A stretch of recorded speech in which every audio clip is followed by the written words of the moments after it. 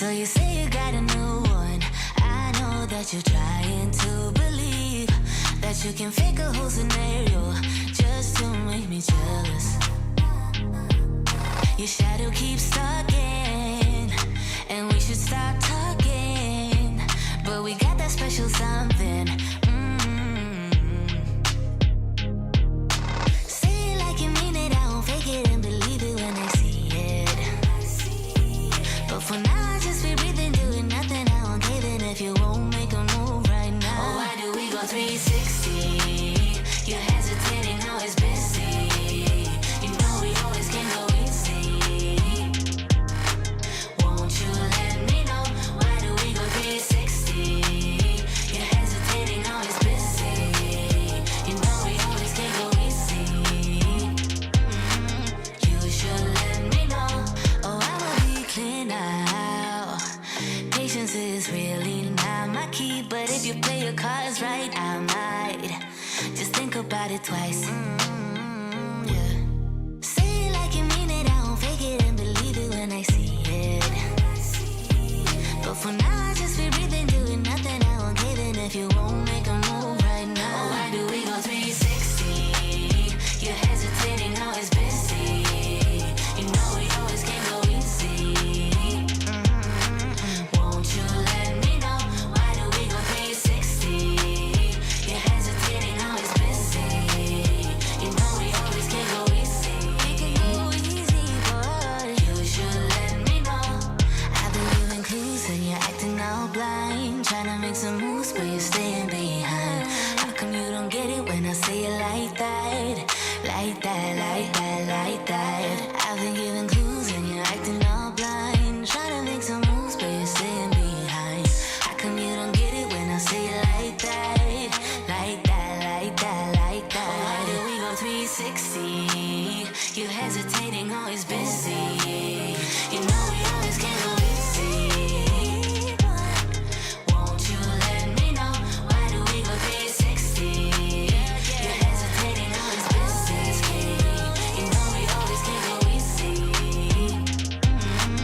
You should let me know.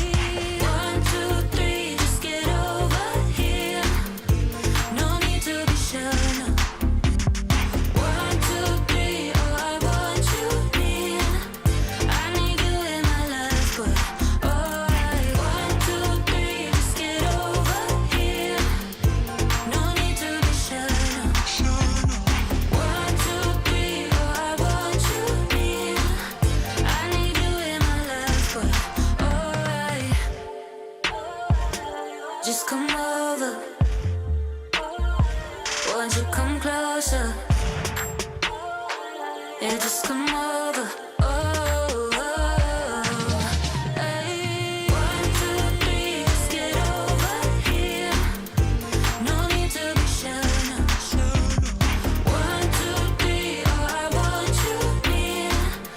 I need you in my life, but alright. 1, 2, 3, just get over here. No need to be shy.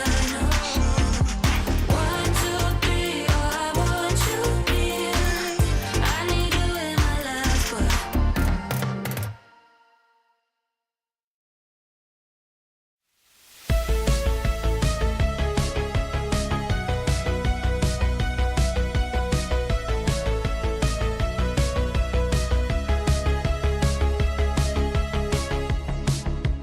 rolling on a feeling, knowing I must go on. If I don't do it now, I will never have it. Dreaming is deceiving, falling to slumber. If I don't do it now, someone else will grab it. If I don't, yeah. I wanted it so long. It's taking me some time. I tell myself don't stop. Like waves are breaking, I found a way, I made it. If only I don't stop.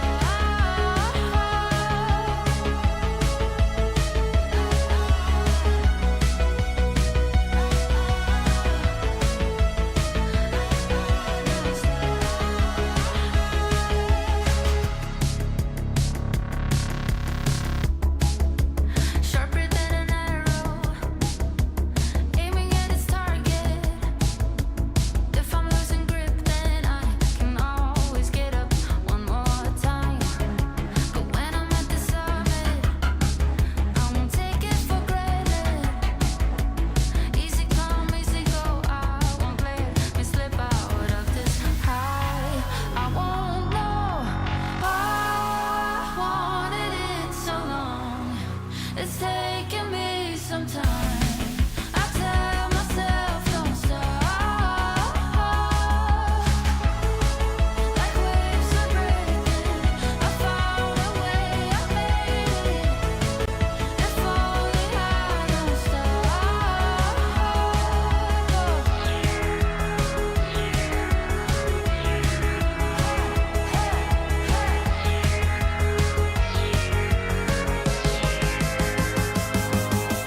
I wanted it so long. It's taking me some time. I tell myself don't stop. Like waves are breaking, I found a way, I made it. If only I don't stop.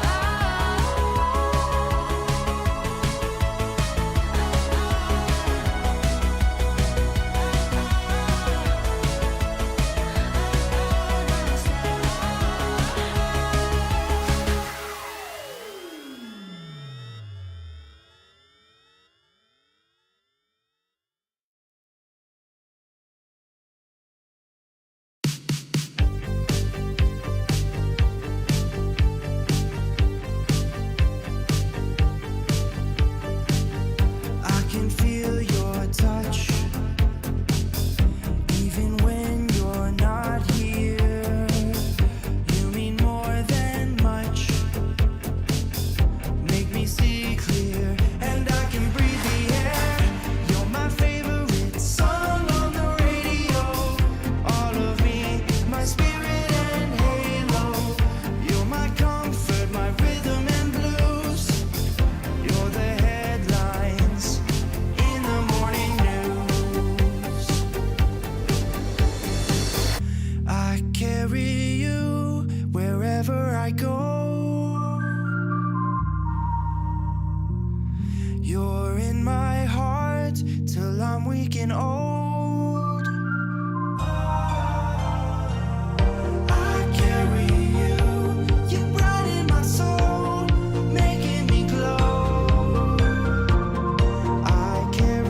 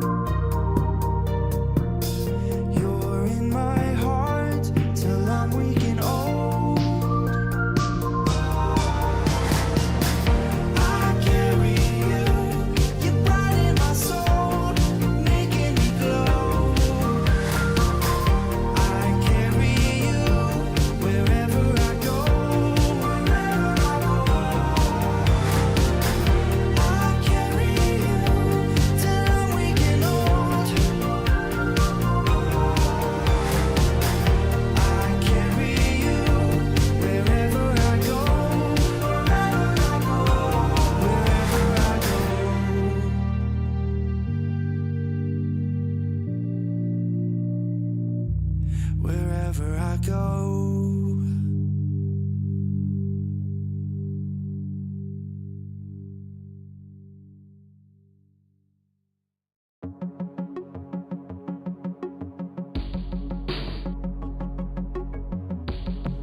It's when the morning glows, I cannot hide myself from you.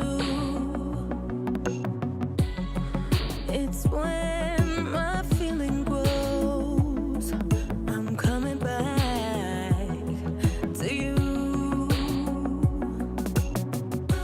When I step out, when I step out, when I step out, when I step out of the light, I come into the light.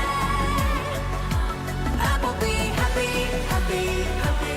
How could I not be, not be, not be? And hey, do you think I can stay? 'Cause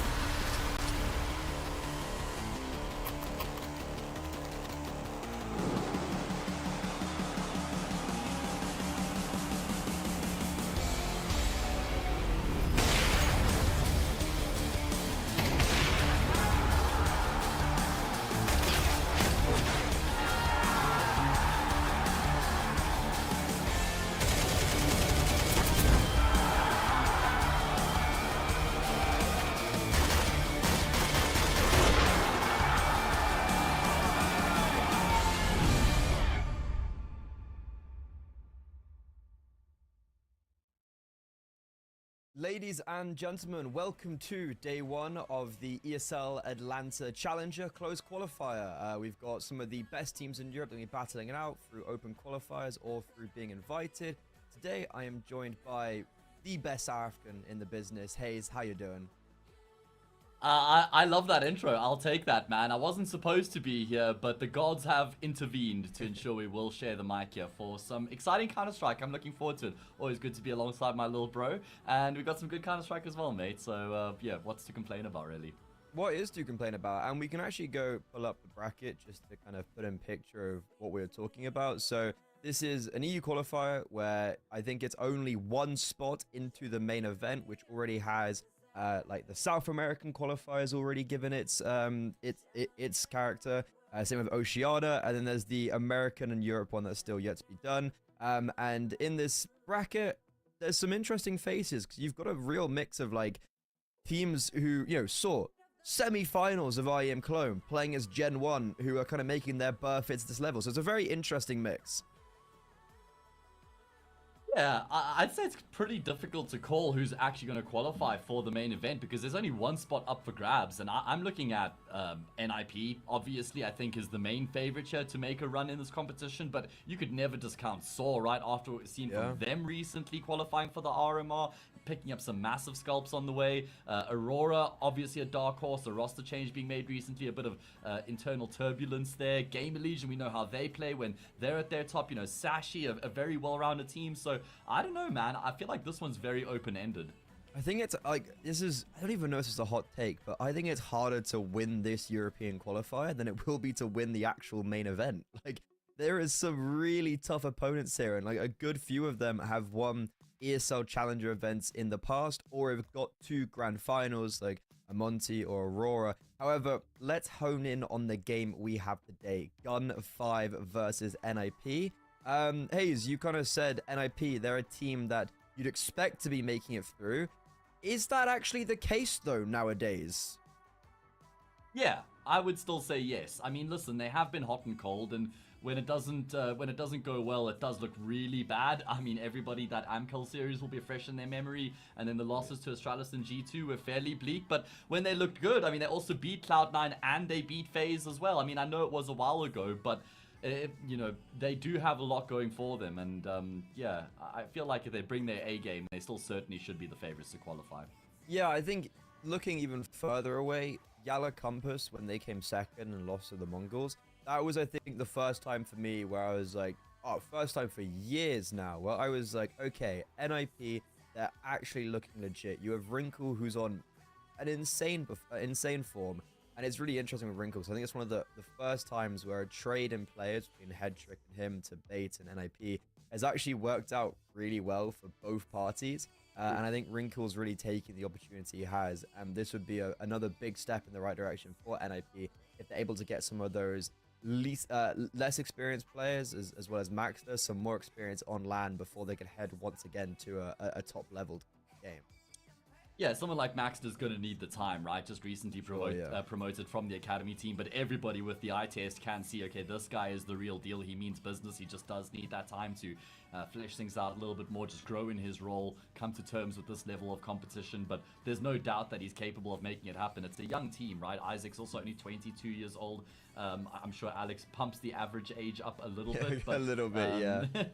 But still, you know, this team, like I said, the potential for the long term is certainly there with the names like Isaac, Wrinkle, and Maxter. And just looking forward to the future, I think, is not something NIP has really been able to do lately, like you said, over the past few years. So that's also a good sign for them, a sign of vitality going forward, right? Yeah, I'm actually really excited. Like, I hope this roster can do something. And I think people don't fall upon or like kind of sing the praises of Alex as much as they probably should. Like, we saw what he could do with a full Spanish lineup. Like, he's also made it to a semi-final of an IEM Cologne with Movistar Rider. Like, you know, he's had some really impressive results, and I think he's taken a bit of a hit coming into NIP with the fact that they haven't had those results. But out of the player break, you know, FaZe, that's a big name to be taken down on LAN. You just had that one unfortunate event against Amcal, where I think the issue is you have everyone now, because of how public that went everywhere, that's just what's in people's minds. Like, that's what everyone's thinking of, and it's clouding their vision of like how good these guys actually can be. But enough of NIP. Their opponents, Gen5, a team that I wouldn't be surprised if a lot of people don't know about these guys. Yeah.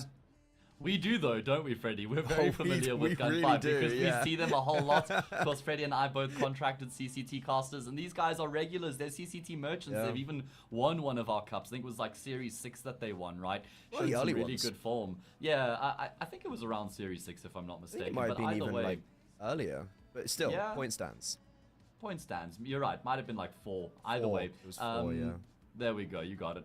They have gone through a bit of a change recently, right? Finnegan, who is actually the most recognizable name on the team, I would say. They've decided to go in a completely different direction. He was in the team for a long time. He was one of the founding players, if I'm not mistaken, of this roster.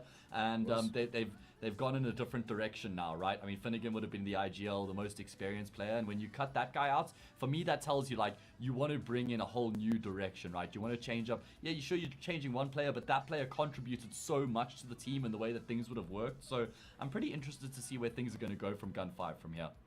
I am very interested, and I was somewhat surprised to see that change, just on the basis that, like, as we were mentioning, you know, they've won a CCT, they've made some, like, pretty good performances after being a team that no one would have really heard of. I think they came out the player break, and it's like, whoa, Gen5, they're, like, really legit now.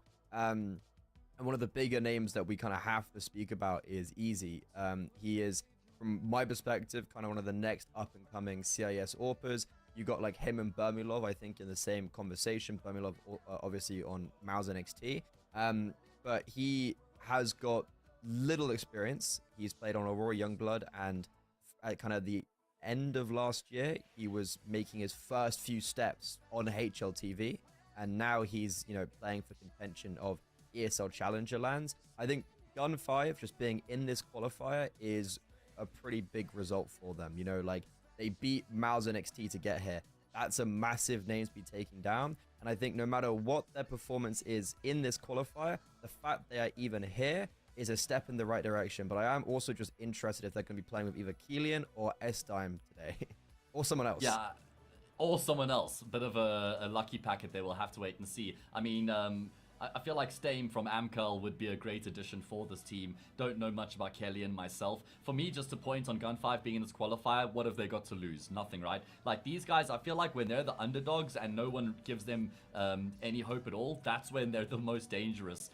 We saw them win that Series 4 by beating Furia in the final, by the way, where it was like, yeah, Gen5 don't stand a chance. No pressure. They played really well. So yeah, I'm keen to see if they can do some damage. Can they win a map? Can they win a series in the qualifier? Because that in itself, like you say, being here already is a success. But if they could do some damage here, then that would be even better, right? So yeah, keen to see where they can go with things. But I think we should quickly just talk about the veto here. I was gonna say, yeah.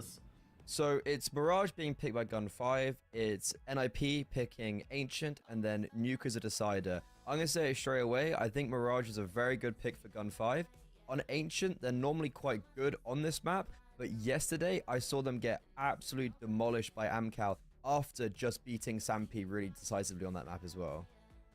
Okay, so not entirely sure at that point, maybe a little bit scratchy. I mean, we know that NIP are super happy to play on Ancient, right? That is by far and wide their most comfortable map. I mean, it has been for a while with Alex as well. Mirage has been pretty bleak, but remember that's at the highest level of the game, so I still expect them to be able to. I'd still put them as the favorites coming into the map. Like, I wouldn't even say there's a map where Gen5, I would take Gen5 over NIP. And then Nuke as a third. Again, it's not a map that there's many reps on for NIP, but you know that they're going to be super well drilled, super well oiled. It's a map they'll be scrimming regularly, and again, a map that I back Alex on. So yeah, there should be no way that NIP lose this series, honestly. Like, it would. Can we actually even just talk about that potential? Like, wouldn't that just be a disaster? Yeah, that's because, like, I'm not gonna lie, I really don't know if NIP are gonna be able to run away with this map. Like, if Gen5 had their full 5 roster, that is one benefit to NIP. But yeah, this would be massive if NIP lose this. Like, oh my god, that's gonna send shockwaves and really, like, confirm a lot of what the haters are thinking. Yeah, exactly. Especially after what happened against Amcal the other day, right? Like, it would only just make things even worse. I don't think it's out of the question, though. That's kind of the crazy thing. And, like, I don't know if that's me, like, puffing some copium because of how much we've seen Gen5, and we know that, like, you know, we've seen them beat a Furia on Nuke, which is a decider map, and Mirage. It's like, I don't know if I'm sitting here just puffing copium, but, like, I could see Easy pop off. I could see Tanir get, like, these insane entries. Like, this is a possibility. Yeah, I mean, it's not, like, outside of the realm of contention, but I'll put it at, like, 80-20 odds, or I even want to go like 85-15 in favor of NIP. Like, I just want to, you know, normality, see NIP drastically improve from the last time we saw them out on the server, you know, players hitting their shots, the system's working, because they're supposed to win this qualifier. So what sort of a message would that send if they even just dropped a map to Gen5? Like, it would probably damage their confidence, surely. Yeah, because if we look ahead of this bracket, like, they're playing the winner of Sashi Monty. Look, if they lose against either of those teams, you sit there and you go, fair enough. Like, that's an admirable team to be losing to if you are going to lose. Gen5, they've come through the open qualifiers. They beat Mouse and XT, sure, grand result. But to then go from that to then beat NIP, like, this would be, I think if I'm NIP and I come, like, if I lose to Gen5 in this qualifier, you're sitting there, you're scratching your heads. Like, you just, you know, you ended the player break on a bit of a high with Yala Compass. Like, I think that was, like, really a good result from them. Is one of the first times we actually saw NIP kind of bring back some of their old flair. They need to be able to continue. Like, we're going to Ancient. You've beaten FaZe on this map on LAM. You cannot come and lose to Gen5 online. I know. That is how it is. You're absolutely right with that. Does that pressure make it a bit more difficult for NIP just having that in the back of their minds, or does it result in confidence, right? Which you're hoping is the case for NIP coming into this qualifier. Not concern and playing not to lose because they want to save face and their reputation, but coming here to dominate and show everyone that they mean business. Because for me, there's only one team I look at this bracket and say, okay, if NIP lose to this team, it's not the end of the... Okay, maybe not the end of the world is a stretch, but it's all right, and that's Saw. Any team outside of that, and we're kind of looking at NIP through a tier 2 lens, and they've been fighting tooth and nail to try and avoid being boxed into that sort of group, right? You know, sure, Monty, Sashi, I agree with you, they're solid, but still, I don't think NIP should be losing to these teams, you know. Monty recently formed, and Sashi should be a cut below NIP, so pressure's on for them, man. Pressure is on. This is their qualifier to lose. I think Saw NIP should be a finals. That would make the most sense to me. Or at least they meet in the upper bracket finals. I think, like, Monty, I'm not convinced on this Polish roster. Yeah, that definitely surprised me. I mean, because it was Kai they added most recently. To be fair, he's someone who, like, I think is insane. And I definitely was a bit like, oh, like it would have been nice to see him come with the rest of the team when they did kind of like make their tracks. Sashi seemingly have dropped off a little bit from that like explosivity that they had. You know, they qualified for like back-to-back events. It was, I think, Yala and EWC in the space of like a couple days, pretty much. And I think they gained a lot of traction through that, which was, it was a long time coming, don't get me wrong, but I think ever since they maybe have somewhat faltered out of, I was gonna say honeymoon, but it's not even really that, 'cause they've been together for ages. It was just the new org honeymoon. Aurora roster changes, you know, like they're playing with Clax. There seems to be a lot of discomfort in that roster. Gamer Legion have been looking neither here nor there. Gen 1, let's not even have that conversation. It's pretty much like Saw and NIP, I think, would be like the name value as well, right? For sure. They're absolutely the favorites. I'll put Aurora as my dark horse. I think that Clax is actually going to drastically improve the stock of Aurora. For me, they had a very high ceiling. The problem was their flaw. It was their instability. And Result was like quite a volatile player. Very heavy hitting, but inexperienced, right? And a guy who wants to frag and he wants to be in the action, wants to be making plays. I think Clax is going to just raise the floor and the stability in that Aurora team, because he's going to come in, he's going to play the anchor roles, he's going to take up minimal space, and I think that's going to give room to like Norway and Kenzie who want to run around, and Deco who wants to make plays with his AWP, right? So I think 9 Pandas benefit drastically from getting Result as well. I think my one criticism for them was slightly lacking firepower, and I think Result increases that. So yeah, I think that both teams have actually won with that transfer, and I'm glad they were able to sort it out and just get over the handbags that were being thrown around between them and finally figure it out, right? That was one of the times we were like, this does not like, you don't need to air your dirty laundry like this. And like, I remember reading something at one stage where Deco was going to play on the rifle and Grix from Aurora Youngblood was going to be playing on the AWP for the RMR. I even tweeted about that. I said, that's sacrilege. How can you have Deco on your team and him not be the AWPer? But then at the same time, like, again, as the tier 4 connoisseurs that we are, I saw that and I was like, oh, I'm actually very happy to see Grix. Like, that's wicked. He's kind of like the replacement of Easy. So Easy obviously playing this game. When he left, he got replaced by Grix. Everyone was like, who is this guy? Oh, turns out he drops 1.3 rating on a regular. Yeah, no, the Aurora one is like a weird one, because I think I agree. It's the same as Wrinkle and Headtrick, where I think both teams actually do benefit from this. I think there was evidently issues in Aurora, and I'm not really sure it was the same for 9 Pandas. I think it seemed to be more on it leaning towards Aurora. I think a change was definitely needed. What do you think for Game Legion though? Because I think an interesting one is that like they were a tier 1 team consistently competing a lot of events because of their rankings, and now they've kind of gone like 2 steps back, 4 steps forward with their really young team. Yeah, it's probably a pretty good way of describing it, because it felt like it was maybe a little bit rough at one point. I mean, they've definitely gone backwards in terms of the level that they have right now. Sure. But we're looking forward to the future. I would say that this team has a higher ceiling than any iteration of a Gamer Legion roster we've had before. I think bringing Flammus in is a stroke of brilliance. You know, we've seen Ash do this time and time again. You know, Imer, a major winner. Shui, very successful, going to a major final. Then you've got Acor, who was revitalized from his Mouse days. Ash has just proven it a number of times to be able to do it with these younger up-and-coming players and build a team. So I've got full faith in this Gamer Legion roster. You know, ZTR, a younger IGL as well with time, I think is going to be brilliant. And so I think in like a year from now, if this team is still together, which they probably won't be, because you'll see these guys getting poached and picked up by the bigger orgs, which Gamer Legion is used to. But I think this team slaps really hard, actually, man. I'm high on them. Yeah, I did a podcast for another TO before the ZTR change with Gamer Legion. Never got released. Really quite annoyed about that, because it was fantastic. It was Love with that. just, We're used to that though, aren't we? So completely out of my control.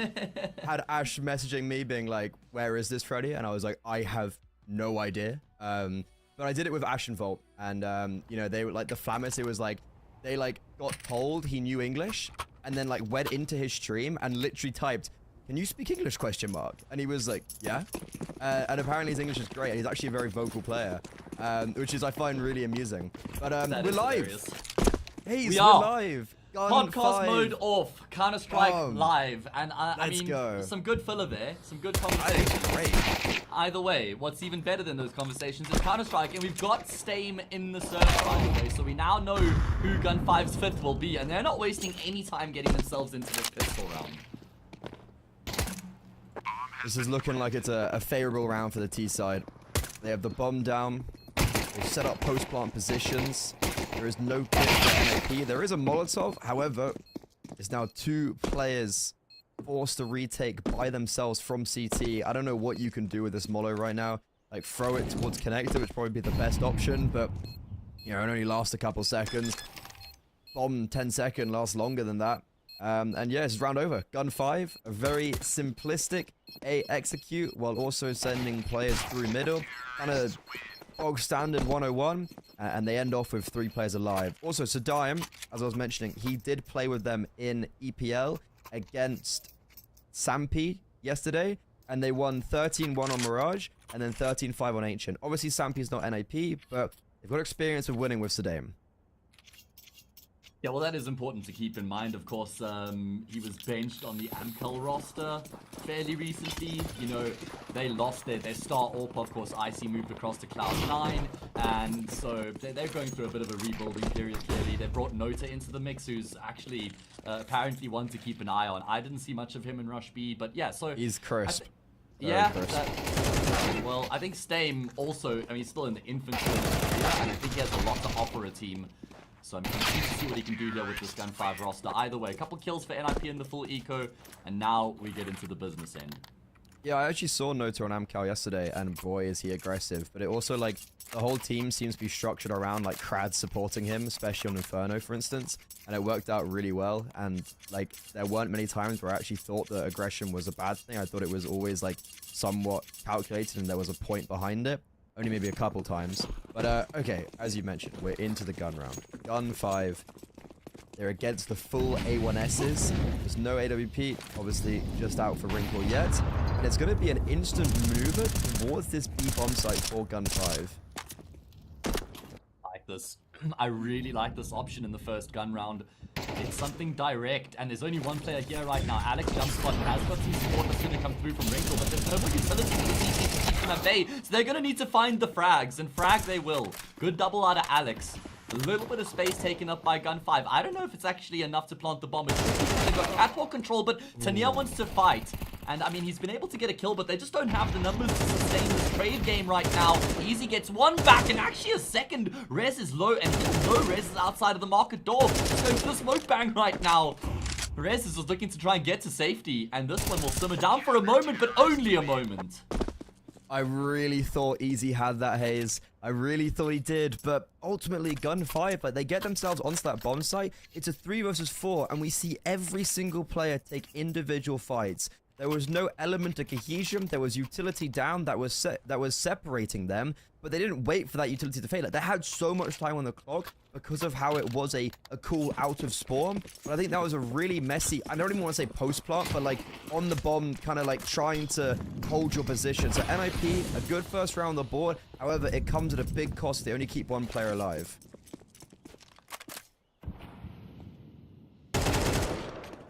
Yeah, it's like Gun5 have a fantastic investment in this next round either, and that comes down to the kills found in the eco. Wrinkle fighting forward. This is really brave. I wasn't expecting this after he gets the first kill stairs.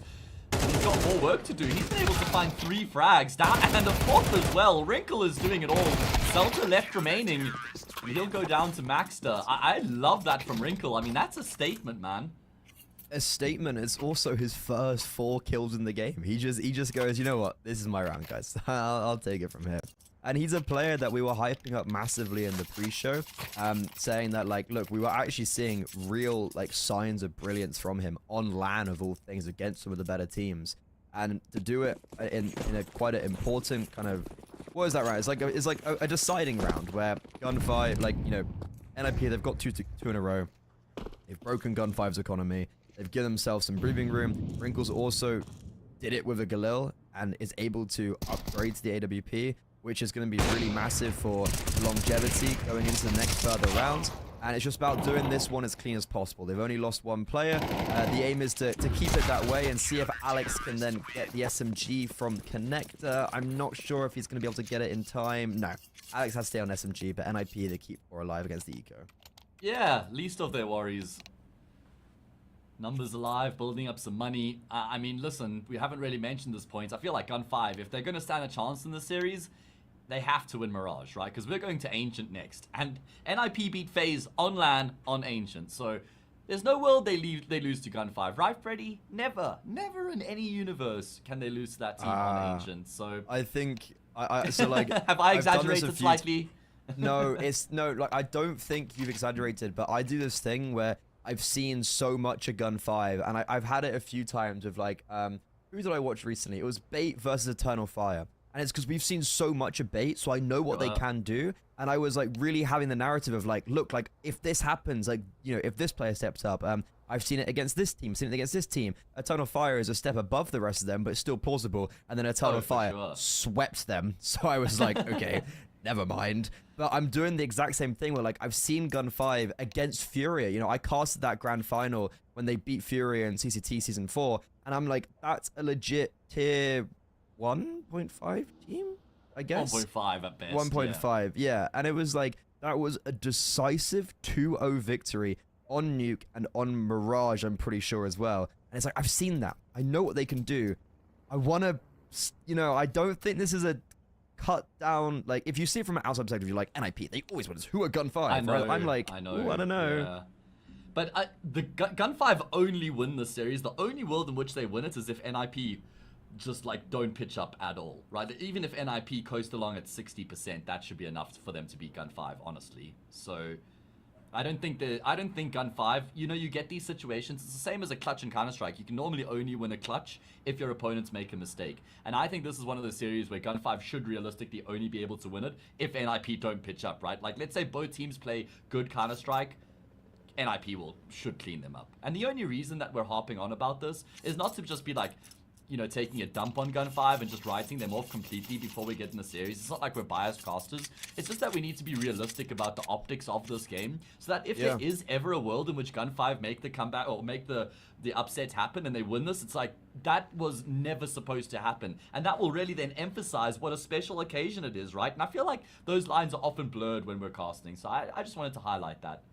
Yeah, I think, like, I actually haven't watched Masters of NIP, so I'm not too sure, like, what to expect from them. I think when I saw Isaac, so Isaac's the newest addition, right? He was the kind of final piece of the puzzle. Yeah, it was Isaac that got announced, and he was kind of the final fifth. I think NIP had a really difficult time where they were constantly picking up these academy players. And I saw Isaac, and I was like, yeah, no, this is legit now. Like, that is maybe one of the perfect players I would add to the end of this. Of like, he, from what I've spoken to Ash, okay, I guess we'll bring him up when they used to play, when he used to coach on Game Legion at the major. He's like, you know, Keels and Isaac, like, people don't realize how much of an impact they have on the server. And I think especially when you've got players like Maxter and Wrinkle who can perform, having someone like Isaac to be there to enable their performance is really important.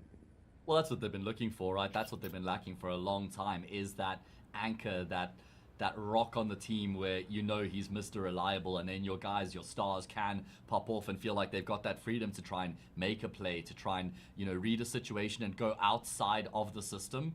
And if they die, it's like, okay, but I know Isaac is still alive, and he's the reliable one. So does give your teammates a lot more freedom when you've got somebody like him in the mix. Problem is, we going podcast mode again? Yeah, we are. Problem is, Maxter's just not, I don't think he's entirely ready to step into like that star player role at this level, right? So then when you're looking at firepower, your two super reliable players in that regard has got to be Wrinkle and Rez. I feel like you need a third though. Yeah, I remember with Maxter, like, I think, so he was on the NIP Academy roster, and they played, like, at a very high level. You know, he's won a We Play Academy series with them. And I remember towards the end of kind of like last, so it would have been, I guess, beginning of this year, at the end of last year, that squad was supposed to be like the best Swedish team, basically.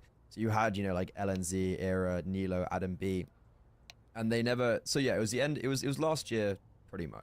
It was 2023, and they didn't actually achieve that, and that's why the kind of project got shut down a little bit. But I'm really glad Maxter stayed with NIP, and I think I agree with you though. I don't think it's quite ready for this level, but it's just going to be a, you know, when you've got people like Alex, Rez, and Isaac, and also Exist on the coach, like you're only going to be doing better and better. And they also have a lot of support from staff. However, we're live. Celta, they're doing the exact same gun round pretty much, but just reverse. Send Celta out middle, and then storm out of the A-bomb sites. And they found an opening kill. Rez is the other to try and keep them at bay. I didn't realize how far forward they actually are right now. Sadaim will capitalize and find a kill, and that's going to give them a man advantage for now. But you look at the health, and it doesn't look incredible for Gen5. They're walking wounded right now in towards us. A bomb site. Wrinkle sees two players at the same time. Takes down the ramp threat. And Rez gets a kill in the meantime. So all of a sudden, NIP, they've got themselves an edge here in the round. This is super uncomfortable for Gen5. Like, you don't have the bomb, okay, now picked up.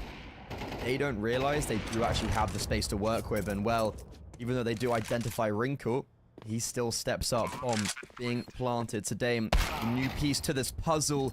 Just walk straight into the Orp's crosshair, and Wrinkle, he's had a phenomenal performance on these really clutch rounds. Yeah, he has.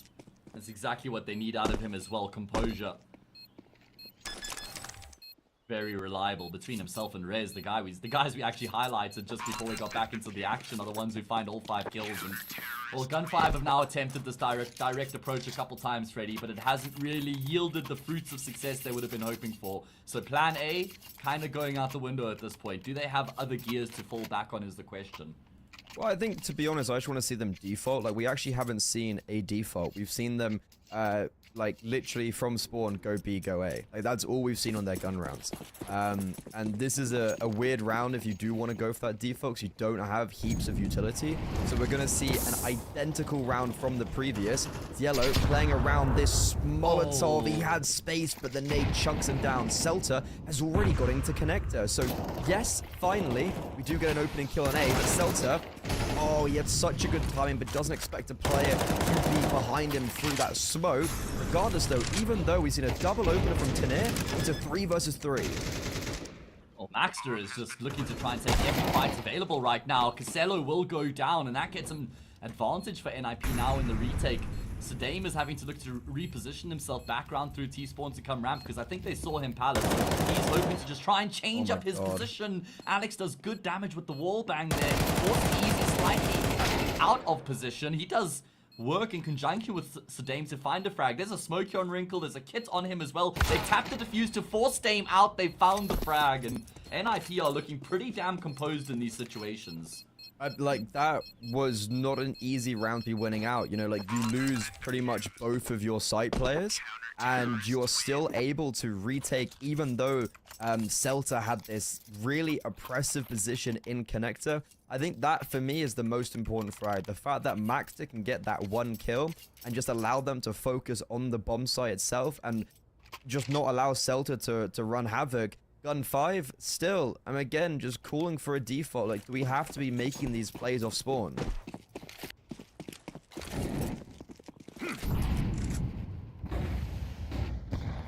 Yeah, I mean, it's not like Gen5. It's not like the early round has been the problem for them. They've been pretty good in the early round so far, but... Do we have a bit of a glitch on the HUD right now? I see there's a blue X from a CT side. Yeah. And all 5 players still alive. It's been like that in a few different rounds as well. I think it's like stuck there pretty much. But we can try and ignore it. In the meantime, though, this round's over. Like, this round is Caught over. me off guard a little bit, but it is. You're right. It's over before it's even begun. Gen5 are looking to try and make very early moves in all of these rounds, and like I said, they've been able to get into some good positions in these early rounds. That hasn't really been the problem. Unfortunately, not the case here. And look at Rez. He's so smart with his repositioning. Steim is never, ever going to expect Rez to be in this corner. So that's a frag for free. And while Easy's on 11 HP, Orp doesn't care about how high or low. It still will just hit that 1 shot. Gen5, not gonna lie, I still don't really understand what the play was there. You send 2 players A, 3 middle, and the 3 mid go up short. When you've got 2 players A, like, where is what was the plan there? Were you wanting to fake out A and then try catch players off if they rotate away? But then the short players take the first contact. Regardless, Gen5, they're not going to get a bomb down, so they're going to have to finally go into this lower purchase. But even though I say that, Sedame and Xello have basically fully bought. This utility has been fantastic. NIP, so many different rounds. They've been getting really high damage with grenades. That's what you expect from a team who play at their level, right? Utility usage to be sublime. Either way, Gen5 have found another opening kill on the same bomb site. That's been the case a couple times here already. Wrinkle recognizes there's got to be some space elsewhere, and he's been able to take it. Backstabs to near, bullet to the back of the head. Bomb plant follows through, and NIP are going to have to retake with the man disadvantage again. They've proven to be proficient in these situations already, Freddy. Can they do it again? Well, that's the kill that starts it off, right? And you also have so much utility for NIP. Flashbangs are good. Easy, though. Does dodge it and can't do anything with it. Celta now. 1 versus 1. He's already found 2. Maxter tapping the bomb. Is not looking the right way. Celta is a teed up for him, but the spam reveals his position. However, it still connects. A 1 versus 3. Gen5 safe from the jaws of defeats. Oh my goodness, ridiculous effort coming through from him. That was the half buy from Gen5. They just put pedal to the metal. It's more pace, just shoving themselves down NIP's throat. And it works out very well, at least courtesy of the 1 versus 3 from Celta. That'll give them a good boost of confidence. It's their map pick, and they certainly need more than what they've been able to muster on this T side so far. I'm thinking like 5 at the bare minimum, Freddy. I mean, how do they make less than 5 work going into their defensive half against this well-regimented NIP? We're actually seeing a default. 2-1-2. We're actually seeing a default. And I'm interested, where is Wrinkle? Okay, so Wrinkle is 5. He's over in ticket, so he's playing more of a passive AWPer, realizing that they're actually not playing towards middle, really kind of like whatsoever. He's preparing for this AXQ. He's actually in the right position. If they do not force him off the angle with flashbangs or smoke, he could be farming here.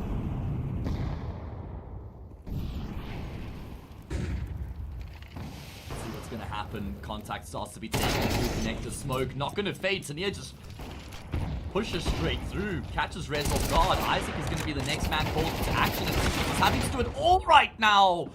Very close to finding that third, but it's still a 2v2. Very doable. Maxter was spotted on the drop down there from Casello. So he'll swing with conviction. Kill comes through and it's only Alex left remaining. Well, we've seen a clutch from Gen5. Now it's time for a clutch from the brains behind the operations. Yellow. Just throws that kill away. His teammates in T-spawn. And he goes through and tries to push the jungle smoke. That's a massive mistake. Now, this is very plausible for the Spaniard.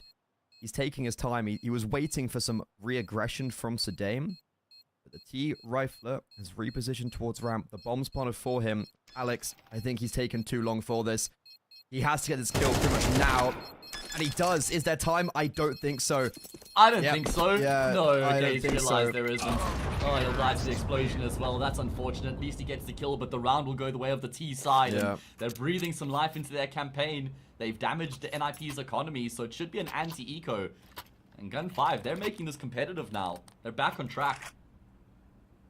So we would literally, I was talking at the very start of this game, I was like, if Tania can get these opening kills, like this makes a game possible. And he has been. A lot of these rounds, win or lose, he's been getting 1, 2, like consistent opening kills to create the space. And he did it in this round towards connector. He opened up a big portion of the map for his teammates, but also it's like Wrinkle. I literally said, if Wrinkle can go massive here, the round, he has the opportunity. And he did. He gets 3 kills. What is everyone else doing?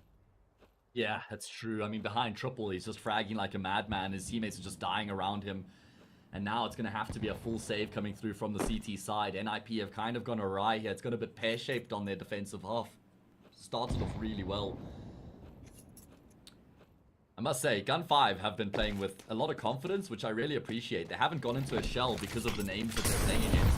They've really backed themselves. They're pushing into a stack right now. The smoke's been deployed, which will give the CTs a little bit of room to work with. I'm not too worried because it's not like it's armored up pistols, but they're doing damage right now. We're down to a 1v1. Isaac has an AK. That levels the playing field, but there's only a bullet. He has to reload.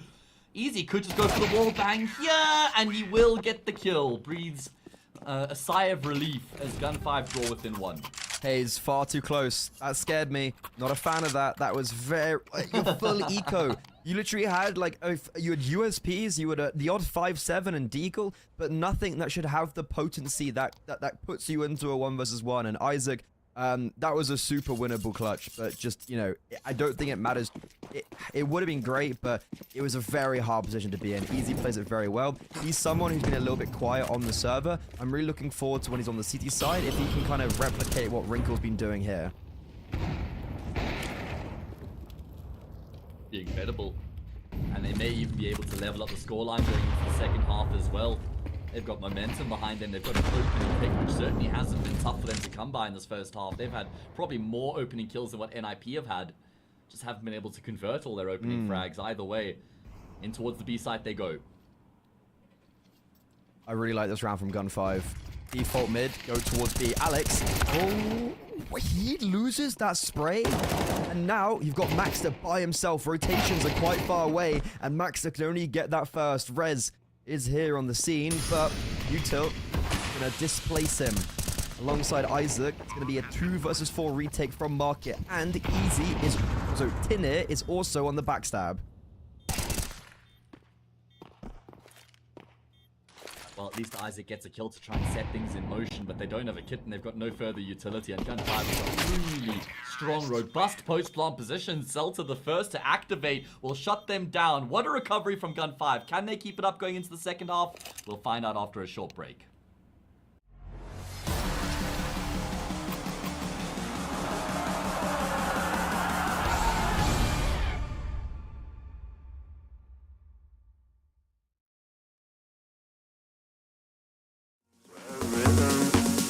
Where the rhythm never ends.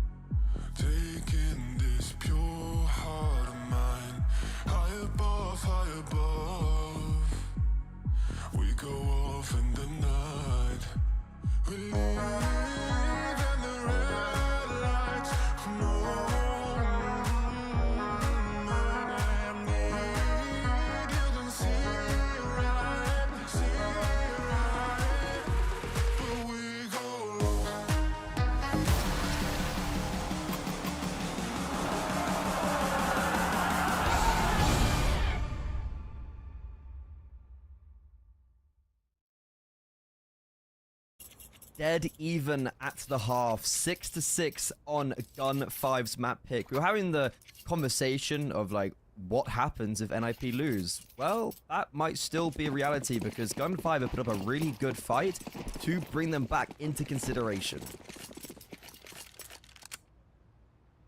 I mean, Gen5 have got all the momentum behind them coming into the second half right now. Sure. If they can win the pistol round, NIP are going to be feeling the heat. They'll be feeling the pressure. So let's see. How do we start things off here in the second half? NIP can get themselves in towards the safe bomb site. They do take contact, and they've taken a bullet to the head. Rez is out of the round, and Wrinkle receives the same treatment.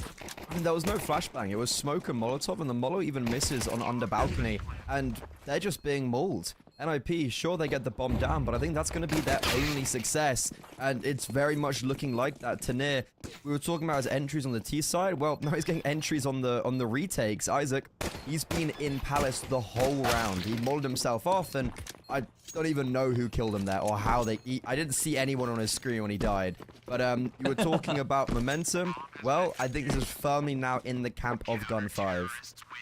Oh, absolutely. They're looking a whole lot better. The scoreline was 6-2 at one point with NIP winning all 6 of their rounds in a row. Gen5 have now won 5 in a row, 4 at the end of the first half, and the pistol to start things off here on their defensive half. So looking pretty damn good for the team who have picked the map. NIP are going to force buy in response here. I mean, quite interesting how much utility prioritization there is for NIP. Almost always you see like 4 Galils and then 1 player on the pistol to get utility, but they've got way more util this time round. And they're setting up for a big exec. I think they're going to have the flashes you were looking for in the previous round this time, Freddy. I mean, like, we were praising them on the C side, being like, they have really good util. Like, there was a lot of nade damage. I feel like every round there was at least 30, 40 from someone, which is quite hard on a map like Mirage. But yep, full execute. Bomb down means they have a bit extra economy. And here it comes, imploding onto the bomb site, but Sadame gets the first kill straight through the smoke. NIP, they should be allowed to get the bomb down, but I don't know how much more success they're going to have after that. Oh, can they? Oh, they do, only just. But like you say, how do they get anything done from here? Flash into CT is one of their last few pieces of utility, and the kills are just going to get traded out anyway. Oh, Gen5 just going to steamroll their way forward here on the retake. They've got the firepower advantage, they've got the numbers, and they know exactly where Wrinkle is as well. Force buy. Largely unsuccessful. Sure, a kill on the bomb, but that's not the goal when you force up in a round like that. And even though you do get the bomb down, I think with only getting 1 kill, you do just take this low buy. I don't think you reinvest here.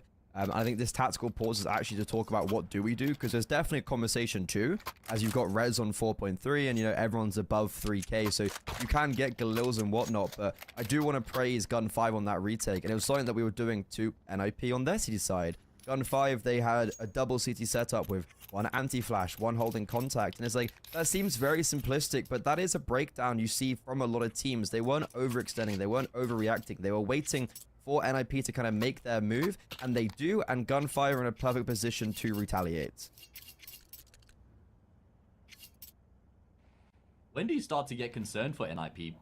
I'm not gonna lie, I am. A little bit already? Already. Okay. I think the next yeah, gun that's round. fair. Next that's gun exactly round? what I was going to Ooh. say. Yeah.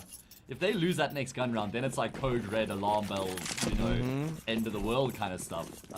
NIP aren't good on as far as Mirage, though. goes, at least. I will say, I think Ancient should be... I think NIP should be able to take Ancient. Nuke is definitely when I start question marking a little bit. Is like, I've seen Gen5 own Fury on that map, right? But apart from that, I Yeah. haven't seen much from Gen5, actually, in all honesty, on Nuke. But it's still NIP. Like, when I look at this matchup, I don't think it should be like a map-dependent thing as to who we're backing. I feel like the name value, the individuals on NIP should be enough to beat Gen5 on any given map. Either way, proving to be a struggle right now. Full eco from them. They've got a hero AK on res, a couple upgraded pistols outside of that. They've got to give him some time to cook. That's the hero AK.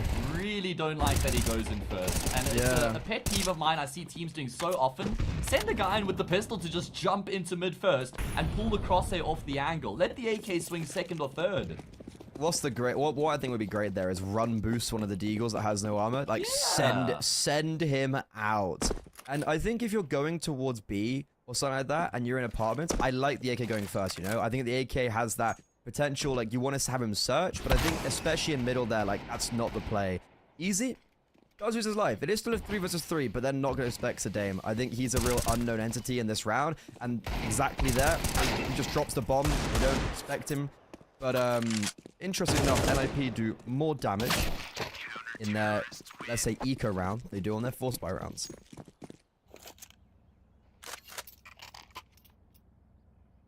Alright, well this is it. This is what we're looking towards here for NIP. They've lost 7 rounds in a row up until this point, and things have gotten out of control very quickly because they were looking good at the start of the map. The retakes were not easy, but their individuals were just looking like they're in great form, so that was enough to bail them out of those situations. Now the tables have turned. Gen5 in complete control. Tania's having a great time of it as is Salta. We saw that 1 versus 3 clutch. Was that the round they won that set this entire streak in motion? I think actually, so. They haven't won a round back since that 1v3 clutch they lost. Oh my god. And it was on a Tech 9 as well. Like, it was a half buy. It was a low buy round, and he just, like, to be fair to Celta, absolutely owns them as well. And yep, ever since then, it's been smooth sailing for Gen5, but this could be their one speed bump in the operation. It's a 2 versus 4. Gen5, they fail in their mid control. They also fail on the extremities. NIP, they should be winning this one out. This is a good pick to alleviate some of the pressure. They do have the right idea of it is going to be an offensive towards the A side. Zello, not known to be an AWPer. This is a round where he has to go huge, no. but it's a 2 versus 2, Hayes. I mean, at least NIP know where both of these remaining secrets are, but Casello with the AWP is going hunting. He's going to kill them both with 1 bullet. It's a collateral, and it's a deep collateral as well. It's not like they were stacked up on top of each other. Gen5 have robbed NIP. They had everything going for them in that round. Some great opening kills, a 4v2 if I'm not mistaken. And it's 10-6. How on earth? A 5v2. It was a 5v2. It was a 5v2 in middle, and like, I think when we started the narration, it was like, oh, now it's a 4 versus 2, right? And yeah, NIP, they have to take a tactical pause there. They have lost 2 rounds in the last 8 that you look at and you're like, how on God's green earth have you lost that round? A 1 versus 3, and then that 5 versus 2. Like, how has that happened? Gen5, they don't even do anything that special. Like, they literally just rotate around the map well and get, I guess, a little bit lucky on that collateral. They also just play together and they don't overcomplicate things. That's been a big theme of Gen5, I feel like, of like, they haven't been doing anything special. They've been just doing a lot of the kind of like fundamentals very correct. And that's exactly what happened in that 2 versus 5. Oh my goodness, that's going to be a really rough blow to NIP because we were hyping up that gun run, talking about how important it was for them, and they get in a great position, you know, opening kills, working out perfectly. They could do anything they wanted at that point to close it out, but yeah, the collateral is devastating. Alright, well, 10-6, Wrinkle. Yeah, this guy has gone all the way to line up some crazy utils. Jungle It's smoke. just gonna be a deep jungle smoke. Yeah, very creative way to throw that smoke. Actually really good because you can throw both jungle and deep jungle from there. It's actually a really good smoke to throw. And it is going to get them the bomb site in also somewhat of a clean manner. It's a 4 versus 5, but we've praised Gen5 for their retakes. And also look at Tanir. He's going around the world. And he's going to come in if needs be. But in the meantime, Ziello, he's the point man. They try to charge down upon him. And, well, he doesn't miss a beat. Tinit also initiates from Palace. And Alex, well, this would be some crazy clutch. He doesn't even have the chance to move. He's got pre-fired. Yeah. Casello rounds the corner and dispatches off Casello. He had a Tech 9 and he didn't even fire off a single shot there. Double dink dead. Damage done. Gen5 surging ahead. 9 rounds in a row here for them. Jesus. 9 consecutive rounds. NIP in the dumps right now. I know this is Mirage, but come on. It's looking like boys against men right now. This is their last opportunity. Hayes, this is Buster's definitely very happy. I can see he's co-streaming Gen5 and I can tell he's very happy. If you took the nameplates off of this one, everybody would think that the team, the Other defensive half right now is NIP, right? Retakes have been so clean. Shooting has been very impressive. These guys are on point right now. Yeah, I mean, so what's interesting is that I've actually been spotting Easy recently has not had the greatest of form. And I actually think in a lot of the last few games I've passed him, he hasn't been great. And this is another one of those, but they're still able to succeed without him, which I think is a really important piece that I would have maybe placed him as the one that had to succeed for Gen5 to win. But now we've got a real team effort from the rest of the riflers, including Sadame, who is the new piece of the puzzle. And boy, has he been good today, man. I mean, he's had one or two clutches already. It's kind of a round closer for Gen5. Well, just talking about Easy and him not being in the best form. He does miss a sitter. And he'll go down straight afterwards. At least it's still an even numbers game for Gen5. I mean, NIP, 3 versus 3. They've got mid control, but not like there's any obvious or easy options available to them yet to try and finish off the round. Gen5 are in a very weird position where they've got full control of apartments, full control of ramp, and Tinir just kind of has to gamble where he thinks the mid players are going to come up from.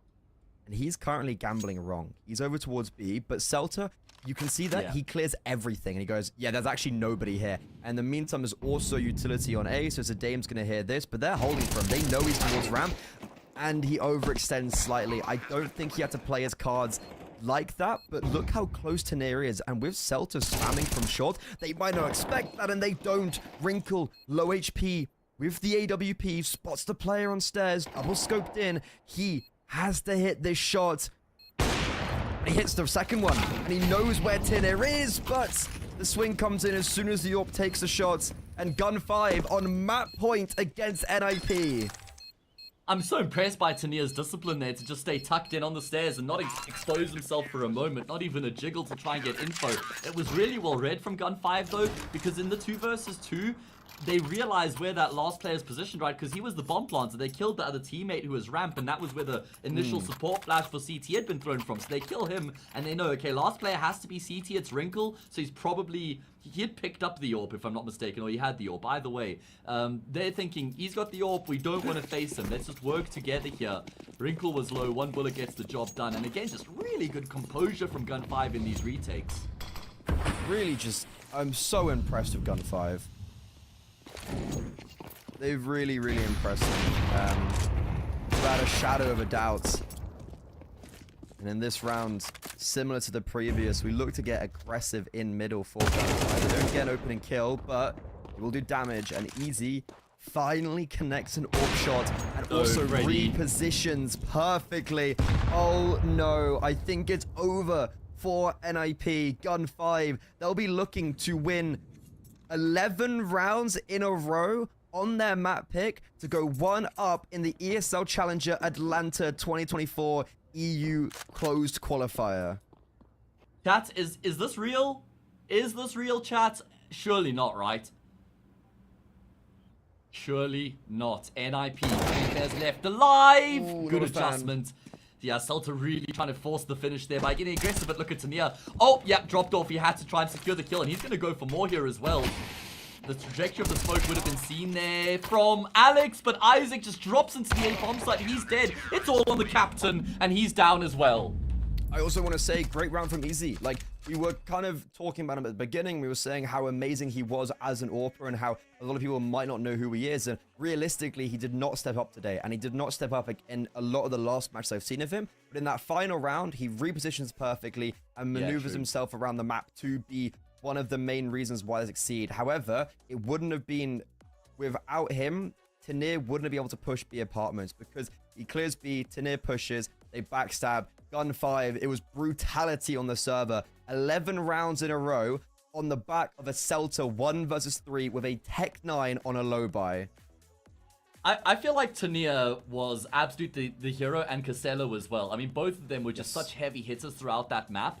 I don't remember either of them. Okay, maybe Casella. I don't know if Tinir ever got like 4 kills in a round. I feel like every round he at least got a frag, and then sometimes just 2. But he just kept churning up these kills. You know, round in and round out, he turned up, and he just kept finding important frags for his team. And that's one of those games you watch where there's a big underdog, and sure, they've got a lead, but you're watching it in the back of your mind. You're just constantly expecting the favorite to just figure out the solution and start winning rounds and come back. But they lose 11 in a row, Freddy. NIP have just lost 11 rounds in a row to Gen5 in a qualifier for Atlanta. Like, what's just happened? Also, that's ridiculous. Also, while them having a stand-in, maybe. I don't know how, like, what it is, but basically a very new player on the server. I think that's also something to add into that little equation of, like, they haven't even lost to, like, an informed Gen5 as well.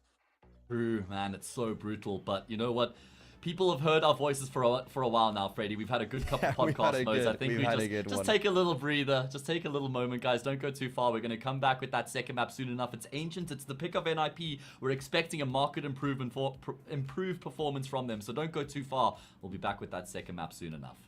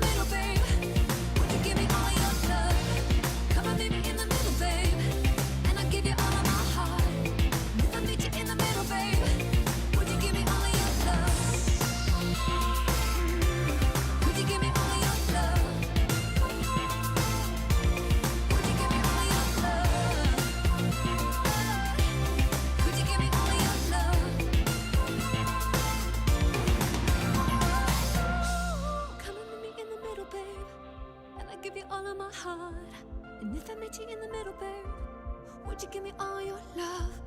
Come and meet me in the middle, babe. And I give you all of my heart. And if I meet you in the middle, babe, would you give me all your love?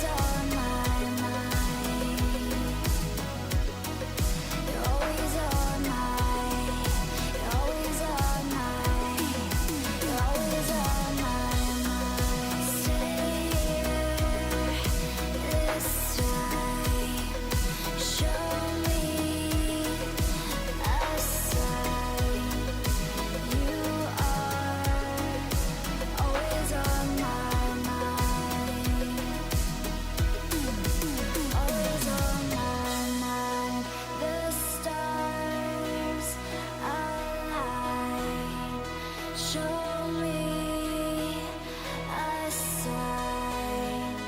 You are always on my mind. Always on my mind.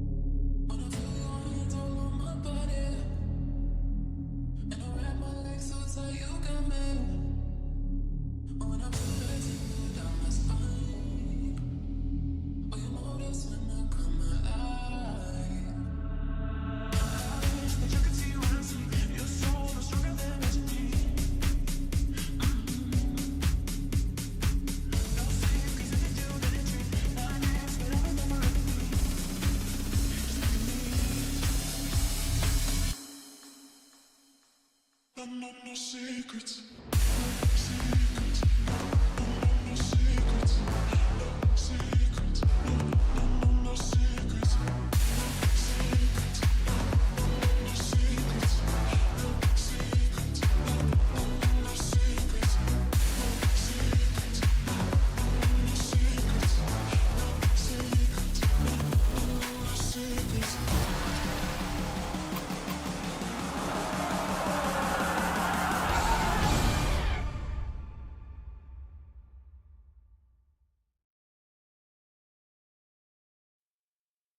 We opened up this broadcast, Mr. Hayes. We were talking about, let's talk about the possibility of NIP somehow losing this series. And we were shaping it up as a disaster, a fire blowing up. Like, that can't happen.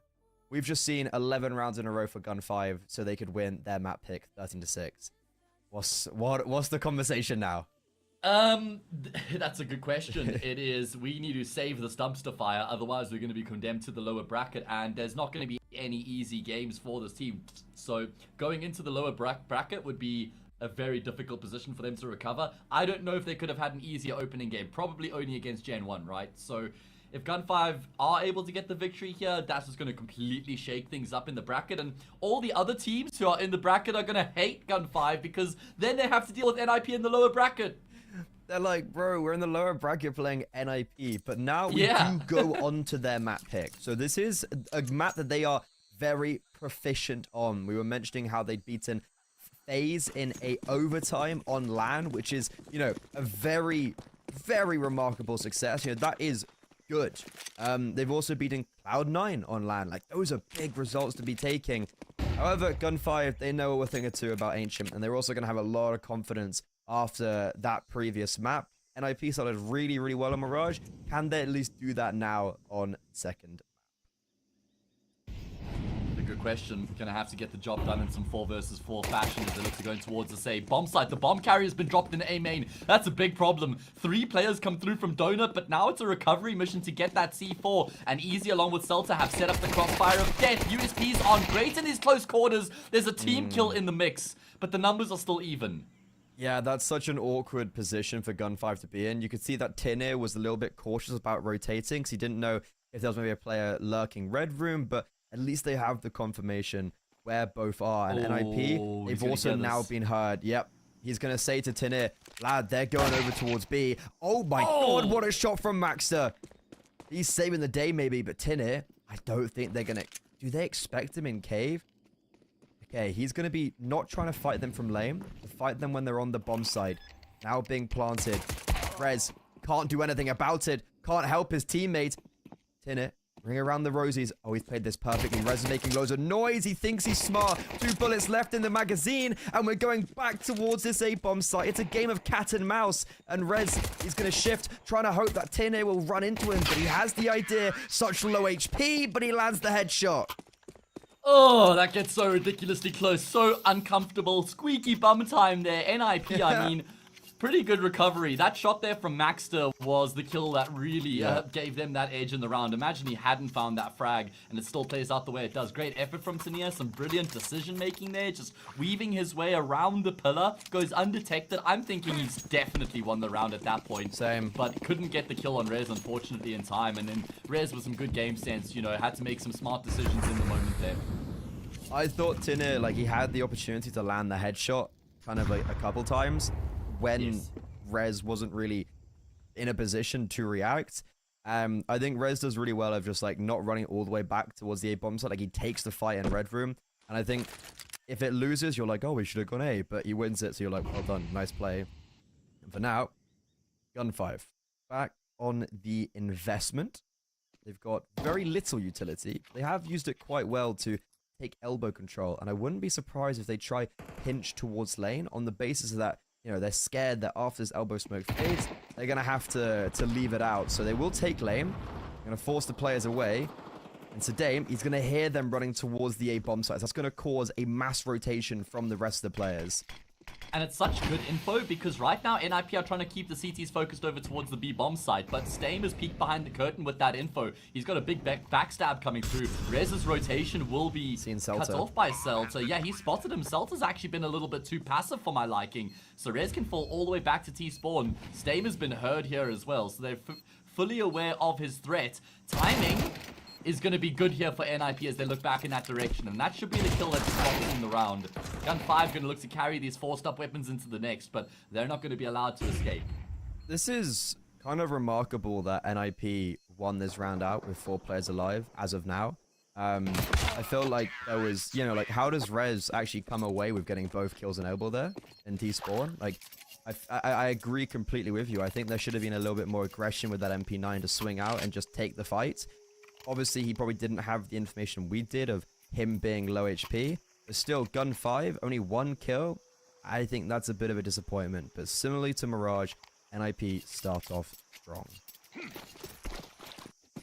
Could be able to add a third to their tally for free here as well. Just a couple upgraded pistols, not much to get excited about. I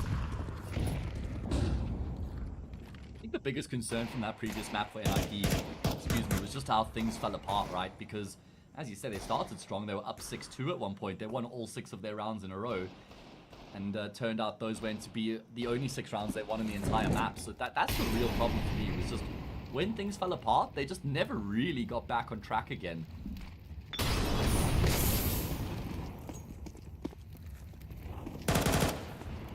Yeah, I think there was a good mental reset to have that time to be like, okay, Mirage, we lost control of it. Like, they just lost the ball there. Whereas on Ancient, it's more of a home turf type of map. And we also have the time just to reset our mentality. And it's exactly what they will have done. Easy does get a kill on Isaac. He will save the AK. So that's the one saving grace of this eco round for Gen5. Yeah, a little bit of something for them to carry through. I'm not sure if he's going to be able to carry it into that next round, though, as he's already being pursued. Nice shot there. At this point, bit of extra economic damage. NIP might decide against continuing to hunt here. I think Easy can buy an AWP next round because of those kills. True, extra $600 for him. Another 300 would go a long way. Wide swing, not going to work out for him. 3-0 for NIP. Perfect way to put behind them what happened on that first map. Now this is the big test, though. You can win the pistol, you can win the anti-force spy, you can win the eco. This is when you've got Easy on the AWP with also utility, and you're still on maybe these Galils, but because of how clean the last 2 rounds have been, you do have some economy to fall back on, so it's not the end of the world if you do lose. Gen5, the same kind of conversation arises for them. It's like, you've lost those first few rounds, who cares? Can you step up on the gun round? And currently, they're in the wrong place to do so. It's going to be an A pump for NIP, and there's going to be no one to even really deal with it in any fashion apart from Zidane, who's deep donut. How have they got the opening kill? Your guess is as good as mine, but they can't waste time thinking about that. Oh, Rez, yeah, really good kill coming through. He's even doubled down. Cello has a response, and he gets 2 of his own. Certainly does open things up, and Easy makes things a lot more interesting. My goodness, that second frag was brilliant. He was always supposed to be traded, but Isaac jumps into the scope, and Easy hits the instant shot. I mean, he hits the insane flick as well, onto the headshot. And look, if Isaac had got that kill on Easy, I think that would have been round over. It's a 10-second defuse. Yellow, they know he's in donut. He's on 21 HP. Like, that was a 2 versus 1. Sorry, a 1 versus 2. Like, in the sky. It was crystal clear for Isaac. But Easy hits some phenomenal AWP shots. And we were critiquing him a little bit on Mirage because of his slow play. And he really stepped up at the very, very end. This is now a really good showing for Gen5 that your AWPer is alive in this series. Yeah, he is. And they're going to need a lot more out of him as well here if they're going to stand a chance of winning the map, that's for sure, because Ancients is going to be a very tough game for them here.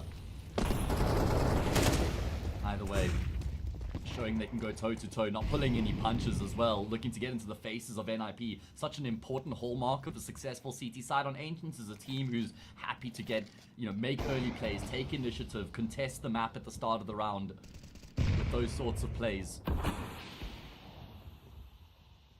He takes down his opposite number. It's one of the things I wanted to highlight coming into the series is that Wrinkle should have a massive advantage over his opposite number, right? He should be able to, I mean, he would be the huge favorite in their AWP battles against Easy, but Easy gets the kill here in this round.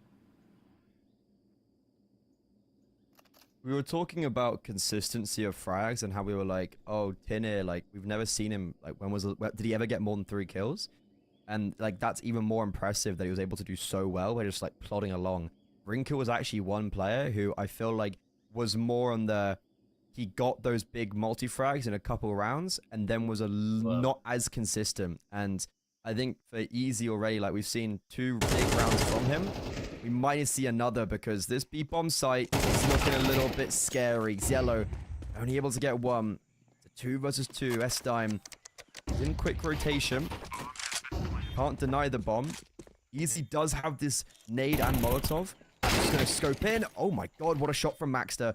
3 HP for the CT side. A 1 versus 1, and S-Time, he was holding the right angle, but then when he swings in, he can't achieve. Maxter, a big clutch for NIP to not allow consistency for Gen5. Yeah, Stame just didn't have the health there to make that fight work, unfortunately. Maxter proactive in the post-plant. First shot was brilliant, and then up against the low health player made his life a whole lot easier to close out the round for his team and get NIP back to winning ways, doing something they weren't able to do on Mirage, which was win a round after they had lost a round. So that's going to keep them in a commanding position here, still well in the driver's seat. That was also, what, a 3 versus 4 win for Yeah, it was. for NIP? And they didn't have much going for them either, right? Just decide to walk up ramp and take contact.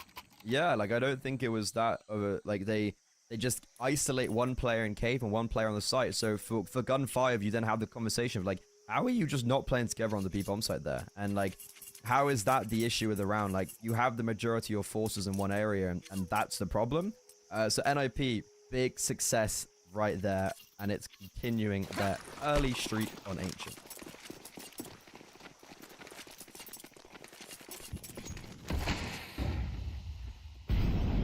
Be another investment coming through from Gen5. I'm quite surprised by that, honestly. I thought that they would have saved with the round loss bonus that's accrued. They would have had a full buy in the next. They've rolled the dice and they've decided to try and make a play to try and get aggressive. It's worked out against them, at least initially.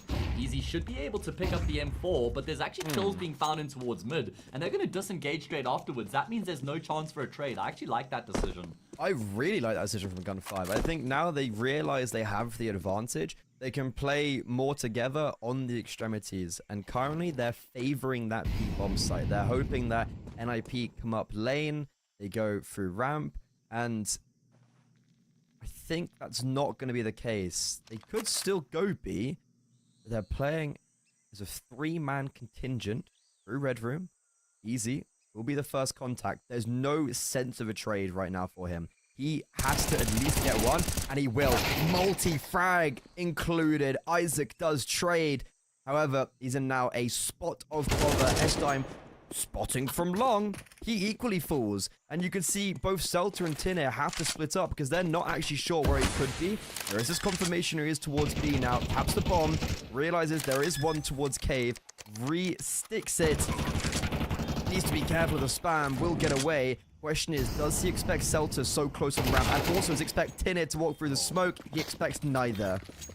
It looked like Celta was actually running in the backlines there. I thought almost for sure that Isaac would have heard him and would have been prepared for that second player to come back up ramp, but unfortunately not. Tania does a really good job to just keep Isaac focused on cave, right? He's just fully focused on that player, takes the attention away from his teammate, who gets the backstab kill. And Gen5 win the force buy, despite the fact that their initial plan of aggression didn't work out, right? The guy peeking A main dies, and you're thinking, okay, you know, you've gone for a force, you've gone for something aggressive early on, he's died.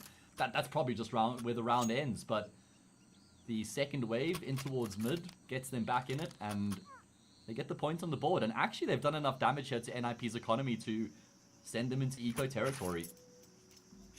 This round is kind of like the opposite of the previous, right? Where we had Gen5 the advantage, they let it slip. NIP, they get a very early advantage, they let it slip. And I think Gen5 play that round perfectly.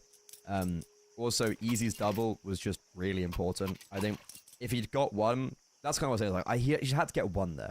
And I think it still would have been winnable with that. Yeah, but, true. The two just basically cemented it. And I don't think there was ever really that much of a worry that it was actually going to be a 1 versus 4 clutch. I mean, it gets close. It does get close, but Easy does a fantastic job. Like you say, the multi-kill was the sequence of frags that locks in the round. Either way, NIP, not much going their way here. It's going to be upgraded pistols. Just want to dig up the stats here for NIP on Ancient. Now, they've played this map 15 times in the past 3 months. They've got actually a superior win rate on their T side, 57% compared to 51% on their CT side. So that tells us that they do actually prefer the T side of this map. So if Gen5 can just survive this first half, Freddy, I'm thinking like 5 at the bare minimum. I'm not counting them out of it going into their T half.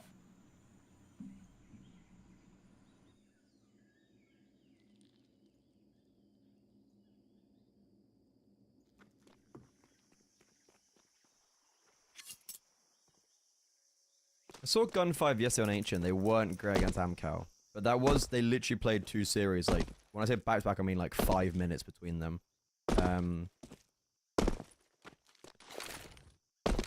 Ouch. Ooh. Aw. Yeah, somewhat ouch. Ooh, not Odd as much as I Celta. expected. Celta's just been given the scare of his life.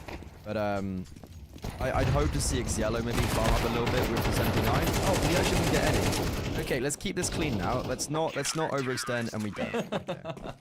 Well, Tania gets a multi. It does get a little bit scratchy there at one point. Some damage done, but just the 1 casualty in the round for Gun5. So a good boost for their economy as they draw within a round. Normally, NIP would be sitting pretty. They'd be very comfortable. But because that 1-0 scoreline looms over their head of Gun5 leading the series, if this does go 4-all and they have to eco, I think that the pressure just ramps up at that point.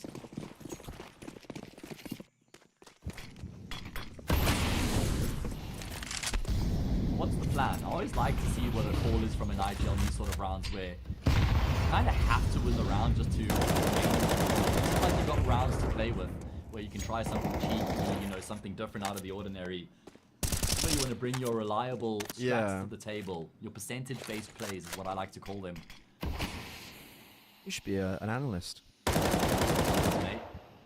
Probably not much great. Sorry, there's... Celta Whoa, what? has... I think there was a smoke in door, and he walked have through been. it after they like threw a this. flash. Yeah, there was just... Wow, Gun5, they don't care. They're not giving any respect to NIP, and you know what? It's a very dangerous play. And it was something I was saying on the eco, like, hey guys, let's not overextend, let's keep alive. But right now, this like really abrasive gameplay that they're showing and throwing at NIP, it's catching them off guard. The bomb can be picked up. It's going to be a 2 versus 3 with Isaac and Maxter known with 40 seconds left. Yeah, I just really like, exactly Wait. as you say, how much initiative is being taken by Gun5. Tania is looking to move away. Oh, that's a huge kill out of Easy. Just as he's thrown the smoke grenade, Maxter now seeks refuge in said smoke. 25 seconds time is a problem, and Easy's not going to get caught off guard by that exact same play that he just shut down. And like I was saying, just to complete the point, I love that Gun5. It's the same as Mirage, mate. They were taking the fight to NIP. They haven't gone in a shell here because of the org or the names that they're playing against on the server. They're playing their game right now, and it's looking fantastic. Might even give them more energy to be like, yeah, let's beat NIP, you know? Like, we crushed them on our map pick. Let's do the same here on Ancient. And scary enough, we're actually shaping up a somewhat similar storyline of, well, that's 3 in a row for Gun5 up against an eco. They're going to be looking good to try to get some consistent results. Just making sure they can be keeping it clean against this eco. And yeah, oh, let's not pull out utility. Okay, let's just make sure we get these kills, okay? Let's make sure we get these kills. Keeping 2 alive as well. They've got the Also, lead. Easy's been on one, I want to say. Easy's been Yeah, really it's true. consistent. I feel like Ancient is one of the maps I just have in my mind where he seems to be very comfortable. It's first round with an AWP. Oh, sorry. Second round. Oh, yeah. Third round with the AWP. And they only won 1. Yeah, it's the 3rd round with the AWP. But he did more of his work with the rifle. Yeah, true. Hopefully that gives him some confidence, though, with the sniper. Gun5 have the lead here on Ancient, despite the fact that 19 came out the block swinging. Gun5 have brought them back down to earth. And they could really pile on the pressure if they win this round here. Max the Blind decides against the spray. And even though it's an opening frag from NIP, Gun5 have found 2 in return. Surely not a third. Casello has taken Isaac down as well. This M4 is just rampaging through NIP. Well, it's exactly what we're talking about. They are not giving any respect. Xielo throws a smoke and fights even further. However, they're maybe a little bit too far. Probably didn't have to push all of that utility, so it will give NIP a lifeline. Look at Celta, though. In T-spawn. He's wrapping behind them. Surely he gets one hit. You're never going to expect him. Can he get both? Not quite, but still keeping Gun5 in the advantageous position that they are. Oh, Alex, he's just gonna get fought straight up by Tania. I'm thinking as soon as Tania gets the info that Alex is coming back in that direction, yeah, he just pulls the knife out and jumps around the corner, but he peeks and re-peeks, and then a third peek where he eventually gets the kill. And Alex is probably thinking, why are you fighting me right now? That doesn't make any sense. But Gen5 don't play by the rulebook. I like what's also is like Tinir falls back. Easy just has the cross. Like it's not even like he's left on an island stranded. Like he has support raring down on him. But 5 in a row for Gen5. NIP back onto a 4 spy. Are they surely not going to save for the last? Like, is this really the right decision to buy Galil's, AK, and Deagles and whatnot? So, not in my books at least. I don't fancy this call coming through from them. You're playing for a bomb It's almost plant. like panic. It almost just looks like they're panicking at this point. Like you say, playing for a bomb plant, I guess, with the max round loss bonus will give them close to a full buy in the next. But for me, this is a little bit of a concerning look for NIP, because are they thinking we need more than 5 rounds going into the second half? I think maybe they feel like they need 6, so they have to contest this round. Ooh, what's interesting, we've seen a bit of a change up for Gen5 default 2 rounds in a row. Last round, they had the AWP here. Now, they have Sedain with the Molotov.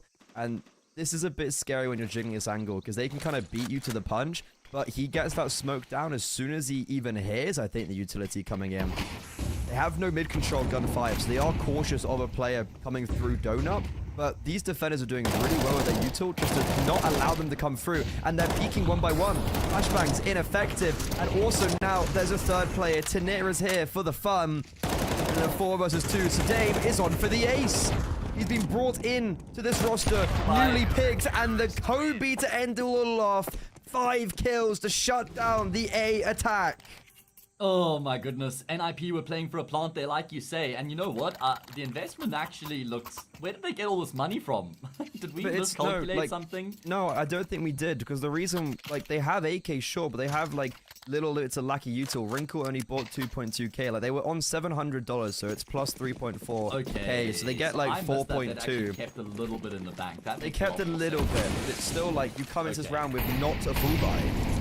Well, regardless about that anyway, the investment is not the important conversation right now. Gen5 winning that round What? is Casello's gone straight through the molly. He's in their faces. He's on top of Alex. They don't realize it. Casello just clicks and he gets a kill. It's only Wrinkle left. Gen5, when these guys have momentum behind them, they're proving to be impossible to stop.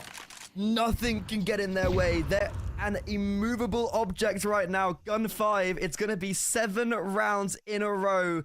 8-4 unless Wrinkle can pull off heroics. He has been so vacant since that first half of Mirage, and Easy has stepped up to fill the place that he has left. It's been a massive void, and Tinir's got a knife kill. Oh, it's injury, and we're going to a break to see if Gen5 can continue.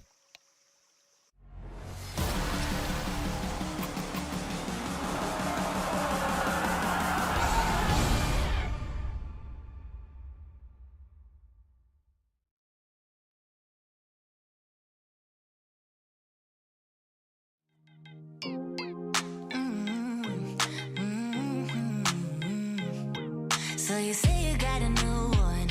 I know that you're trying to believe that you can fake a whole scenario just to make me jealous. Your shadow keeps talking, and we should stop talking. But we got that special something. Say it like you mean it, I won't fake it and believe it when I see it. But for now, I just be breathing, doing nothing. I won't give in if you won't make a move right now. Oh, why do we go 360? You're hesitating, now it's busy. You know we always can go easy. Won't you let me know? Why do we go 360? You're hesitating, now it's busy. You know we always can go easy. You should let me know. Oh, I'ma be clear now. Patience is really not my key, but if you play your cards right, I might just think about it twice. Yeah. Say it like you mean it, I won't fake it and believe it when I see it. But for now, I just be breathing, doing nothing. I won't give in if you won't make a move right now. Oh, why do we go 360? You're hesitating, now it's busy. You know we always can go easy.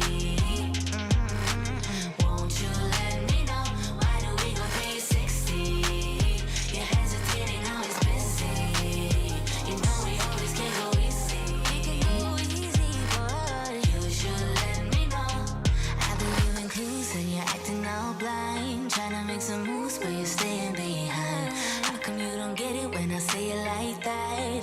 Like that, like that, like that. I've been giving clues and you're acting all blind. Trying to make some moves, but you're staying behind. How come you don't get it when I say it like that? Like that, like that, like that. Why do we go 360? You're hesitating, always busy. You know we always can go easy. Won't you let me know? Why do we go 360? You're hesitating, always busy. You know we always can go easy. You should let me know.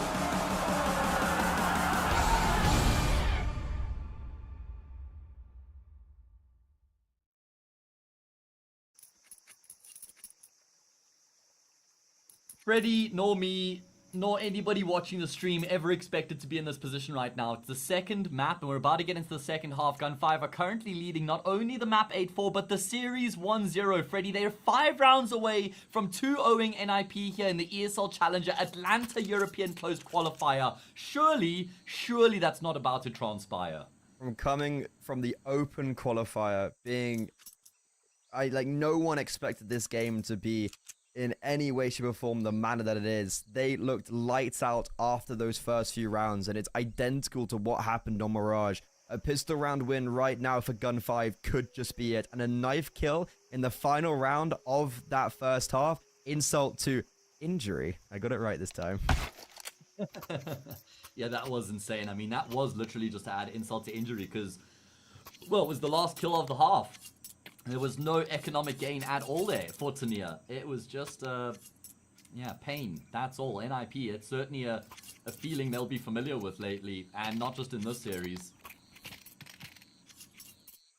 Freddy, oh man. NIP, I feel like there's so much pressure on them to win this pistol round. They were 3-0 up at the start of the half, mind you. It's been a big void for NIP. Like, you know, Wrinkle, where has he been? He's been nowhere, and it looked so good on those first few rounds. Very similar to Mirage. Like, it's almost like copy and paste. Now, on this T-side pistol round, Gen5, bombs leaning towards that B bomb site, and they're currently playing a bit of a spread default to see if they can feel out if there's a stack. Basically, just see what this setup is from NIP. And NIP are more lean towards A side, so if the bomb does commit towards B, they're going to be in for a good day.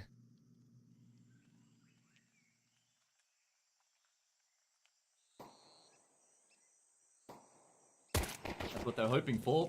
And they've drawn blood already. Tania the Lurk has gone down and has been able to pull some attention away from that A-bomb. Like Casello's just desperately trying to get across here, because if he can, then there's so much pressure on this B-bomb side player. Rez desperately tapping away, will go down. Casello can't push forward and get to safety. Instead, he's going to look to try and lock down these rotations, but that was certainly wishful thinking. Either way, a fresh smoke. How do they navigate this? Freddy, they have to go through it. They don't have a kit. They've literally not got the luxury to wait for the smoke to dissipate. An easy wait on the opposite side. Stame emerges. It's still down to a 1v1 though. Maxter could save the day here for NIP. He knows he's got Stame locked in the corner. Can he hit the shot? He's looking to try and push forward. He's run out of ammo, and Stame will chip him down. What a big round from Easy as well. Like, sure, that's Yellow who kind of curates all of that, but it's massive that Easy is able to click those heads as they come through the smoke. Like, that can get dangerous, especially in a pistol round. And Gen5, as I was mentioning, a pistol round, I think that does it. I think this locks it in. NIP, they're going to be taking a full eco. They're going to have pretty weak utility going into round 15. They're not going to have the AWP out on res. It's going to be 10-4. It's going to be double digits and 3 away from not only winning the map, but winning the series and dropping NIP to the lower brackets. It's one thing for NIP to lose Mirage. It's another thing for them to lose the series. But for them to lose Ancient to Gen5 would be diabolical. You beat FaZe! No you beat other way Cloud9 on LAN! I know. The most difficult teams in the most difficult arena. But Gen5, that thing, I fear that thing. Well, this is Gen5's domain. Online Counter-Strike, right?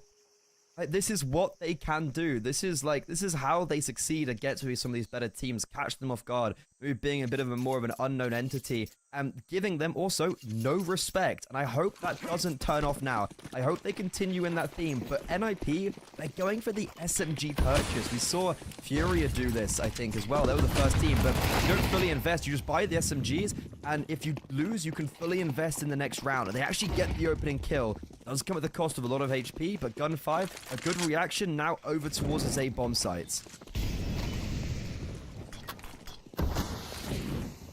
If they could find a balance with them and at least that would be nice to put some pressure back on their opponents. And there's a lot of gunfights breaking out. Wrinkle will force the issue. MP9 holds down mouse button 1 for 2, and Stain is left alone. The bomb planter. Wrinkle, I don't think there's enough life in the smoke here for the full 10 seconds, you know. Stain is going to have to get the kill. He spots the first. It's the low HP player. He's off the defuse now, and Stain will realize, trying to figure out where Wrinkle has possessed himself, snaking his way around the smokes. He's gotten a third and wins the round for his team. That was also a 3 versus 2. Gen5 had the advantage with the bomb down, and Wrinkle, we were just calling upon him. He's had such a quiet performance in this map, but on the not even full purchase, he makes it work with the MP9. He comes through at a perfect timing. Within all the pandemonium, he's the final piece of the puzzle, and in such an awkward 1 versus 1, and on such low HP, he hits the double dink and keeps NIP alive on just this whole series. Yeah, that's true. He's saved the day there for them. He's kept them alive, but they're only just alive. It's not like he's gotten them back into the game. There's a hell of a lot of work to be done here to recover this. And Gen5, they're not going to give them any room to breathe or settle here. Wrinkle continues to make plays. However, in the meantime, after Tania takes all that attention towards mid, his teammates have shifted into A. Man, Wrinkle's back. He's out with a vengeance. Overextension from Wrinkle there, though. Peeks a little bit for the flash. Easy. Tries to emulate his opposition's AWPer. Zidane. Oh, no. Oh my god, he's walked through Temple. He's caught a gap. Rez, though, expects this. They're holding hands in the smoke. Zidane, there's smokes everywhere, and because this shrouded vision can't stop them. Oh my god, he still gets one, though. It's very scrappy. Zelta, 1 versus 2, has seen Rez in deep CT, doesn't know about Alex, and is actually going to try repeat exactly what Zidane did potentially by walking through Temple. He's got time to work with. This is kind of the one equity he does have. They seem to have a pretty good idea of where he is. And now it's a waiting game. Who will move first? Who will paint red on the walls? 50 HP. No one's peeking Celta. The bomb can be retrieved. Alex, some donut, red into, clinical headshot. He knows about Rez, swings in, but on low HP, Rez just has to connect 1 shot, and he does. My goodness, again, NIP are going to breathe a massive sigh of relief as they get the points on the board, but it gets so ridiculously close. We could even see a force buy here from Gen5.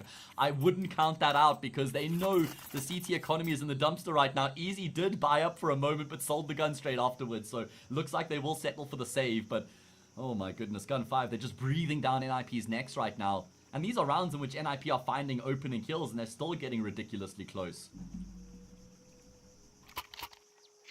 God, that was, again, such an awkward affair between the smokes at defaults. Like, Zidane could have... I mean, the fact that he even gets 1 there, I think, is somewhat impressive, considering the circumstances. But it's going to be... Oh, no, they're actually buying in. So they actually are going to purchase up, even without a bomb plant. Maybe hoping that they can try ruin NIP's economy. Yeah, you know what? I like this decision. I'm going to go ahead and say it. I like this call because they've got NIP against the ropes. Sure, NIP have won 2 rounds, but you don't want to give them an opportunity to breathe and get back into the game. You want to keep up as much pressure as possible. And if you win this round, you could basically go on to win the map. They're going to keep up the pace, but Isaac finds the opener again. And then Maxter as well with the grenade in window, doubles down. It's the exact same play for Gen5. They're running out on this, a bomb site, easy. That's a massive opener to be getting. And Celta is still skulking around in elbow. He needs to hope his teams can succeed, because if they start getting some frags, he can initiate. But unfortunately, On the second hurdle, Easy cannot perform. Yellow, multi-frag achieved.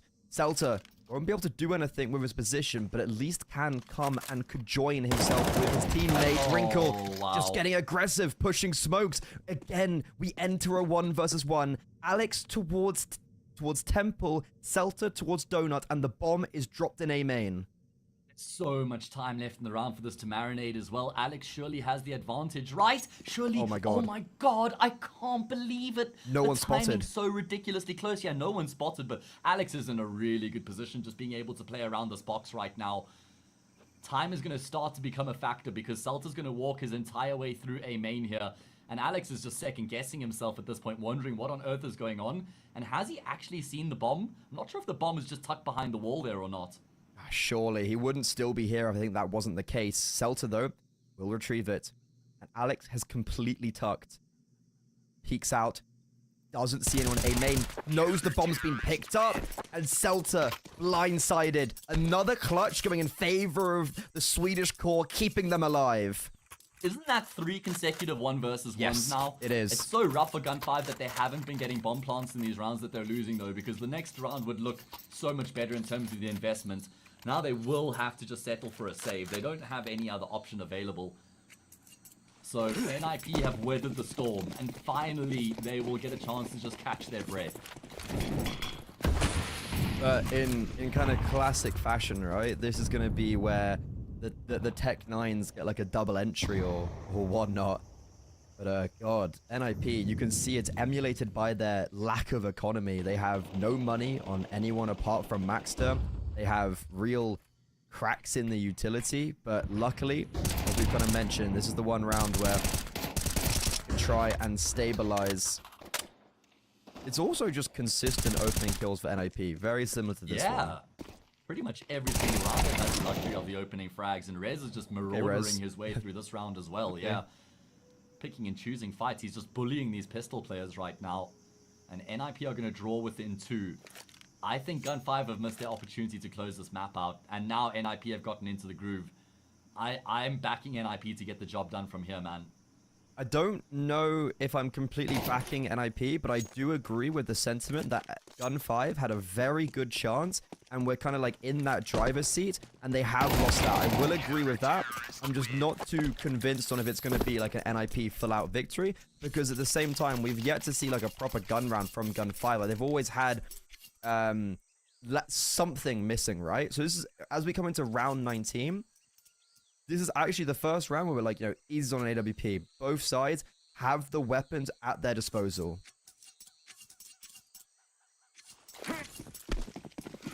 That's true. It feels like we've been in the second half for an eternity with the fourth back and forth. Let's see what's going to happen with guns in play. Easy looking to try and find a way to get the kill. And they're just going to keep throwing themselves in towards middle. This is really great from Gen5. Again, they're trying to keep up with the style of making very aggressive plays to start off the round, but it has not worked out at all, Freddy. The tables are flipped.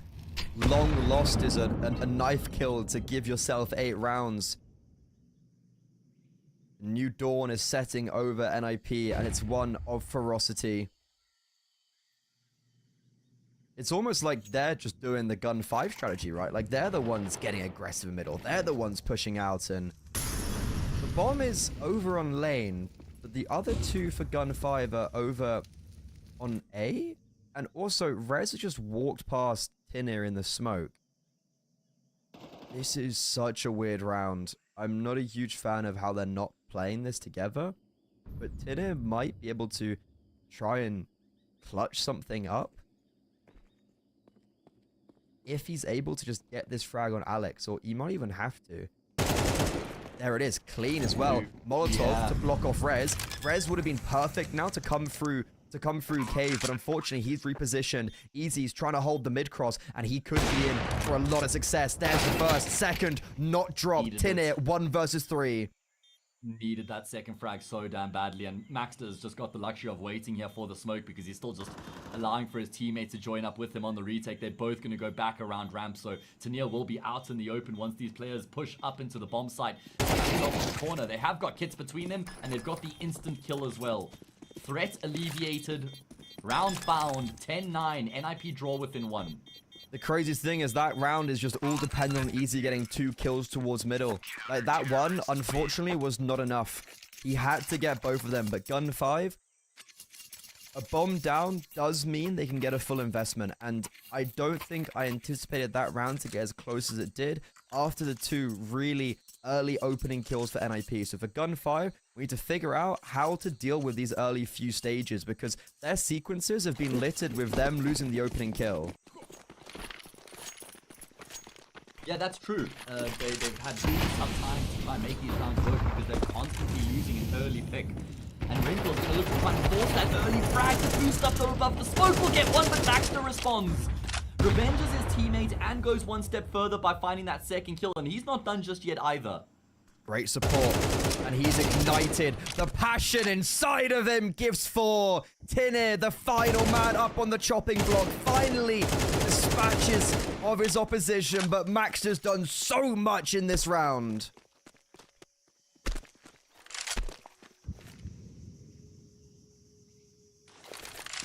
Yeah, Max has done it all. Job is as good as done. No way back for Tamir. 3 players sitting firmly on this bomb right now, as if it were their eggs and they were in the nest. Yeah, how's he actually gotten through the smoke, the transfer? How's he even been allowed to transfer there? Alright, well, NIP have now leveled it up. Like I said, man, they just had to weather that storm in the beginning, and now it's clear skies. It's smooth sailing. Surely, right? Gonna be a full eco from the T side and a chance for NIP to regain the lead here on Ancient. Okay, yeah, I believe now, Hayes. And you, like, it's easy for me now to say it, but I think, yeah, you were right. You were bang on, right? You had the kind of immediate thought process of, like, okay, the tables have turned. Yeah. And they've turned in favor of NIP, but remember, Tech9s can be their worst nightmare. Wrinkle, though, he's really been stepping up in this second half, and he is going to continue to show his domination with red on the trigger. This AWP is not allowing anybody to progress up ramp. Nades belittling them. Shrapnel flying everywhere. And Shelter trying to find Shelter. Yeah, unfortunately, just a hail of bullets comes his way. And NIP have got their noses in front here when it matters the most. Gen5, the only rounds they've won so far in the second half was the pistol and then the anti-eco. They've come very close in a few rounds after that. 3 consecutive 1v1s, all going NIP's way. And now they're 2 rounds away from winning their pick and taking us to Nuke. If Gen5 lose this series 2-1, they'll be thinking back to these the early stages of the second half, right? That's going to be the crux of it all. Like, you win the pistol round, you get to 10, it's 10-6, and you lose 3 1v1s in a row. That gives NIP brutal. so much space to work their way into this game. That's exactly what they've done. They've taken the opportunity by the helm, and they have not let go. 2 more rounds to send us to Nuke, to send us to a 3rd, and still keep this upper bracket run alive for the Ninjas.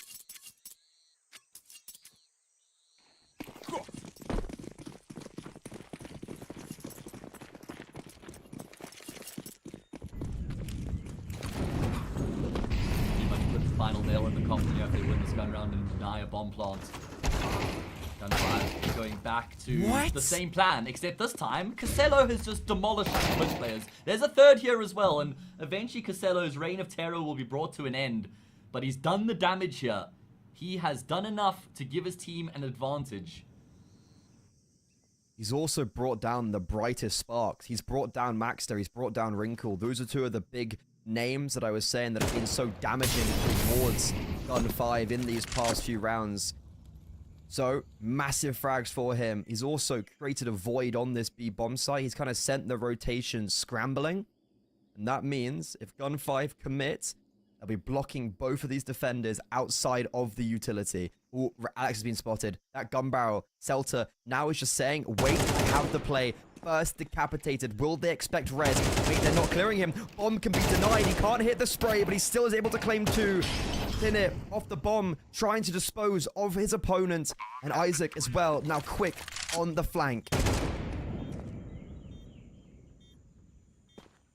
Goodness, and he has been tagged down. This is looking really good for NIP to make the retake happen.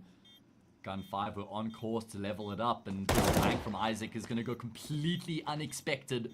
Finds the first for free, it puts it all on Stame. And Wise not just sitting back in cave, he's looking to be proactive, and sure he gets that first kill, but he's taken so much damage in the process, looking to try and flash his way out of cave. The nade not going to finish him off.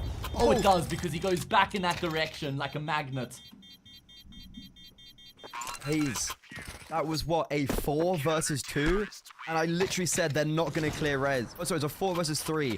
But with only res to deal with anything, and they don't clear him. Sure, Celta does fantastic at identifying Alex, but the fact that he is so confident that there was only one player towards long is their downfall. Res saves a day, and guess what? NIP do it without Maxter and Wrinkle. Yeah, which is pretty much been how they've won most of their rounds here in the second half, at least Maxter, for sure. Oh my goodness. Gen5 now need to win 2 consecutive rounds to force us into overtime. Had a 4-round lead at one point, but NIP have won, what, 8 rounds? 8 rounds in a row. 8 rounds in a row. And they need one more already. No, they've won 6, because it was 10-6. True. So this would be their... Oh, wait, no. I'm waffling. It was 10-4, so they have won 8. This would be their 9th in a row. But unfortunately, success might not be brought to them today, or if it is, it's going to be hard fought. Look at this flank, though, from Maxter. In cave, Sadame identifies and decapitates.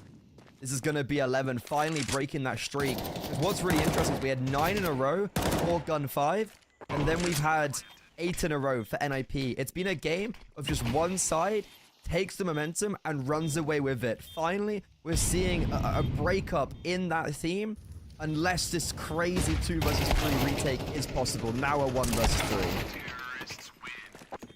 Alright, well, Gen5 are still alive. If they force us into overtime, that would actually just be crazy considering how this half has played out so far. NIP have been in complete control. They've looked very comfortable in the gun round so far. But the job is not done. 1 round left in regulation. Overtime or bust for Gen5.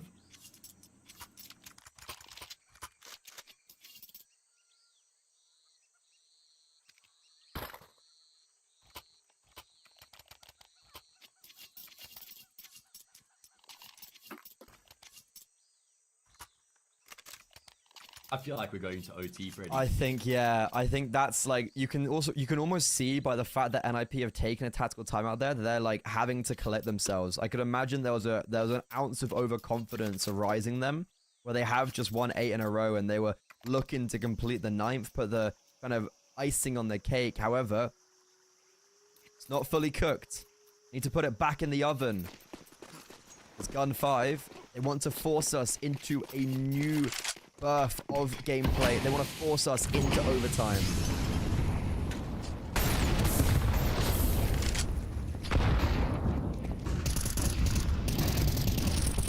Yes, sirree. That is the goal right now. Let's see if they can realize it. Can they make it happen? Again, it's going to be pretty similar to what we saw at the start of the half. Just trying to get in towards that A-bomb site very early, but no way. Celta is in such a strong position right now, and his teammates are going to rotate back to try and join up with him. But no! Isaac, I think, was getting ready to peek down ramp, so he was somewhat ready for a fight. Certainly wouldn't have been expecting the player that close, but he's gotten the kill anyway. And Gen5, they don't know what to do with their mass contingent now. That whole round was pinned on Celta, creating space and allowing for his teammates to work off him. However, that's all been voided. 5 versus 4. NIP 2-1-2 is going to be their setup. 2 players in cave. Need to be careful, because it's going to be a whole host of damage coming from ramp. They do have Isaac coming through, once again looking to be the savior. The players in cave now hold strong. Isaac gets baited in. It looks like we're going to a 3rd map. No overtime today. Gen5 left with only 1 player. Easy spots the first, but can't deal with the second. NIP from 8 rounds in a row. They complete the comeback, and they send us to nuke. Oh my goodness, that is really impressive out of NIP. It was not easy at all here on a map that they're super comfortable on, but they do get the victory. They've leveled the series up 1-1. It was, like I said, that was hard fought, especially the opening few rounds of that second half. That they had to battle their way through that little period there. Gen5 will be kicking themselves that they didn't get the job done 2-0 though, Freddy. Oh, for sure. Like, Gen5, not only did they have 9 rounds in a row to give themselves a 10-4 lead, they then lost 3 1-versus-1s in a row. Like, that is so brutal that you have to reflect upon that and go, any one of those rounds that we would have won probably would have meant that we'd be ending this 2-0, and NIP would have been sprawling just on the floor trying to figure out what went wrong. Yeah. But instead, we're going to nuke, and it's a map that Gen5 don't have massive experience on. They do have some big results and big moments against teams like Furia.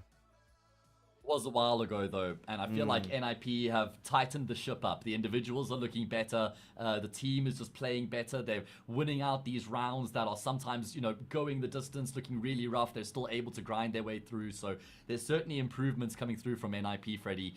We got a short break though going into that third and final map though, guys, so do not go too far. When we come back, it will be Nuke. We'll see which team will keep themselves in the upper bracket and who will be condemned to that lower bracket.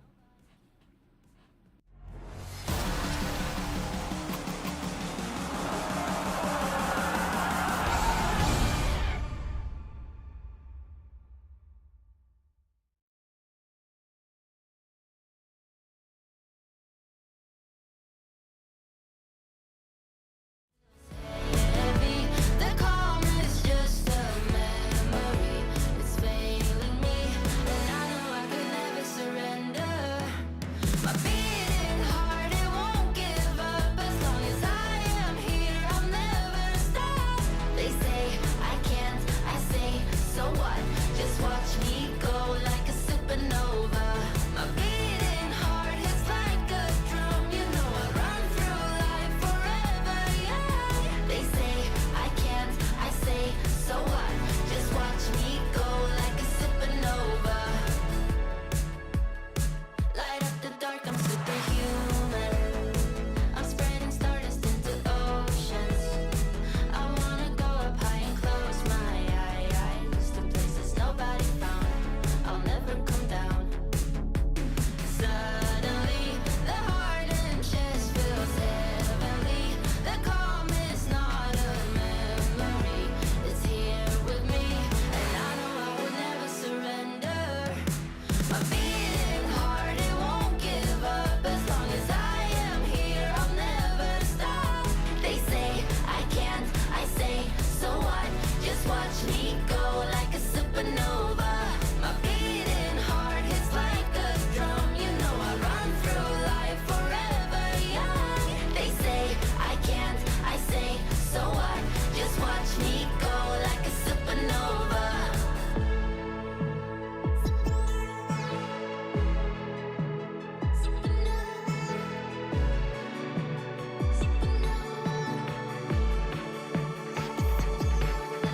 My beating heart, it won't give up. As long as I am here, I'll never stop. They say I can't, I say so what? So what? So what? So what? So what? My beating heart hits like a drum. You know I run through life forever young. They say I can't, I say so what? Just watch me go like a supernova.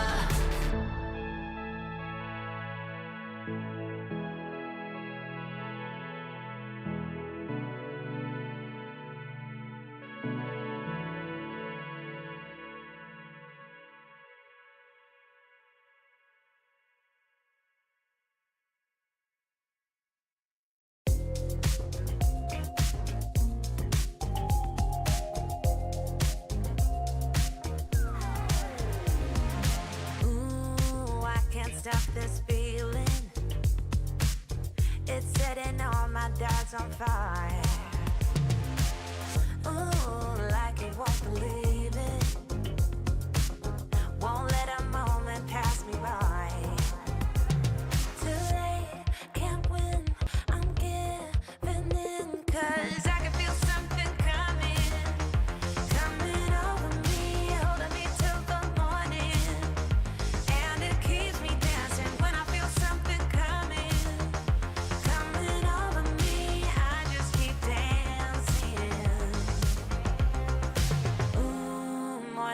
lights so blinding. It's on the ceiling and the walls. Where is my name? 'Cause I can't find it. Those early memory lane walls. Ooh, but I know it's the price that you pay. Ooh, for living it up on Saturday. I can't win, I'm giving in. 'Cause I can feel something coming over me, holding me till the morning. And it keeps me dancing when I feel something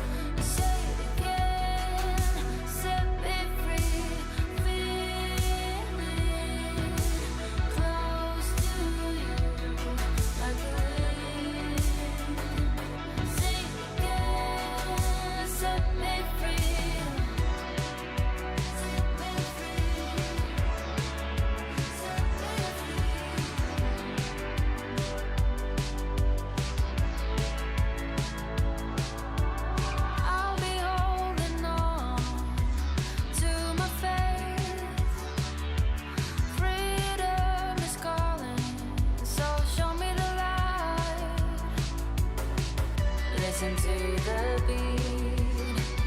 The sound of my heart, it will be alright. Just to make a start.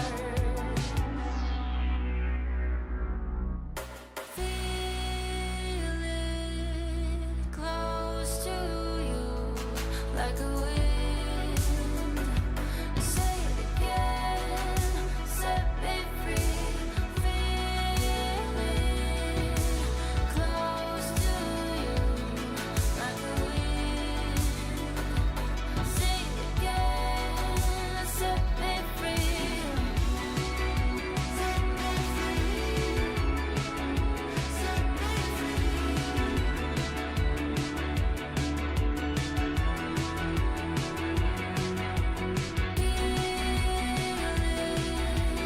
close to you, like a wind.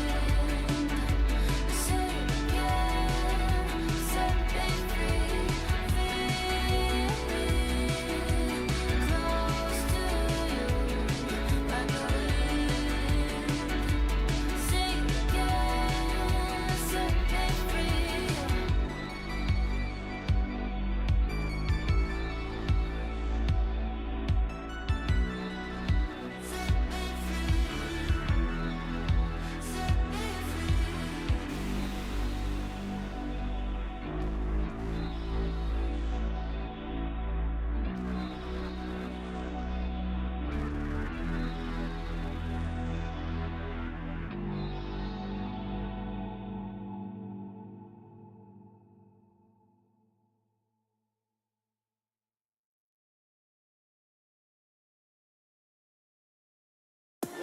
It never felt so right with you. I'm gonna hold on to you.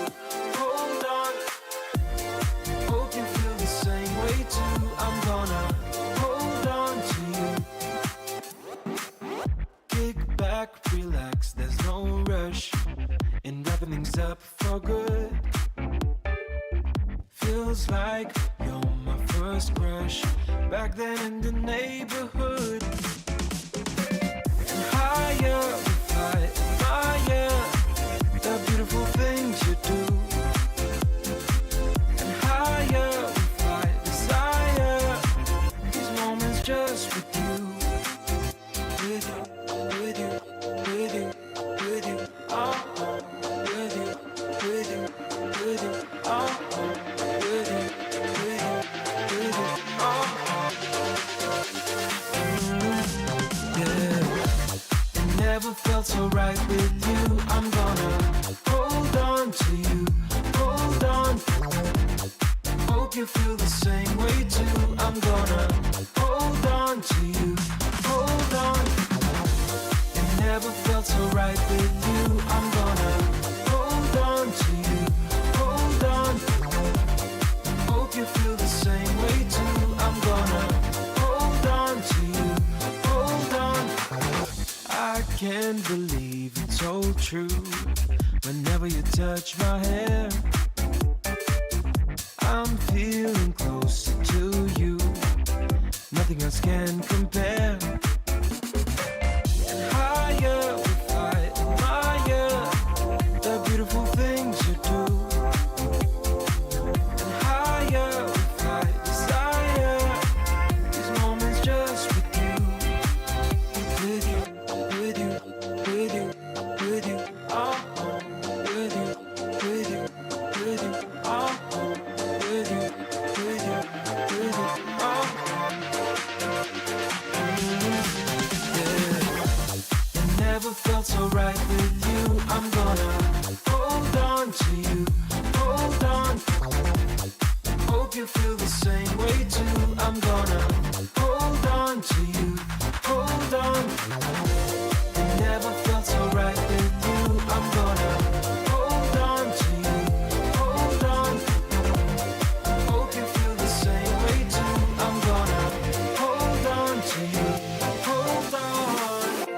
It never felt so right with you. I'm gonna hold on to you, hold on. Hope you feel the same way too. I'm gonna hold on to you.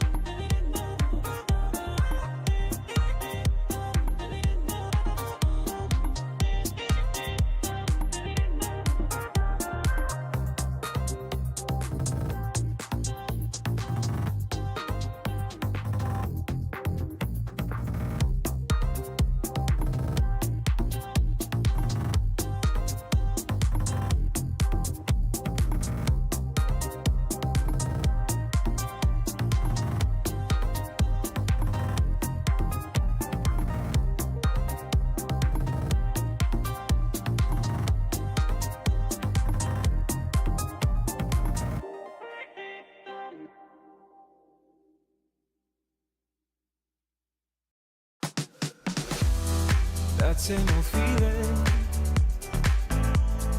Don't know what's right or wrong. Searching for meaning. I've been thinking about it way too long.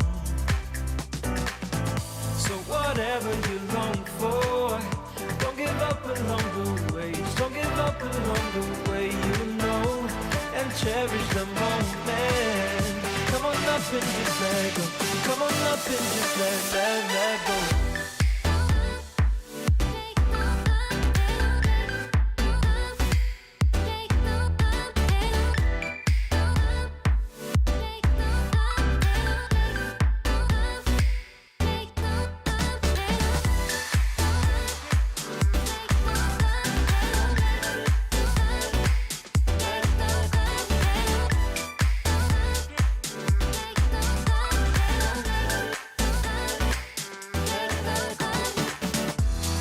No more competing, bound to your inner voice, yeah. Things seem misleading, just until you stop and make your choice. So whatever you long for, don't give up along the way. Don't give up along the way, you know, and cherish the moment. Come on up and just let go. Come on up and just let go. Let it go. Let it go. Let it go. Let it go. Let it go. Let it go. Let it go.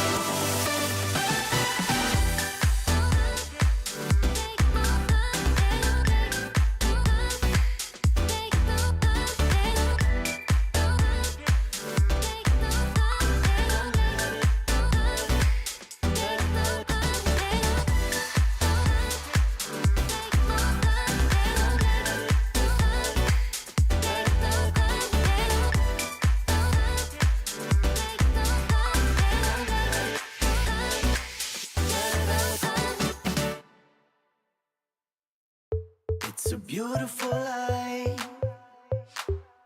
It's a beautiful life, don't you think? It's a beautiful life. It's a beautiful life, don't you think? If we go down in history. If we go down in history. If we go down,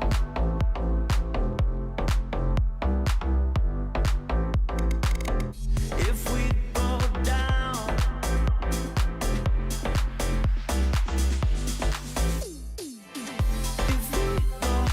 if we go down in history. If we go down in history. It's a beautiful life. It's a beautiful life, don't you think? It's a beautiful life. It's a beautiful life, don't you think? If we go down in history. If we go down in history. If we go down,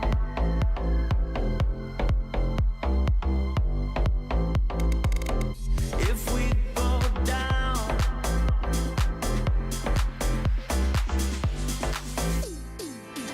if we go down in history. If we go down in history. Beautiful life. Beautiful life, don't you think? It's a beautiful life. It's a beautiful life, don't you think? It's a beautiful life. It's a beautiful life, don't you think? It's a beautiful life. It's a beautiful life, don't you think?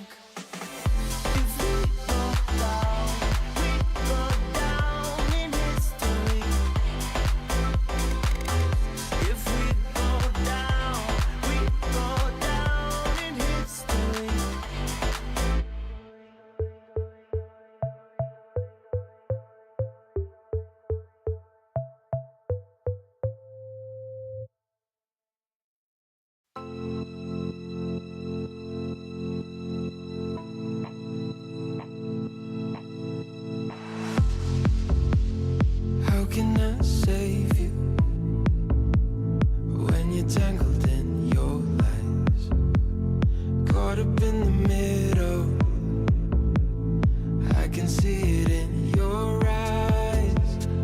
Lonely in the corner, waiting for somebody to come and save you from the cold of night.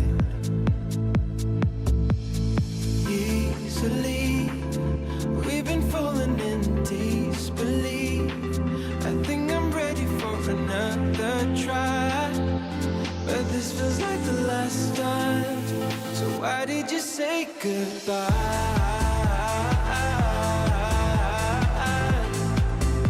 It's better to say goodbye.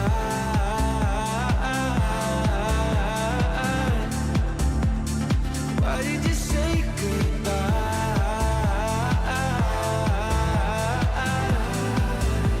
It's better to say goodbye.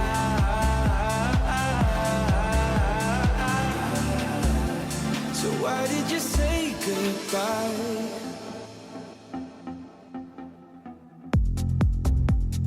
Quiet like the ocean, with the rumble running deep. This is how I see you, when you hide your feels from me. Why you heavy-hearted? Cut the silence, talk to me. Release your mind, get what you need. Easily, we've been falling in disbelief. I think I'm ready for another try, but this feels like the last time. So why did you say goodbye?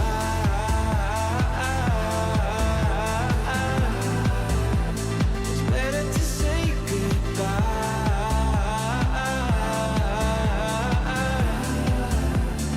Why did you say goodbye?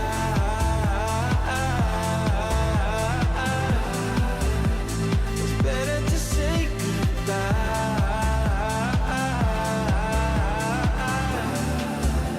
So why did you say goodbye? It doesn't matter. We seem too young to understand. For the better, the weather changes when we dance. Belong together, catching sunsets, riding waves. We stay forever, where the rhythm never ends. Where the rhythm never ends. Where the rhythm never ends. Where the rhythm never ends. Where the rhythm never ends. Where the rhythm never ends. Where the rhythm never ends. Where the rhythm never ends.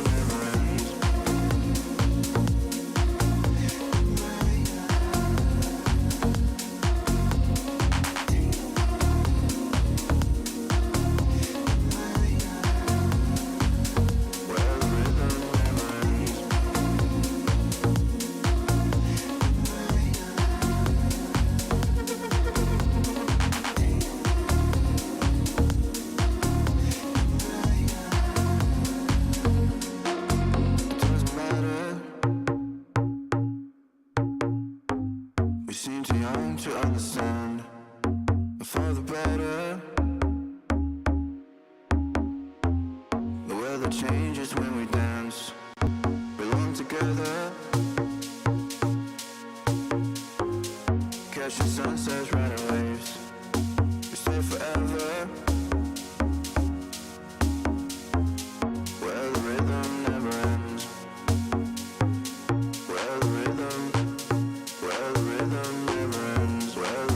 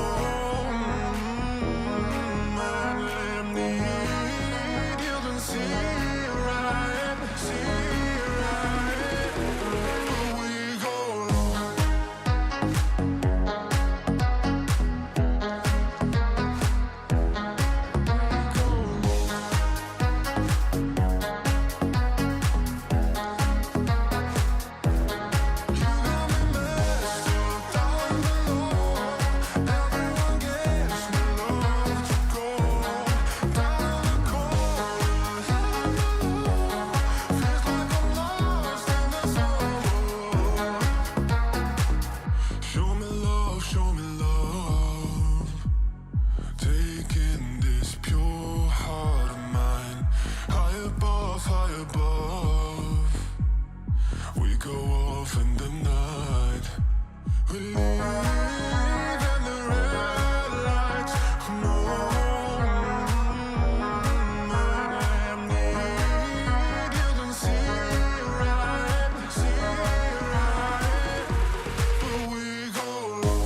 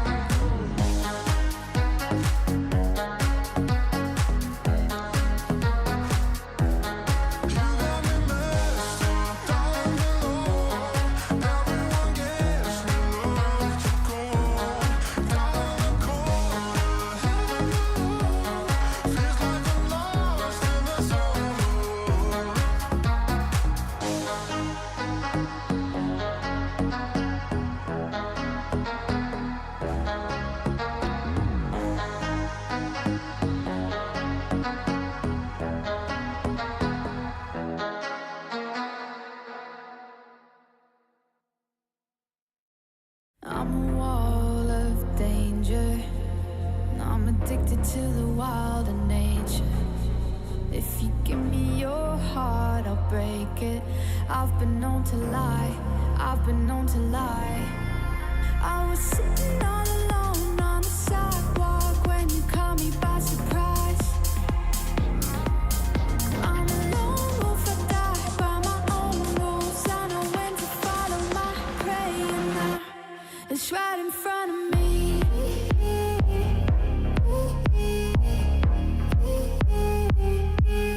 Right in front of me.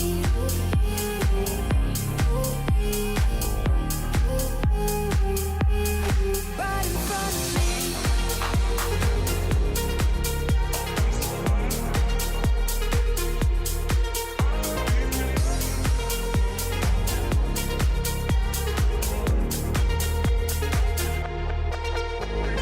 I'm in awe of the mayhem. I would chase 100 more highs to trade them. In it for chaos I'm creating. I've been known to lie, I've been known to lie. I was sitting all alone on the sidewalk when you caught me by surprise. I'm a lone wolf, I die by my own rules. I know when to follow my prey, and now it's right in front of me.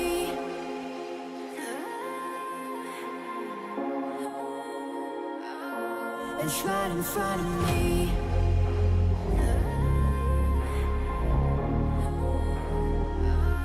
It's right in front of me.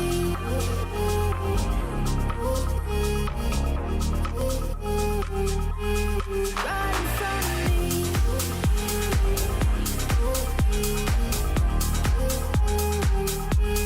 Right in front of me.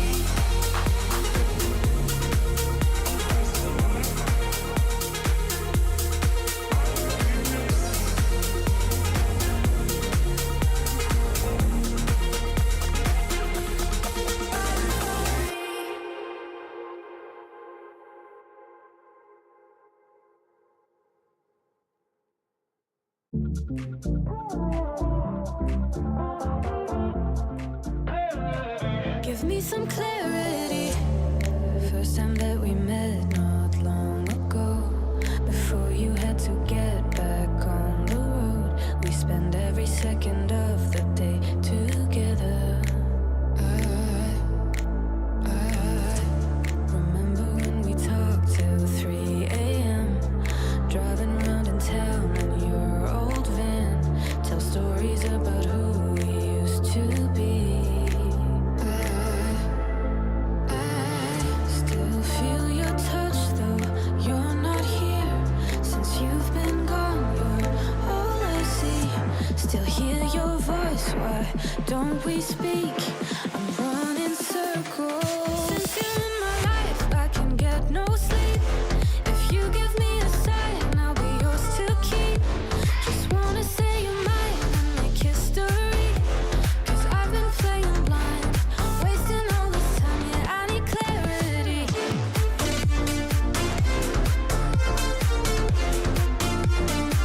Give me some clarity.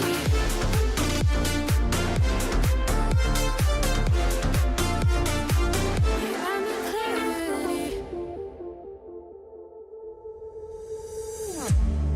Waiting for your call all night and day. Where did we go wrong? Don't wanna wait until you're just a distant memory. I still feel your touch though you're not here. Since you've been gone, you're all I see. Still hear your voice, why don't we speak? I'm running circles. Since you're in my life, I can get no sleep. If you give me a sign, I'll be yours to keep. Just wanna say you're mine and make history. 'Cause I've been playing blind, wasting all this time, yeah, I need clarity.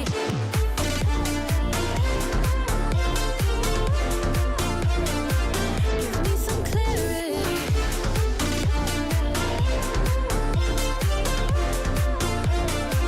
Yeah, I need clarity.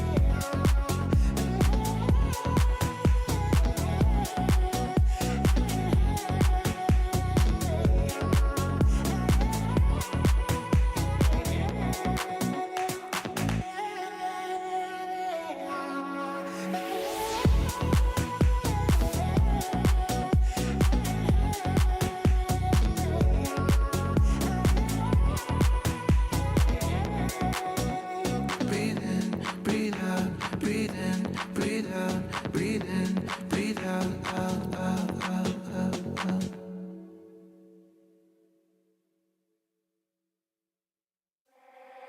I keep your picture in my room, 'cause it gets me in the mood. You're still a friend free in my head. You got me so confused. My mind is full of you. Still want you in my room. Don't wanna get rid of you.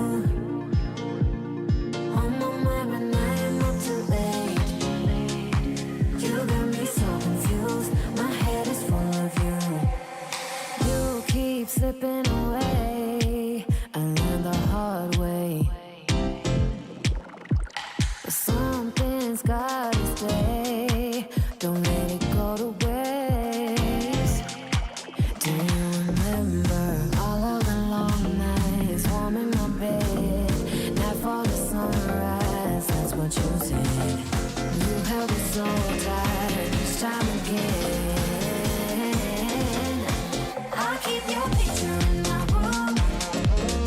Don't wanna get rid of you. On my mind when I am up too late. You got me so confused. My head is full of you. Don't win silly games. Don't leave me hanging on. Keep me hanging. Said it once, I'll say it again. Your love is what I want. Do you remember all of the long nights, warm in my bed, nightfall to sunrise? That's what you said. And you held me so tight each time again. In my room, I'll keep you safe. Don't stay up waiting long, pulling back and forth. Still got me paralyzed. Got what you came for. One thing that I've kept. I keep your picture in my room, 'cause it gets me in the mood. You're still a friend free in my head. You got me so confused. My mind is full of you. Still want you in my room. Don't wanna get rid of you. On my mind when I am up too late. You got me so confused. My head is full of you. I keep your picture in my room, 'cause it gets me in the mood. You're still a friend free in my head. You got me so confused. My mind is full of you. Still want you in my room. Don't wanna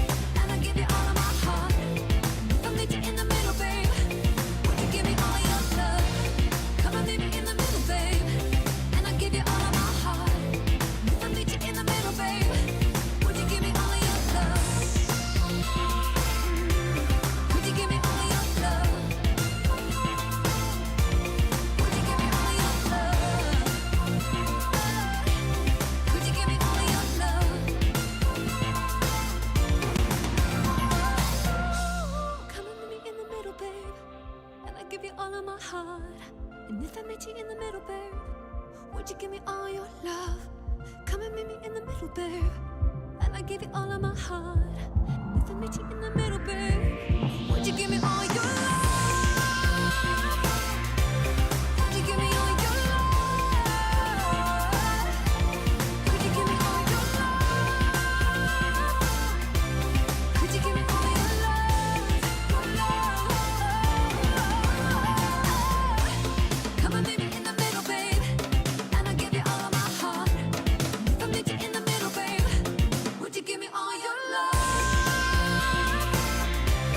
Could you give me all your love?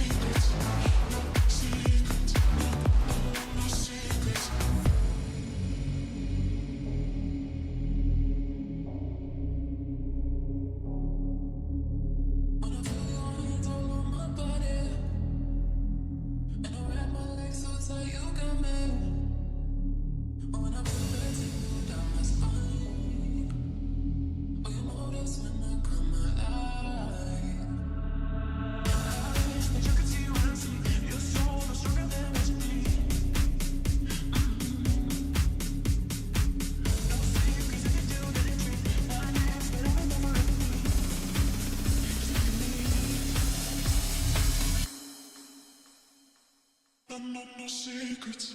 Secrets. No secrets. Secrets. No secrets. Secrets. No secrets. Secrets. No secrets. Secrets. No secrets. Secrets. No secrets.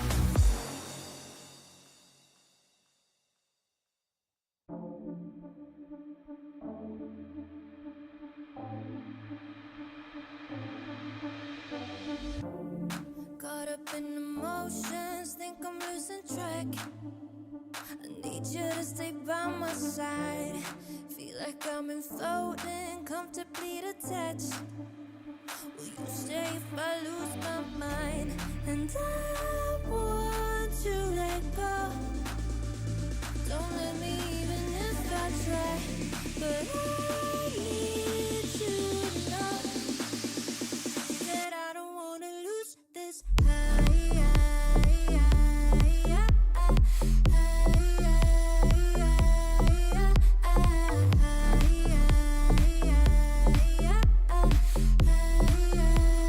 I don't wanna lose this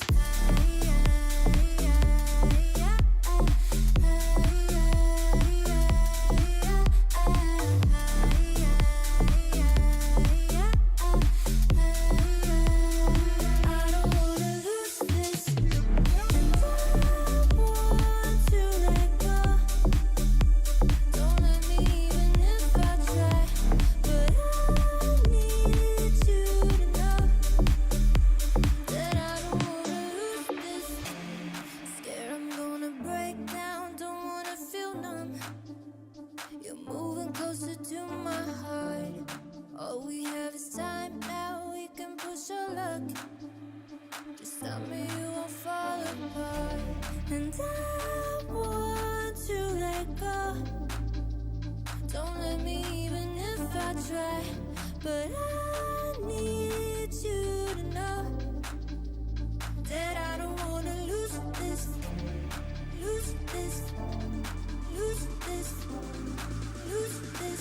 I don't wanna lose this. Lose this. Lose this. Lose this. I don't wanna lose this. I don't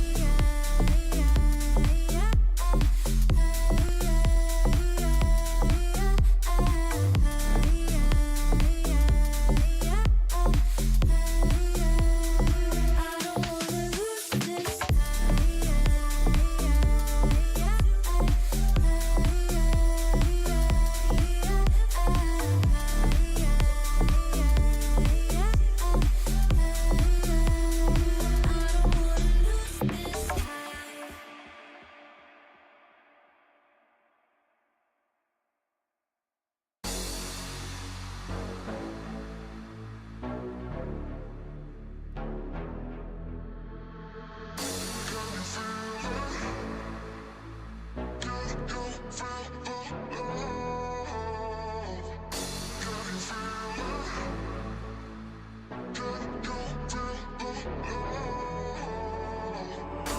Can't go if it ain't above my door.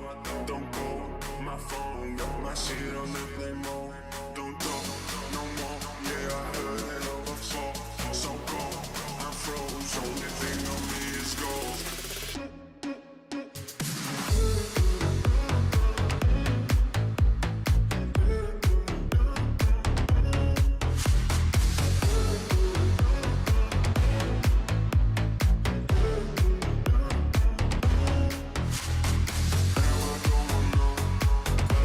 For sure, you wanna show my soul.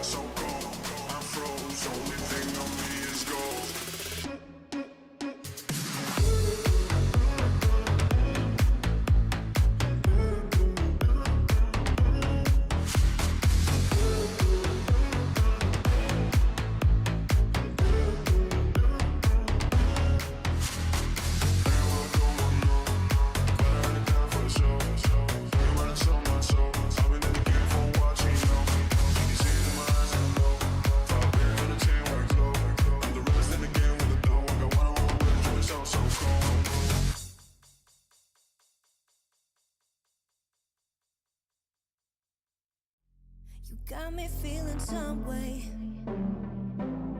like I might be stuck in a dream. Let's stay here till the day breaks, feeling like I never wanna leave. Keep moving till the sunrise.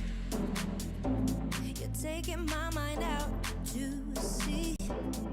Fall in love at low tide.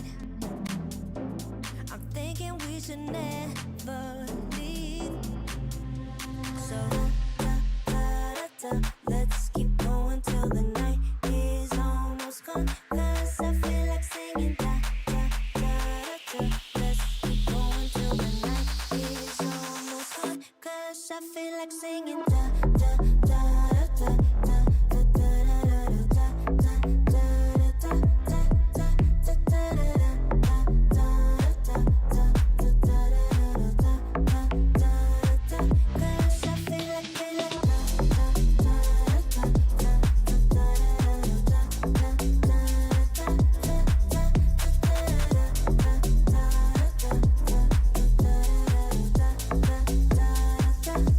Now we've been dancing all night. You take me to a place I wanna be. So let's ignore the sunlight. All that matters now is you and me.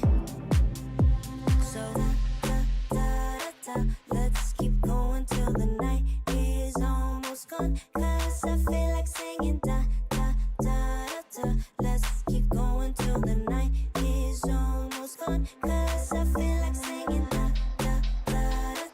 Let's keep going till the night is almost gone. 'Cause I feel like singing Let's keep going till the night is almost gone. 'Cause I feel like singing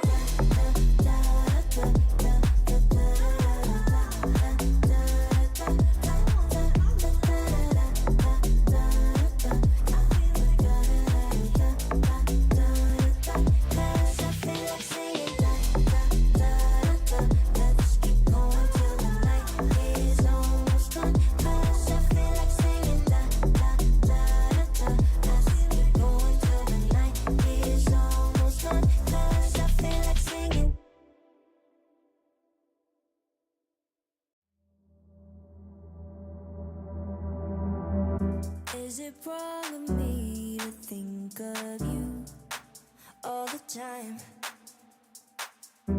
Even though I'm with somebody new every night. And I pray,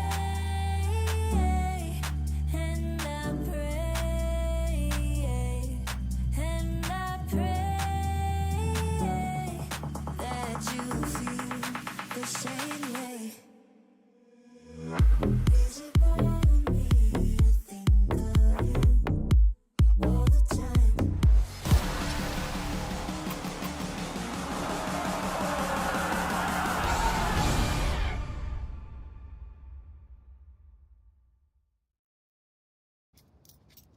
Well, we did have a small tinsy-wincy delay to recap.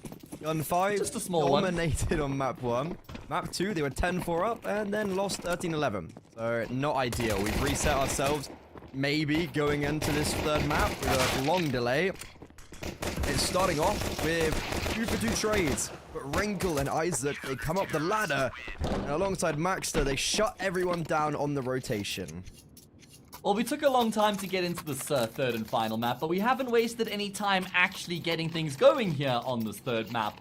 My goodness, Gen5, pedal to the metal. And I actually love that sort of a pistol round after a prolonged break, because you know that people are going to be a bit cold on the server, you know, especially if you're on the CT side. You want to just settle into your position before the round gets going, but Gen5 just charged straight in.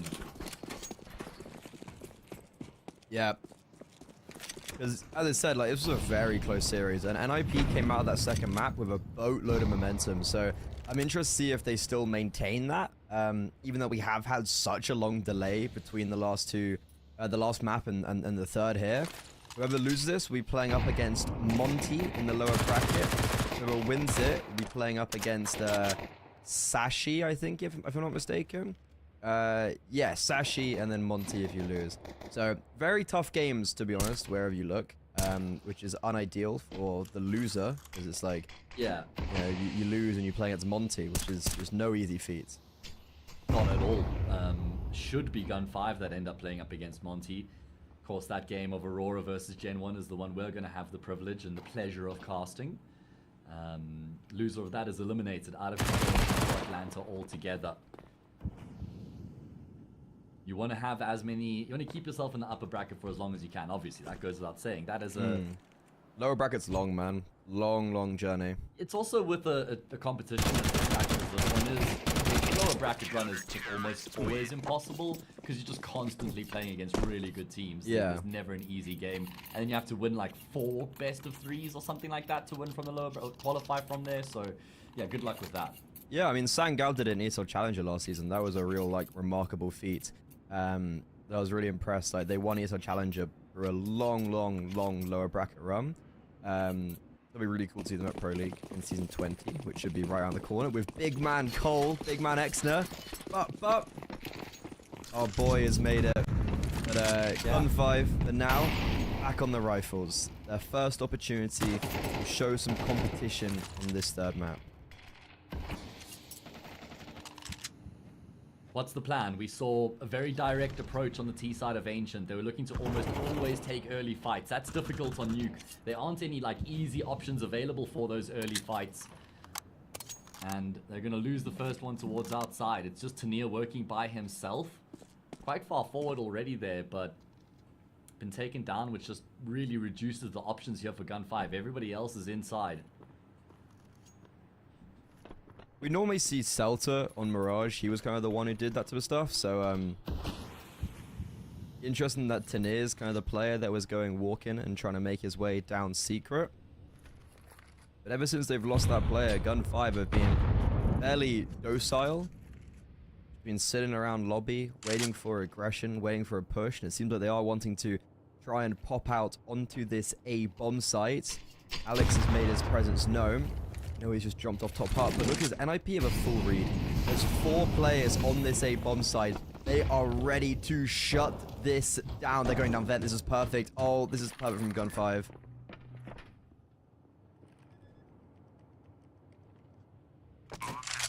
Yeah, great opportunity. That's going to net them a plant as they're in pursuit of their first round. And it's a FAMAS and 2 MP9s, 1 kit, barely any util for NIP to try and make this retake happen. So the deck is heavily stacked against them, and it actually looks like they might just be calling it a day here. Yeah. I don't really like this decision, because they're going to be getting a full buy in the next round. I kind of think you just roll the dice and go for it. Even if you just get the kills and you lose the round, you reduce Gen5's economy at that point. I don't know, man. Bit of a cop-out in my books.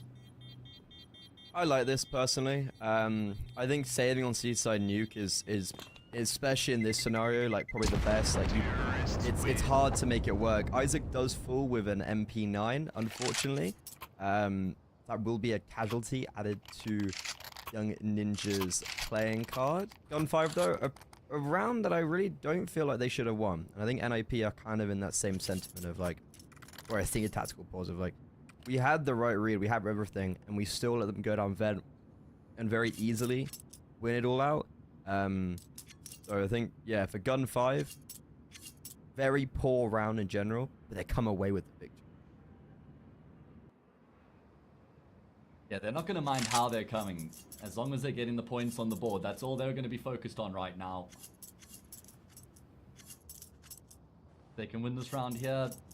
And then they put some serious pressure on NIP, whose economy will be a bit broken up at that point, but not completely, I guess. That's what the saving of 3 players does there, right? Is it just kind of like gives them that buffer for a little bit longer. Wrinkle's got the AWP here as well. I'm really going to be keeping a close eye on him. Can he take over the game here on Nuke? I want to see him impose himself, you know, try force early fights, maybe get aggressive ram, try get a pick cut. It's not really in his style, right? He's normally the guy who likes to just control things from the back line, a bit more of a turret walker, but here we go. This is exactly what I'm talking about out of Wrinkle. Oh, he's getting up in their faces, Battle AWP style. He's kind of lost in the sauce right now. Trying to come back into main, but there's a player right in front of him, and Xello doubles down. Celta, already gone down the vent, will catch off Max as he's trying to rotate and this is a lot better for Gun5, forcing the issue outside to their success. Isaac will at least pick one off, similar to Alex, but surely Alex will survive this, and he won't. Well, Gen5 have actually just dealt with everything going on in the round really nicely. They keep their composure because there's quite a lot going on, and they were making a lot of moves at the same time as NIP, right? I do love the attempt there from Wrinkle. I think it's great that he's showing that initiative, but Gen5 just don't let him get back to safety. And it is going to have to be an eco from the CT side. If Gen5 win this 2-1, that would be so impressive because they had their moments on Ancient to try to close it out, 10-4 the lead. They then lost 3 consecutive 1-versus-1s. And in my mind, like, that's just the map and probably the opportunity in the series gone. Yeah. But if they can come back even after this prolonged break and then beat NIP on Nuke, like a 3-map series, and they come out on top, that would be just really impressive.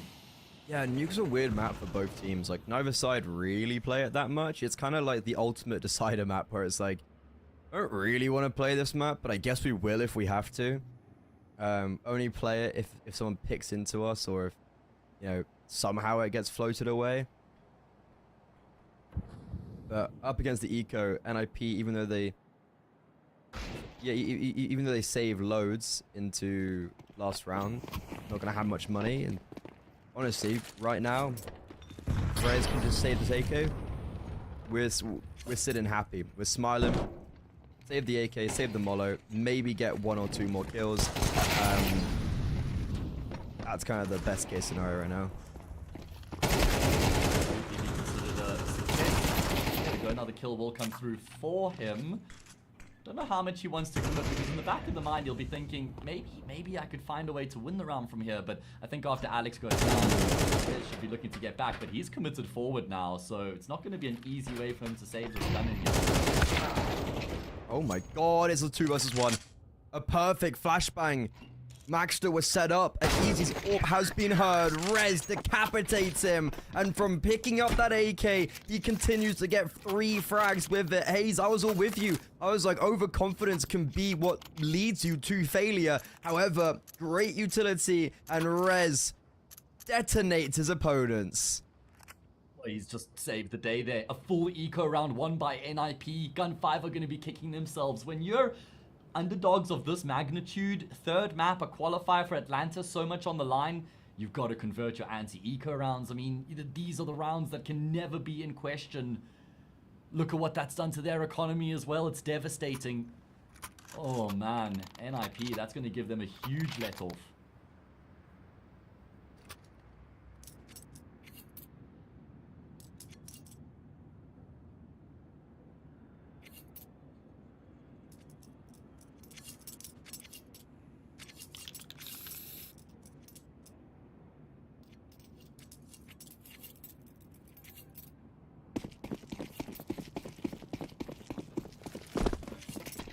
Well, they're going to spend all their money in return. An AWP for Easy, a rifle and Tania, the AK, sure, but outside of that, it's pistols. And the MAC-10 to try plug the gaps. Not ideal. And the nade to kill the smoke is perfectly timed, but Tania on the drive-by will still find the frag, and he's not let go of W since then.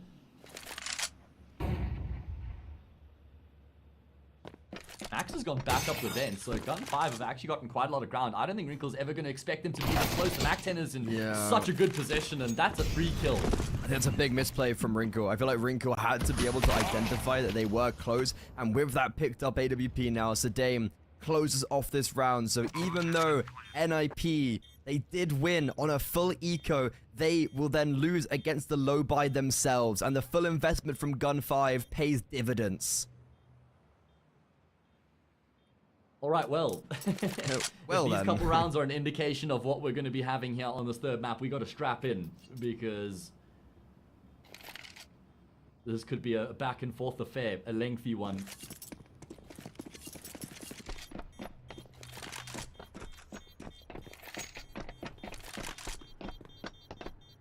NIP, they're going to have to, I don't know, do they buy up around these guns? They will, right? Yeah, definitely. They're going to have a full arsenal of weaponry. I mean, I've been doubting Gun5 throughout the series, honestly, ever since they lost those 1-versus-1s, but they still just continue to prove me wrong. Like, somehow, they still just so competitive. Yeah, it was really rough. So, like, if anyone doesn't know, they were 10-5 up on Ancient, and then continued to lose 3 1v1s in a row. Like, they'd won the pistol, they were 10-4 up, CT side, oh sorry, T side, happy days, and just real misfortune struck, and they pitted out from Ancient ever since then. And the big conversation was like, can they reset coming onto Nuke? And well, they got given a fairly lengthy reset. They got given a lot of time to process what had happened, and I think that's going to pay out in their favor. It's just going to cut down the momentum that NIP had from map 2, and it's made it a very level playing field. However, the rifle still, NIP lose an open kill. Rez will get it back through the smoke. With these smokes faded, and they actually get down secret, the answer's going to be yes. At least they can fake it. Yeah, they could have if they wanted to, and NIP won't know for a fact whether someone's crossed or not, I don't think. So that's why Alex has now had to rotate down, and that's why it's such a good decision here from Gen5 to double back.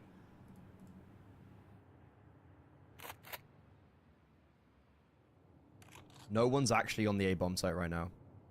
Completely open. Maxter, he's outside by Unbreakable. Alex is clearing all of Secret, so now NIP are gonna clock. Oh crap, they're not outside. We've been played. But unfortunately, it's too late. They've come to that realization as Gen5 make their way onto that A-bomb site. Alex gets caught off guard as well. And Wrinkle now with this lone AWP has to slink off into the darkness, into CT spawn, and try and clutch on to whatever he possesses.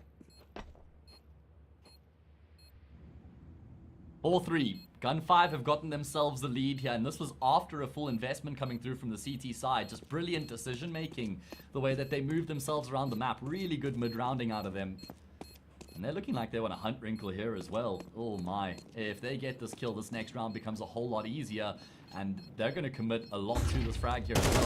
Going to get flashed forward is Celta. And even though Wrinkle can evade the flash, when he peeks back into the angle, Celta's there waiting. Hits the instant headshot.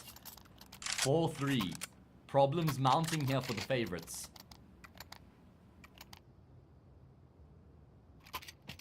Yeah, I mean, well, they've done it once.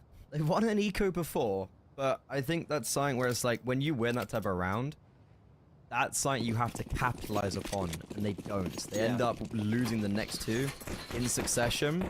So you've actually lost that massive kind of confidence booster that you did claim, and that's something that could spur you on to real success. And unfortunately, Gen5 on the T side nonetheless are not allowing anything of the swords. They pop. Yeah, sure, it's going into 4 players, but they don't seem to care as 4 different players pick up a kill apiece. This Gen5 team seems to be like so good when they're the underdogs, because you'll watch them play a game against, I'm just gonna pick a random name like Illuminar or Enterprise. I don't know why it's the Polish teams, and they'll just like lose 2-0, 13-9, 13-5 or something, and then you see the exact same team pitch up against a Furio in a grand final, and NIP here today. We've seen them against some other teams where they're overwhelming underdogs, and they still just seem to bring this crazy A game.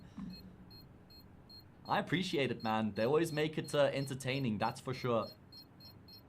Yeah, like, I've seen them do their best work when they're up against some of, like, you know, Furia, NIP. Like, those are some really serious names to be beating. And you'd then kind of assume, like, oh, Gen5 should be placing, like, a higher level of Counter-Strike because of that. But no, it's because they do struggle to have that kind of consistency. Alright, well, that's not, I guess, not what matters right now. No one will be giving them a shadow of a chance here in this qualifier. Imagine they make it. If they make it to Atlanta, Christ. Yeah. Are you getting a Gen5 tattoo, Freddy? A Gen5 tattoo? Yeah. I mean, surely Buster should, not me. He probably has one already, right? He probably has one. To be fair, a Gen5 tattoo, like, you know, there's worse tattoos. Like, it's a cool enough logo, and like, some logos really, like, I don't know, but it's a cool enough. You could also play it off as some like biker gang or something like that. When so you I've tell heard it's people, like, actually you could really pronounced. sell it. I've heard it's pronounced guns, actually, apparently. I've heard that as well, but I don't care. I just really don't like it. So Neither, because neither. I'm the caster, I get to just rewrite actually how it's Facts. supposed to be. If Buster wanted guns, should have just used an S, right? Facts. Stop trying to be edgy. Yeah, you can't redefine the way the English language works, guys. You're like, but actually, it looks like an S. Yeah. All right, well, it's looking like an L here potentially for NIP. Oh man, Wrinkle again, just not really up to scratch. Misses a shot, he goes down straight afterwards. A kill comes through elsewhere. It's a 5v3 off the bat here. This is definitely worrying if you're Gen5. Sorry, if you're NIP. Like, you're on your CT side of Nuke. You literally want a full eco round. You should have been propelled into greatness. And instead, you've gone on the other extremity. You've gone into just despair. However, Gen5 may be a bit overzealous in this round. I was going to say until Maxa does just run through a smoke. But they seemed a little bit disjointed. Like, you know, you still had Tinner going down outside. You still had Easy. Like, you know, there was a little bit of lack of cohesion, and I think there definitely was a possibility where Rez could have got a multi-frag, and then Maxa could have initiated off that, but instead, it looks like it is just gonna, well, I was gonna say, it should just be going in favor of the T side, but now it's just Easy, left up alone, pistol out, he's fumbling, it's a 1 versus 2, and Rez, alongside Alex, clutch up every single frag. I'm gonna keep it real with you 100. I was digging up some stats here on Nuke, and I just looked away from my screen for a brief moment. I look back, and the kills are just coming through for NIP. That was a 4 versus 2 there, and Gen5 don't even get another kill in the post plant. No, how man. has that fallen apart so damn quickly? It's Rez, 1v9. To be fair, Alex did also do some stuff, I will say. He also did, like, he did get 2 kills from Ramp, while Rez was getting 2 kills from Secret, but it's like, so that issue was exactly what I was saying. And I was like, oh, but it doesn't matter, they still won the round. It was the fact that Gen5 had, like, they were almost maybe like lackadaisical with their approach into that final, the final third of that round of like, oh, we've won, doesn't matter. Like, 2 people can come late outside and we can try find a pick. No, you're actually going to lose the round off it. Wrinkle, though, on the AWP, back in this next round. Bit of a heavy miss there. And he'll take a lot of damage for it. Another one. Another one. Another miss. Yeah. A lot, to be fair, since map 1.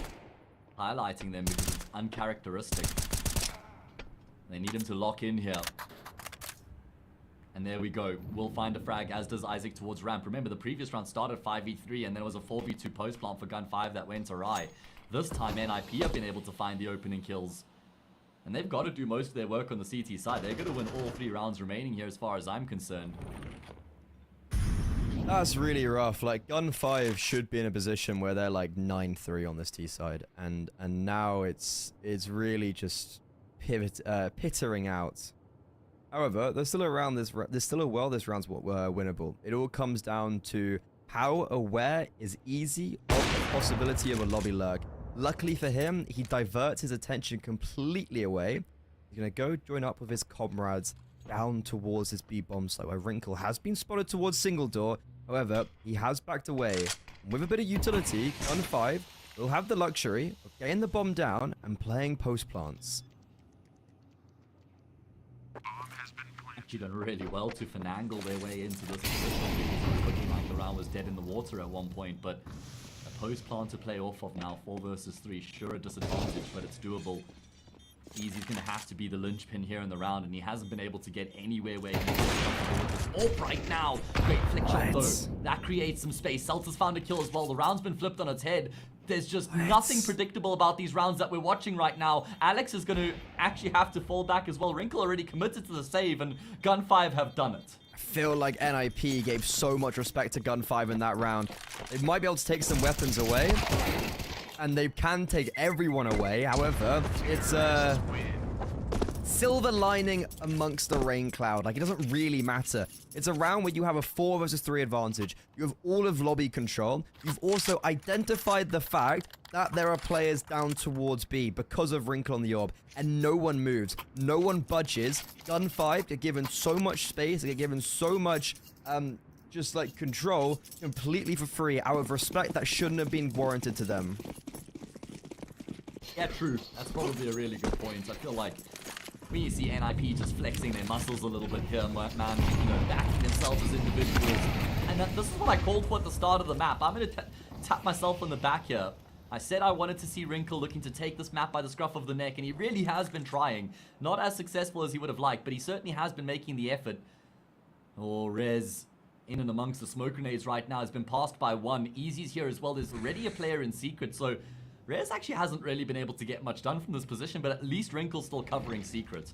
This Molotov is going to flush him out, though. He's not going to try and sit in it. There is FAMAS waiting. Jaws open. Wrinkle's also repositioned as well to try and support some of his other teammates. And the T side very separated right now. One was down secret. It's yellow. Wait. Oh, I was thinking, like, what's happening in heaven? I was really confused why there were two players on each other. And it's because yellow got the jump. Now, similar to the previous round, we have a 3 versus 4 for Gen5 that's made contentiable. And the bomb will be planted in a 3 versus 3 retake. Alright, well, the back and forth affair continues here, and Wrinkle is doing his damnedest to keep that up. NIP desperately need this round, because if they don't win it, then, well, they're almost just going to have only 4 to work with. It'll be really tough to get the 5th going into the last.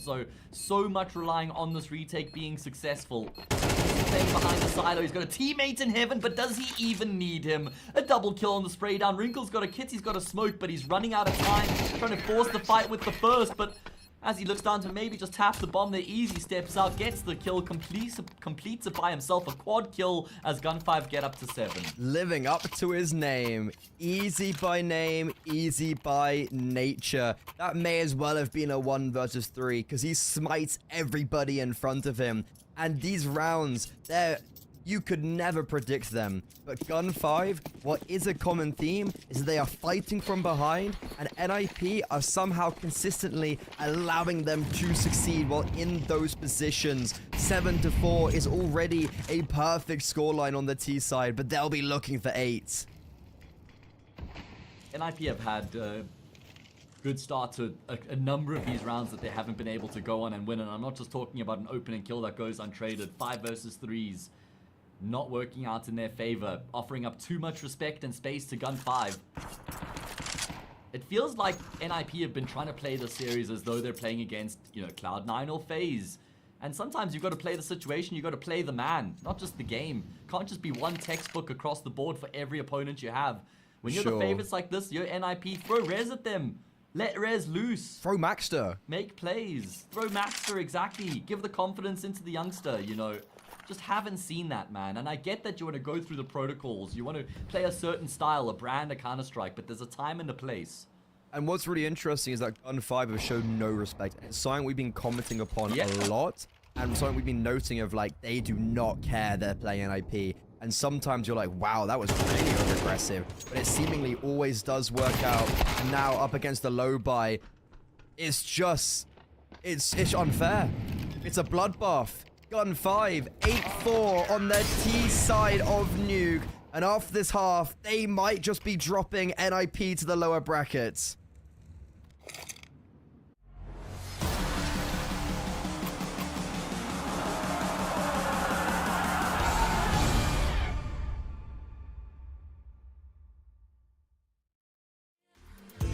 No need to be sure, no. 1, 2, 3, oh, I want you near. I need you in my life, but alright. 1, 2, 3, just get over here. No need to be sure, no. 1, 2, 3, oh, I want you near. I need you in my life, but alright. Just come over. Won't you come closer? Yeah, just come over. Oh, hey. 1, 2, 3, just get over here. No need to be sure, no. 1, 2, 3, oh, I want you near. I need you in my life, but alright. 1, 2, 3, just get over here. No need to be sure, no. 1, 2, 3, oh, I want you near.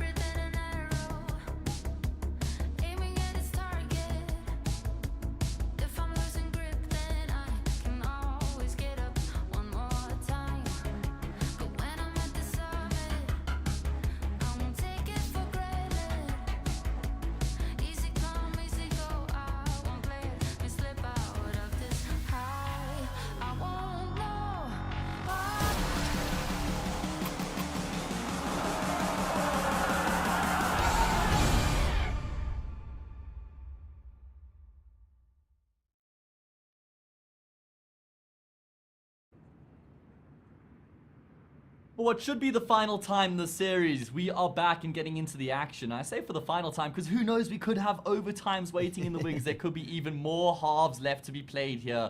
Freddy, it has been one hell of a ride so far. Gen5 are on the brink of doing the unthinkable. But they've been here before. And they've been even further along. Ancient 10-4. We cannot forget that.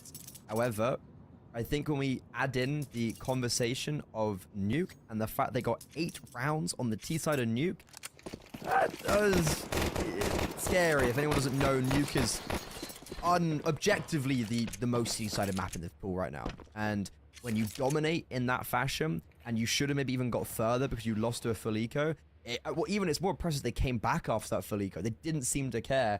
But now, on the C-side pistol, this could end it all. Molotov, top heart, no one's there. Ziello dodging both of those flashbangs. Sedame, though, he's tapping away from second vent. Everybody's here for the CT side, and they are smearing NIP's bloods all over the wall.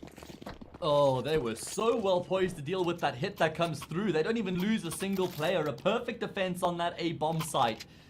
NIP, they just try and go for a structured strategy there, executing into the A site, but unfortunately they just get mowed down upon entry. You love it when your dead vent player gets that first kill, right? Because then the next player who's coming out of hut for the T side, he's trying to clear all the way deep into dead vent. He's not even ready for the player under silo at that point.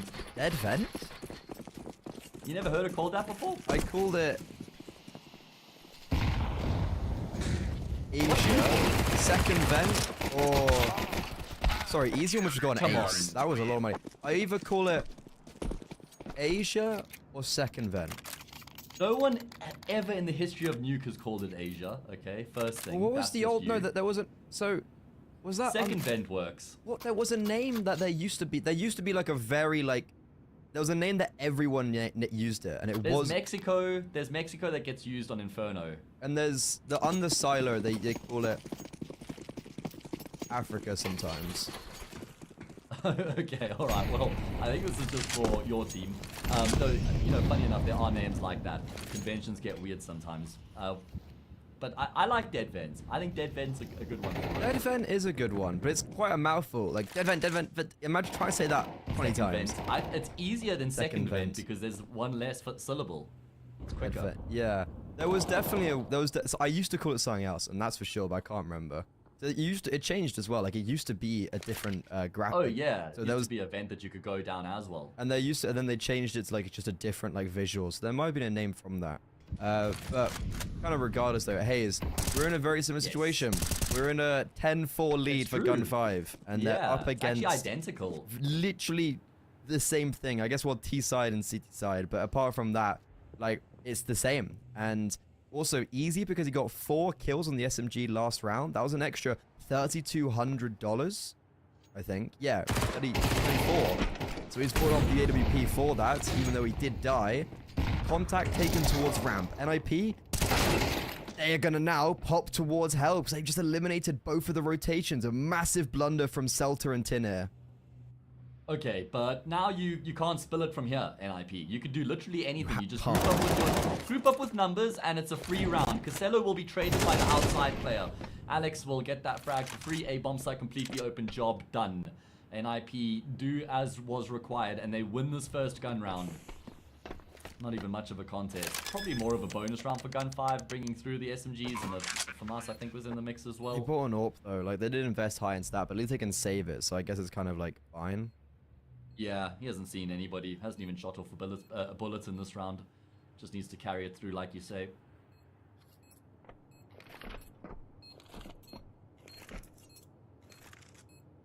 Well, right now, you had Gen5 previously given that taste of success.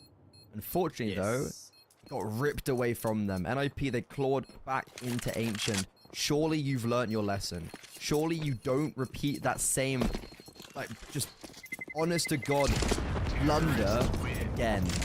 And on the city side of Nuke. No way, right? There's no way, surely. And we've been building the series the entire time as it basically being unlosable for NIP. And now we flipped that script entirely, right? We're saying unlosable for Gen5 from here. They need 3 rounds. I wouldn't say they can trip over the finish line from here, but oh man, if they don't win it from here, that would be a disaster. Let's see. Another gun round coming through.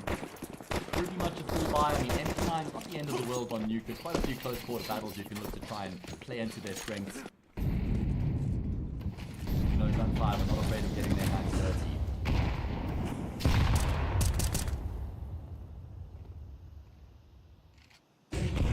This is all on Alex, by the way. This is where the IGL needs to step up and just call one hell of a T side. Keep everybody focused, keep the belief, and just, yeah, make sure that you call one hell of a tight T side. This is it's an awkward round because you have like, I think Easy's got the whole of hut control like deep, and they have an idea that no one's in lobby. I kind of would like another rotation. Yeah, Sedame's come down, somewhat joins yellow. No, Easy's still in hut.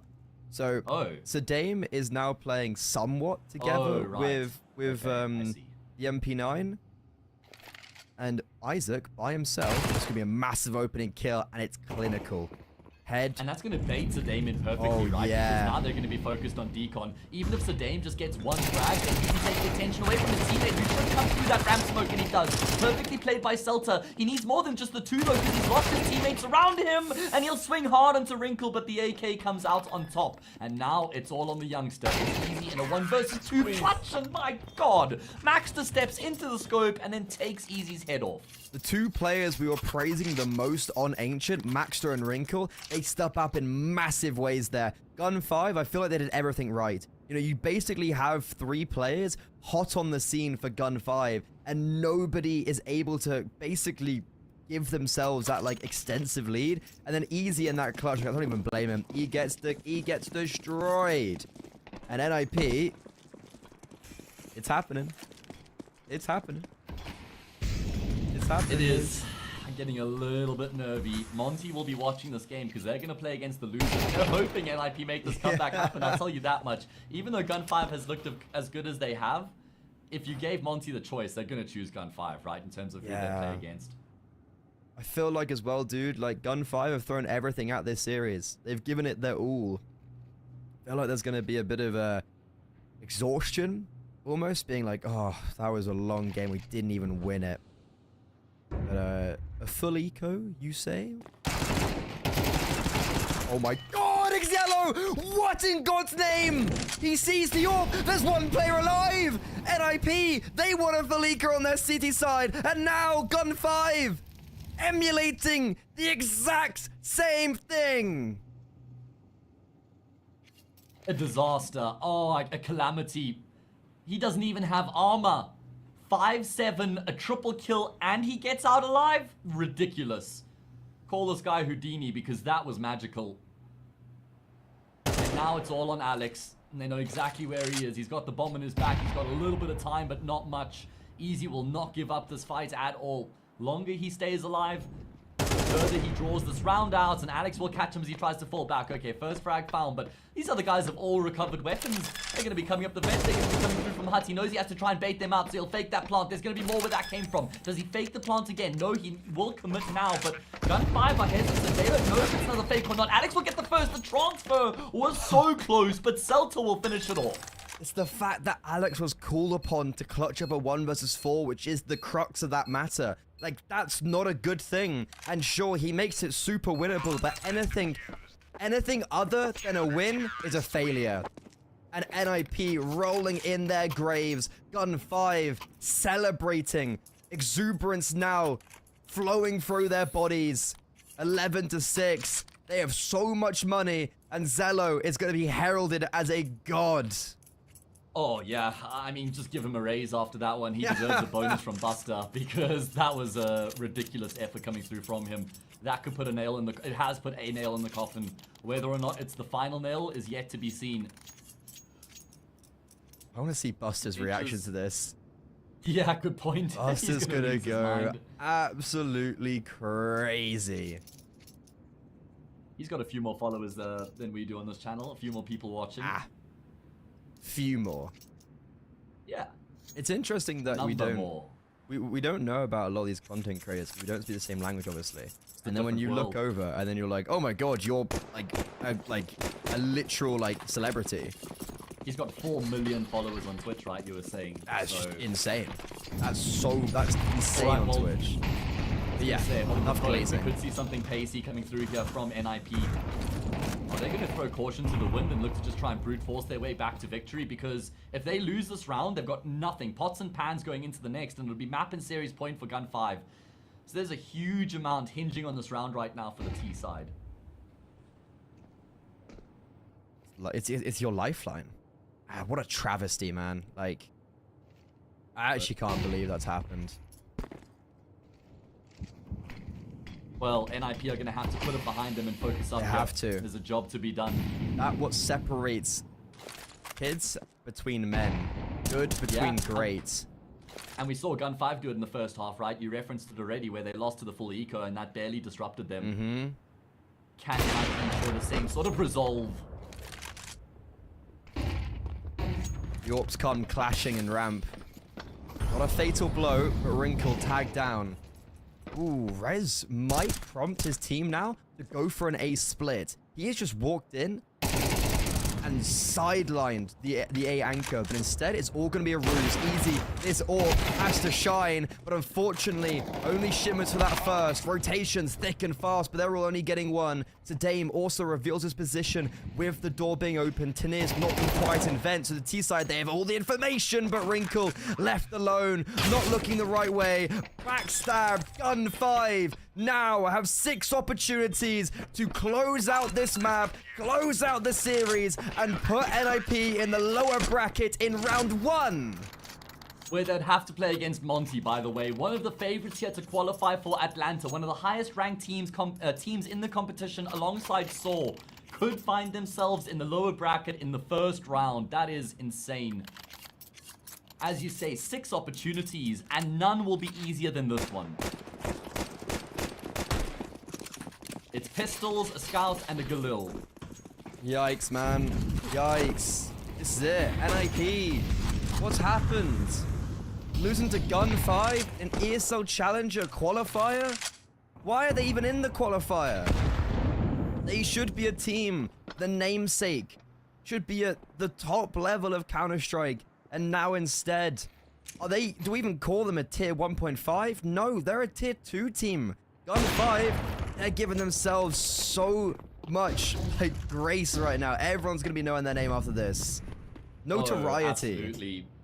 Put some respect on their name. They have heavily stacked up this B bomb site though, Freddy, and that's not where NIP are heading right now. It looks like they're in 2 mines as to where they want to go after getting ramp control. Maybe even 3 mines, because initially it was push hell, then it looked like maybe go down ramp, but they've actually just doubled back into lobby here. And Gen5 have doubled down on the stack in the lower bomb site. Does look like Tanir's going to head back up the ramp, and there's just never a world in which you expect Isaac in this position. Our position right now. Oh, it's all kind of falling apart. 3 versus 2, but Tanir, he's dropped down. They don't know about this. There's the first, able to turn on a dime, and easy puts the nail in the coffin. It's red on the trigger for Gen5, and dismay for NIP. Oh my goodness, I can't believe that they've done it in 13-6 fashion on the decider. It took us a long time to even get into that third map because of all the technical issues, but they made light and quick work of NIP. They've sent them into the lower bracket, Freddy. What a ridiculous result for Gen5. We already spoke about in the pregame how good it is for them to even feature in this qualifier, and now they've toppled NIP. It's actually insane. Like, we were coming into this, and I was like, I'm puffing my copium, like, I've seen what Gen5 can do. Like, you can go back, I said it since round 1, and I was like, from the form of NIP is in, I was like, this is such a possibility, but it's like, it almost sounds crazy because it's like, who are Gen5? You know, I think they're like top 80 on HLTV. Like, they don't have that ranking. But just made a roster change. Yeah, like literally, like we don't even know if Sadame's like, you know, the player that we play. Give this guy a contract, yeah, please, definitely just right now. Just send it to him. But it's like, look, they did it, and I don't think like it actually is completely unreasonable to have expected this as well. Well, fully deserved after we saw how well they Really? played across the board. You know, winning on their map pick was one thing. You know, dropping the ball the way they did it was another thing altogether on Ancients. And then to recover and dominate map 3 is just like, is crazy. But Freddy, listen, we're running behind schedule here, mate. This series was supposed to end nearly an hour ago. Thankfully, it wasn't too long of a map. We're going to have another game coming up on the stream, guys. It's a lower bracket matchup. It is going to be... who are we casting, Freddy? We're doing now NIP versus... Oh, no, No, we're doing... not. No, we're doing Aurora Gen 1. Aurora Gen Aurora 1. Gen 1. That's who we're doing. Enough Okay, of listen, NIP. there's been a lot Enough going of on, NIP. guys. There we go. Please, just get NIP out of here. All right, like I said, Aurora Gen 1 is going to be the match coming up on your screen soon enough, guys. Don't go too far. We'll be back after this break.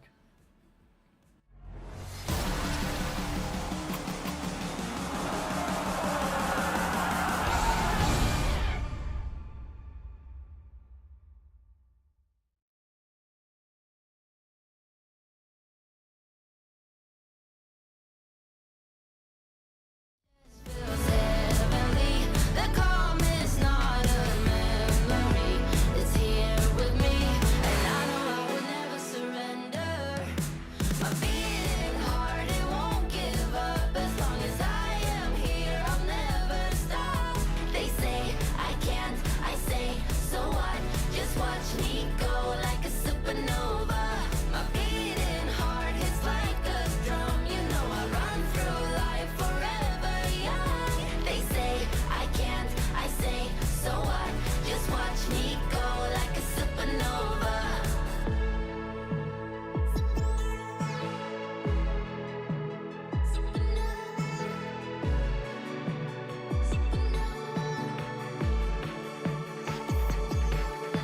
My beating heart, it won't give up. As long as I am here, I'll never stop.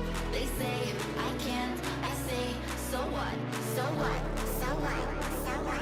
So what? My beating heart hits like a drum. You know I run through life forever young. They say I can't, I say so what?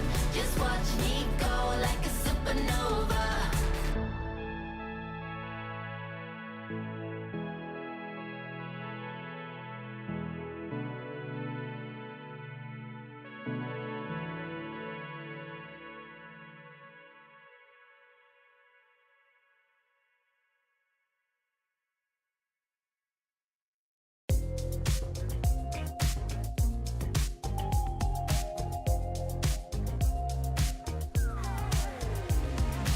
Ooh, I can't stop this feeling. It's setting all my doubts on fire. Ooh, like it won't believe it. Won't let a moment pass me by. Too late, can't win. I'm giving in, 'cause I can feel something coming. Coming over me, holding me till the morning. And it keeps me dancing when I feel something coming. Coming over me, I just keep dancing. Ooh, morning light so blinding. It's on the ceiling and the walls. Where is my name? 'Cause I can't find it. Those early memory lane walls. Ooh, but I know it's the price that you pay. Ooh, for living it up on Saturday. I can't win, I'm giving in, 'cause I can feel something coming. Coming over me, holding me till the morning. And it keeps me dancing when I feel something coming. Coming over me, I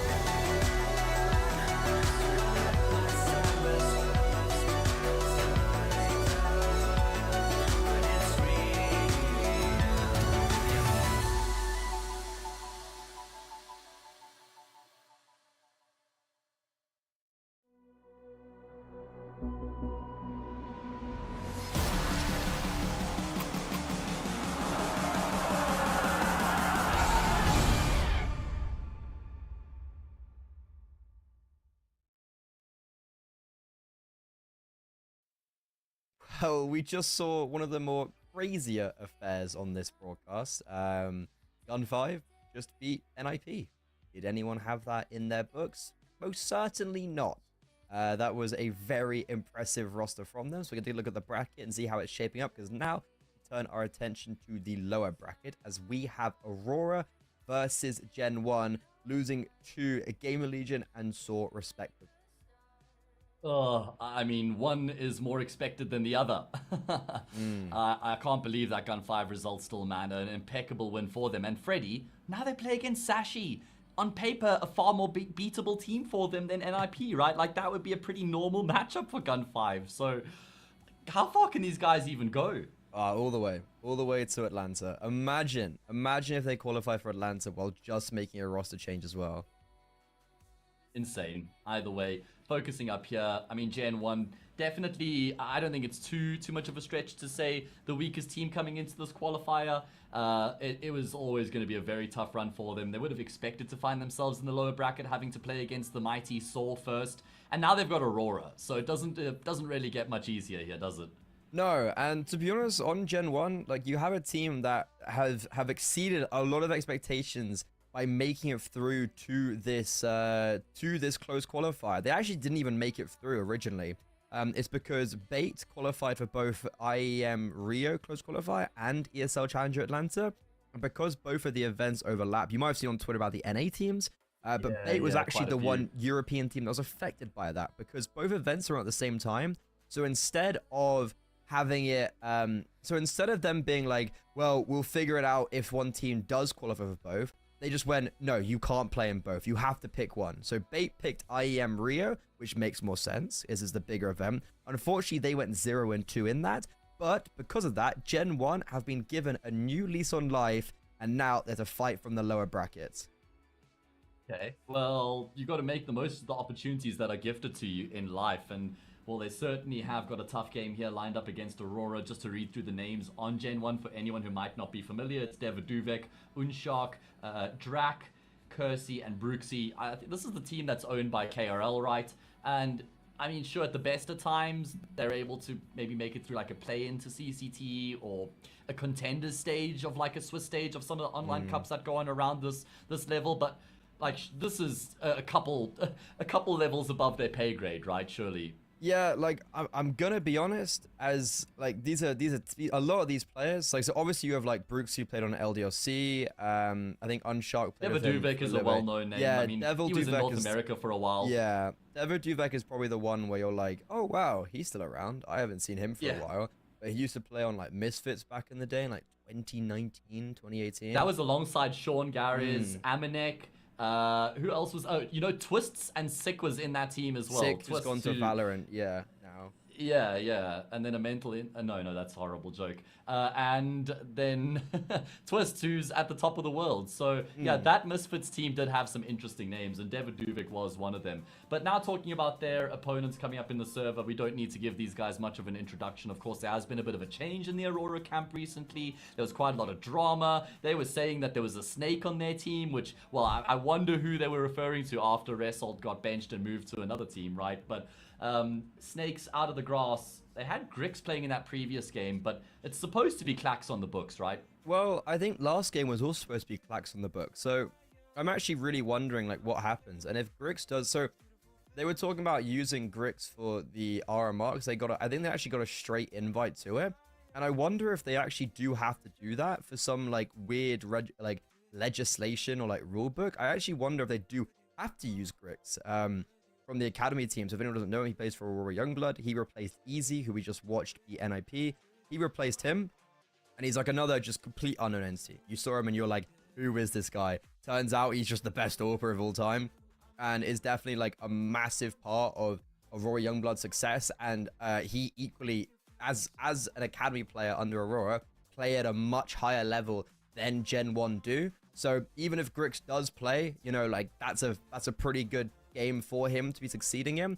And I think it was like Deco's going to be rifling, which is definitely like an interesting thing to say the least. So I'm honestly wondering what we get out. But Aurora are a team that they don't need any, like, you know, okay, we sit here and we're like, we don't need to introduce them, but they are a side that went from being like very much a top 20 consideration team to now like struggling at LAN against those better teams. So maybe they have hit their peak of like how far they can grow, and that roster change is probably maybe needed for that.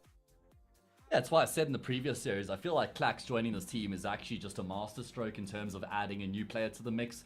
With Result, I mean, he's incredibly talented, don't get me wrong. I'm not saying he was the problem in particular, but you just had so much firepower and there wasn't much structure, there wasn't much order, and if everybody wasn't just hitting their shots, they didn't have any like systems to fall back on, right? That's why the floor was just in the basement. And I feel like Clax coming into this team, taking up those anchor roles, you know, just taking up small amounts of space, he can allow for his teammates to now play their game, you know, have that space to do what they want to do and rely on Clax to close things out and be that solid individual they need. So I'm excited to see Aurora with Clax, but yeah, I guess we're not going to see it tonight. Yeah, we might be, you never know. But yeah, I think I did an interview with Innershines, their ex-coach, and that was kind of exactly what he was saying. He was like the one issue on Aurora was like they didn't really have a lot of things set up, but I think since then it has been very clear that they have done that, and I think with their improvement and, you know, second place at ESL Challenger Sydney, deeper runs in other tournaments surrounding that level of competition, they're a team who should be making it through. Their expectation would be to make it through and like do well at some of these events. Yeah, that is it, Freddy. Unfortunately, I was expecting to be rushing to get into this game because obviously we fell behind schedule with the previous one, but evidently we're not ready to get going just yet, guys. We're going to save our voices, and when the players are ready to get into the action, we will be as well, so don't go too far. We will be jumping into this next game soon enough, and we'll find out who one of the first teams to be eliminated from the Atlanta qualifier is going to be. We'll be back in a moment.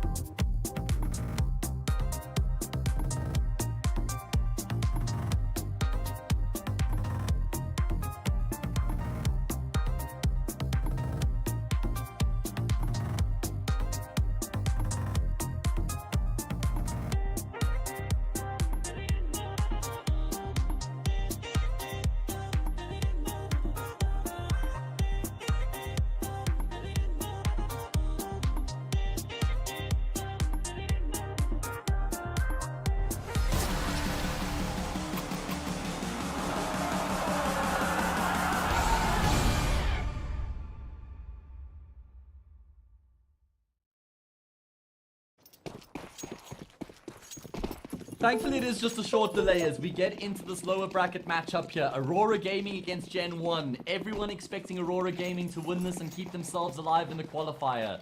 Can Gen 1 find a way to make the upset happen? Well, we've already seen one underdog story come into fruition. Why not a second? This pistol round looking pretty good for Aurora. The bomb's taking it's sweet time to come across, and Gen 1 now are setting up and preparing for the retake. I am very cautious of what like Kenzie and Nori are going to be able to do in this position, because they are not with the rest of the team. They're holding for the extremities, and we're going to see Nori come in as a late flank and Kenzie now come in through A main to join up. Well, all hell breaking loose on this A bomb site as Gen 1 look to try and make the retake happen. They've got a smoke grenade on Devaduvek. The Julie's looking to try and find a way into the thick of things. There's a snake in the grass though. There's a dagger that will be stabbing Gen 1 in the back, but that smoke on the bomb is certainly going to make life uncomfortable here for the team. Thankfully, Norby can see him, but first has to kill the first player. He's run out of ammo. Oh my goodness. I love Devaduvek so much, because you know what most players do in that position, Freddy? They let go of the defuse to try take the fight themselves.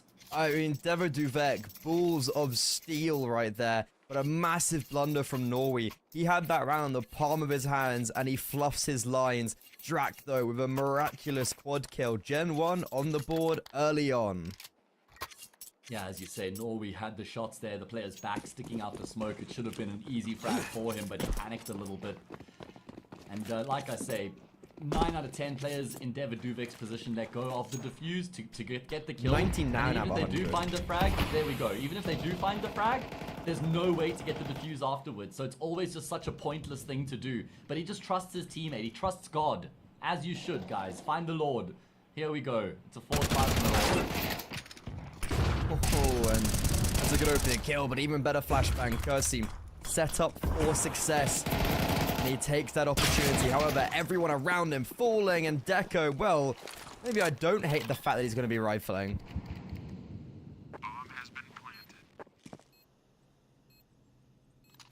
Yeah, I mean, brilliant double kill coming through from him. Aurora Gaming go back to the scene of the crime. And you know what? Deco on this rifle is loving life right now, but Brooksy will find 2 snapshots coming through from him. Kenzie needs to finish it off, and he will. Yeah, the one thing I will say about Deco on the rifle is that he is a player who just loves to take gunfights. And, you know, we've seen quite a few AWPers move into... Everyone kind of has to be a hybrid now, and there's quite a few AWPers who have just prioritized the rifle. I mean, Zaiwu is a good example of someone who's doing it for a long time. Nico Dodge as well. So I don't hate the idea. I think Deco can be devastating on the rifle, but he's just so good on the eye on the AWP, man. It's almost just like from a selfish perspective, I want to see him sniping. I think it'll be really, really cool. Like, I think he will be AWPing in the future, but right now they're using Grix, who is the Academy player AWP, which we were talking about. And, well, Gen 1, they're going to be forcing back into this round. However, to no avail for that opening kill. Lackey owns Brooksy. He was the one player that started getting things going. But now, Gen 1 in a 4 versus 5.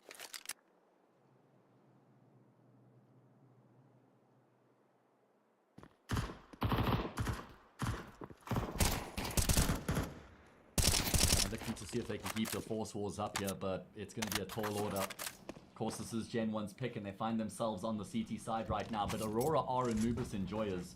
Haven't really been able to speak about the veto much, and I know that they've kind of fallen out lately, have Aurora, but it's still a hunting ground they're very familiar with, right? Map 2 being Dust 2. Aurora, I think they had it picked into them against Gamer Legion? No, they didn't play it then. Did they not? So, oh yeah, so Dust 2 aside. So Aurora picked Nuke against Gamer Legion, and they lost 13-1. Saw, yeah, they played Dust 2 against Gen 1. Gen 1 picked Dust 2 and lost 13-4. So it's a bit of this cool, like, gamble call from Aurora to be like, oh, well, Gen 1 enjoys map, but I know we could beat them on it because of maybe their past experience as well on it. Not only that, but just we know we're way better than they are as individuals, so let's just go to an aim ground like Dust 2 because we know we'll run them over. That for me is a sign of confidence. You're not like, oh, let's pick our best technical map where we're super comfortable as a team and all the rest, right? Then they could have gone. They're thinking, let's just bully our opponents. What map can we do that on? Mirage or Dust 2? Mirage is banned. And that sign of a confidence to me was a very good look for Aurora. And well, this is a pretty good look as well into the first few stages of Ancient of Anubis, 3-1, and they lost the pistol rounds. They really bounced back effectively. Up against the rifles, Grix on the AWP. Hayes, we know he can be super effective. Is he going to be able to slot into Aurora's system and still have that same potency? Well, I mean, it's not a long-term thing, right? It's just about whether he can do it for this event or not. And we know he hits hard. He's not going to have to do a huge amount in this team, and there won't be much pressure on him, right? When you've got guys like Deco, Kenzie, Norby around you, you know they're going to be carrying the mantle. So Grix should be able to just play his game freely here. Not loads of pressure. And a team like Gen5, I think like you were saying earlier, is someone he'd be very used to playing against. Not necessarily this team, but this level of opposition, right? Well, he plays against higher level, like Gen1 are even below what Aurora Youngblood play at. I think like this is a massive achievement for Gen1. You know, they are a team that struggle in like CCT play-ins. They've never even made a main Swiss. So I think that kind of sets up what they are like as a team. And I think they did show a good fight against Source. So it's, and we know, I know players like Brooksy and especially Devin Duvek can play at this level of competition. It's just about seeing if they can readjust. Deco, conscious of an aiming push, deals with one of them. Also did spot a player in connector. So I think there's a confirmation there's actually only one player towards A, and they are going to be hunting Drak down. Yeah, I wonder if they want to just secure the control. That's made Kenny right to make for an easy kill. Kirsty's going to go through the molly, but Grix can hear that, so he's ready for that fight to come through. And Aurora make that round look easy. As you say, predicated off of Deco's information. They get to kill tags a second and spots a third. So they're able to piece the picture together, get a very good idea of what's being set up by the defense and how they can get past that line. So 4-1. Just want to highlight Grix once again against Gamer Legion. He did have a very tough time of it. On the second map, sure, they just struggled across the board, did Aurora, but he was 3 for 13. First map, 8 for 15. So yeah, he's definitely going to be looking to show some better form here against Gen1. Yeah, I think Game Legion's a big jump up for him with the caliber of teams he would be used to playing against. And I think Aurora did just seemingly struggle as a whole, so I don't think maybe he was necessarily the biggest problem, because everyone did. But even in that round, you know, like he gets that one quite important frag, and I think what's really good for Aurora that round is that, like, you kind of have the information there's probably only one player towards A, but even regardless, they do just move as a squadron. Like, if there was a second player on default, they can just trade him out. Like, there's no double guessing. It's just very confident plays from Aurora, and I think that's going to be something that's going to be very hard to dismantle against. If you are playing in this manner for Aurora, they can just simply outplay Gen1.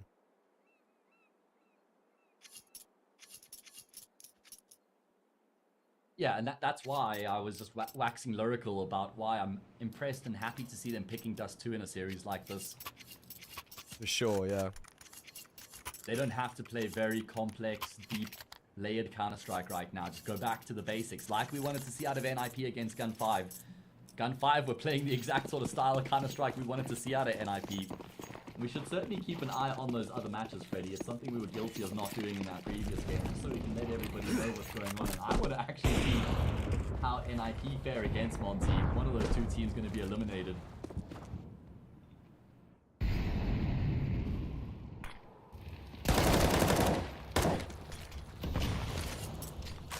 This is an eco round for the CT side. We've already seen 2 in the last hour.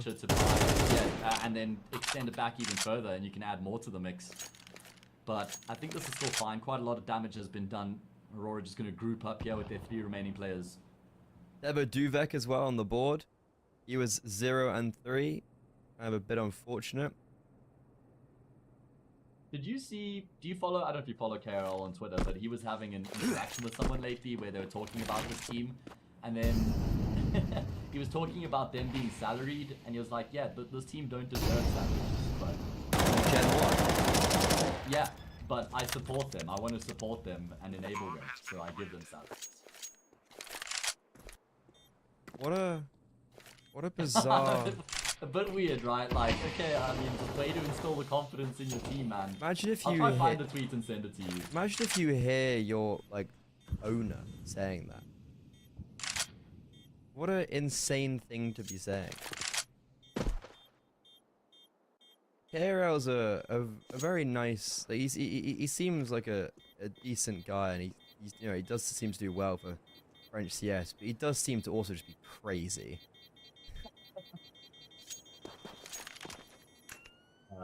I hope I'm not misquoting. Oh, here we go. I've got it. All right. Says, yes, you are right. They don't deserve salary, but I want to support French players, and we're not speaking about the same amount of money between Gen1 and Bleed. Oh, because he was criticizing Bleed about wasting money, and then someone said, well, your team's ranked 135th, and then that's when he was like, yeah, they don't deserve salaries, but I want to support them. So there we go. Okay. So it's like a backhanded compliment in a way, I guess. I don't know. It's a weird, like, I think it's like, yeah, either way, I think, like, I do somewhat agree, like, Gen1, you know, they're not a great look. I think they've done very well to get here, but I don't see them, I kind of hope they can build off this in, like, future tournaments type thing, you know what I mean? Like, hopefully this isn't, like, all the success they get. Even in advanced, they're 8-5, like, they've just about kept their spot, but they haven't made playoffs. That's kind of also, like, a pretty good showing of, like, you know, losing to Ruby, Forza Academy, Rostec, Cool. alternate attacks as well, like, not great results. But, now, Drac has been on form.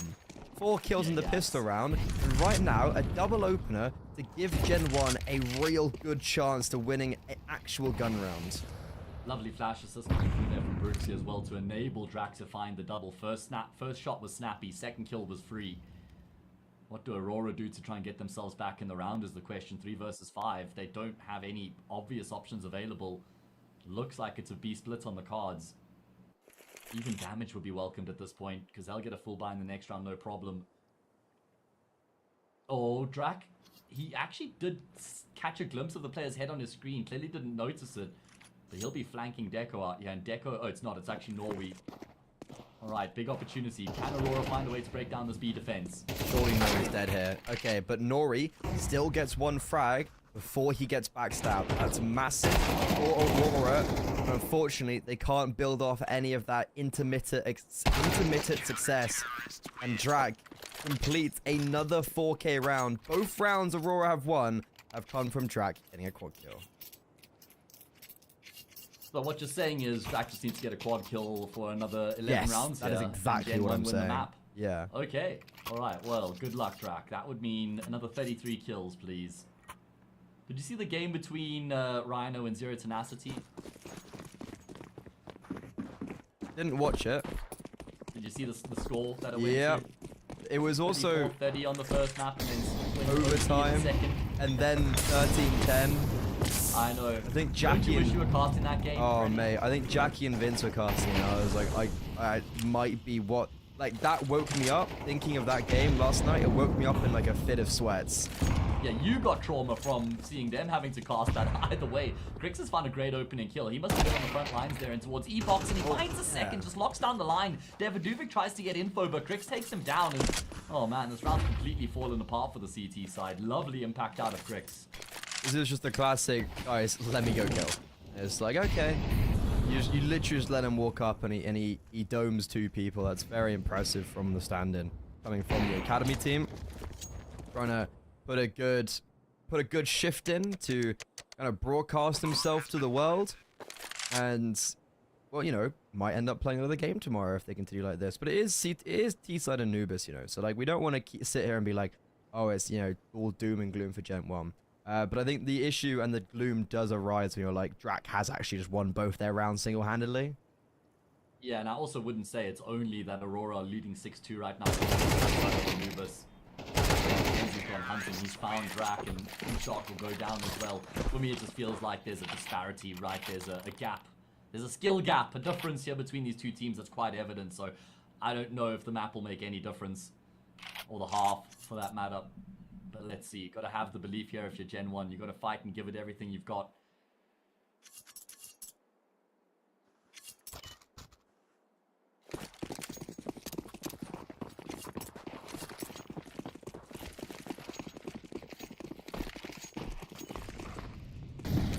Okay. If they are going to stop this game from completely disintegrating, they've got to win this gun round. Yes, this is one of those bigger rounds, right? And I do appreciate how Aurora have just been bullying kind of towards this B-bomb site. So Gen 1 try and kind of react and shift out of B main to take that control. If they do go too far, that's when Nori will be lying in wait to snap them away.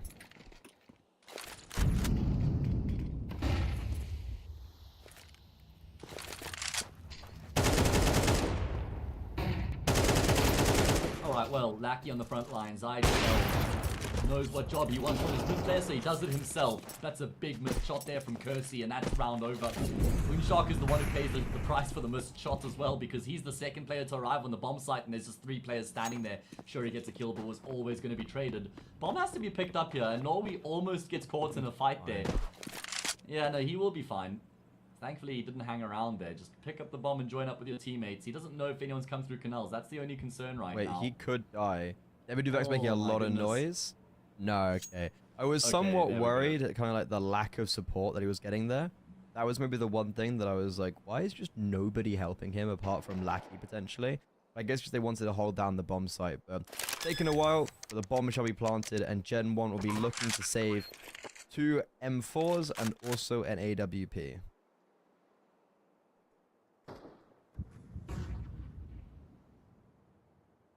Doesn't really matter in my books. You know, saving guns is great, but you need rounds on the board at that point. This is the currency we're looking towards. Actual money in the bank. Nice shot there from Kersey, but it's a consolation kill.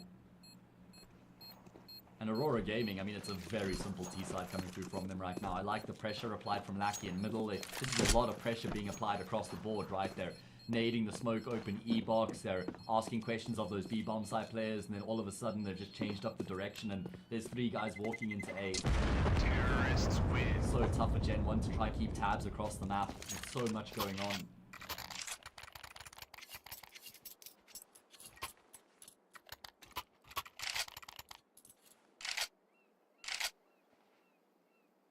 Okay, so that save will mean that they can purchase back into this round, and that's all good. However, conversations goes of you keep on saving, you keep on having purchases. You've got to be able to do something with it. So this is when Gen 1 said last round, it's kind of when they stop from the half running away from them. They have that same opportunity here because of their reinvestment.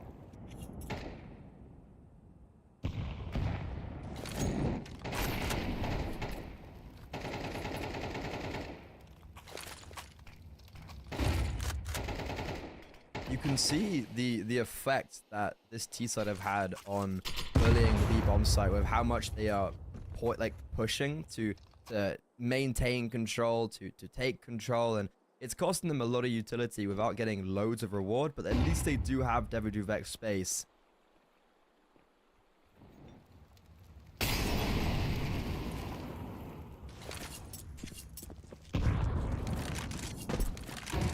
They're not looking to take the fight to Aurora here. They just want to bunker down in the bomb sites, and that could also just be another problem because Aurora at that point just get absolutely free, and they have all their options available to them.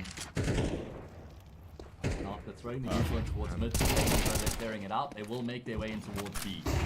Okay, Lackey dying there is not too great, and it actually does cause Aurora to maybe reposition themselves, and they have to wait for this smoke. Flashbang completely blinds Brooksy, but David Duvek is there to save. 2 versus 5, and Aurora actually looking quite limp right now in round 10. So Gen 1, we called upon them, and they're delivering.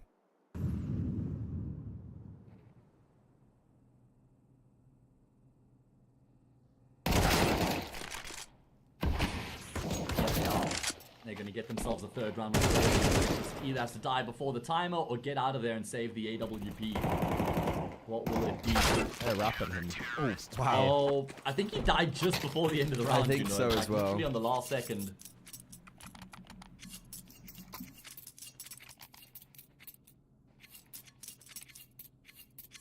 Okay, it's a step in the right direction, but money's really good for Aurora, so even if they lose this round and get bombed down, they're still going to probably have money for the next. And Gen 1 need to be cautious where they have a tough road ahead of them. But that was a pretty nice round from them where they just kind of don't allow Aurora, they don't get faked out by Aurora's default and still are able to catch off the mid player and then also not allow the connector push to be successful.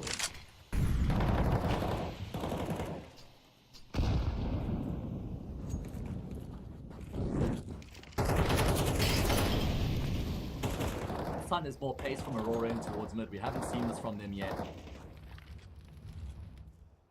Baki's already gotten full control, and he's got support here as well. Bomb has still been dropped in the back lines, but I'd like to see them just keep moving forward with this instead of just pausing and holding angles. I will say, I think the difference is that Grix is holding for B aggression. They've been doing it so often that Grix is just waiting for that to happen, but they're not looking like they're going to give it to him. So Grix currently is just completely out of the fight.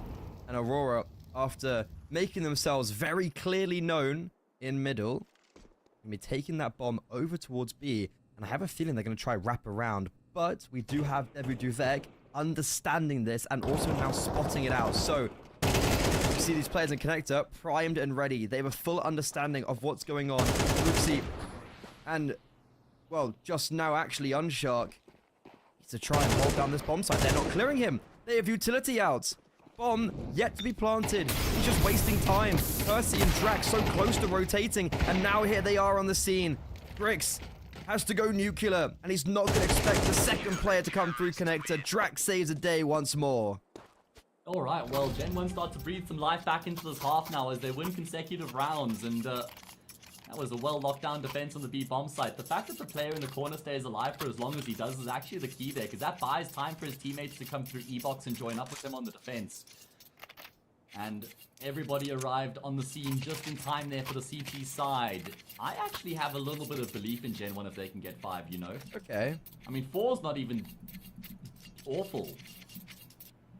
4 is not awful as well. 5 is like very legit, and because of no bomb going down for Aurora, money's going to be in a pretty weird spot. We do have a Tech 9, we do have the Galils, we don't have the AWP out for Grix.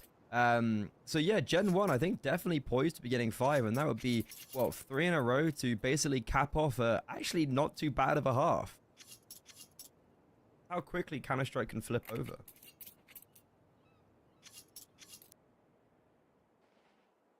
Yeah, it's true.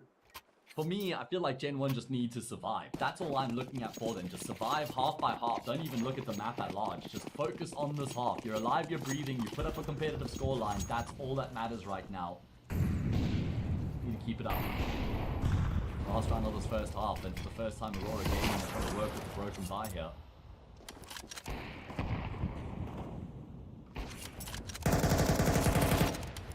Most ideal of purchases, but instead of going for some of these defaults we've seen where they try and confuse the opposition and end towards a site, I think they might just want to go straight towards A. Kenzie leading the charge with the Tech 9. Unshark spotted, Mollowed, naded. He's in so much trouble. He'll be dispatched with super easy, but look how fast. There's basically 3 players now rotating onto the A site, and because Aurora probably realizes this to be the case, they freeze and look to reevaluate themselves.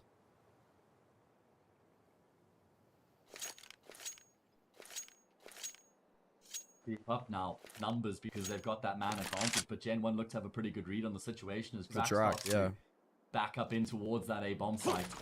And he will arrive just in time here. Aurora Gaming start to get a move on. Grix is going to dump the utility in for them. Smoke has been bloomed. They're waiting a few seconds after the smoke blooms so that the CT see no further presence. They think it's a fake, and look at that. There was a player who started to move out of position, but the util comes through. Gen 1 will keep themselves rooted on this B bomb site, and the frag couldn't be any easier for them to find. Only Deco left, and he will fall as well. A very good recovery from Gen 1 sees them get 5. Can they keep up the fight going into the second half?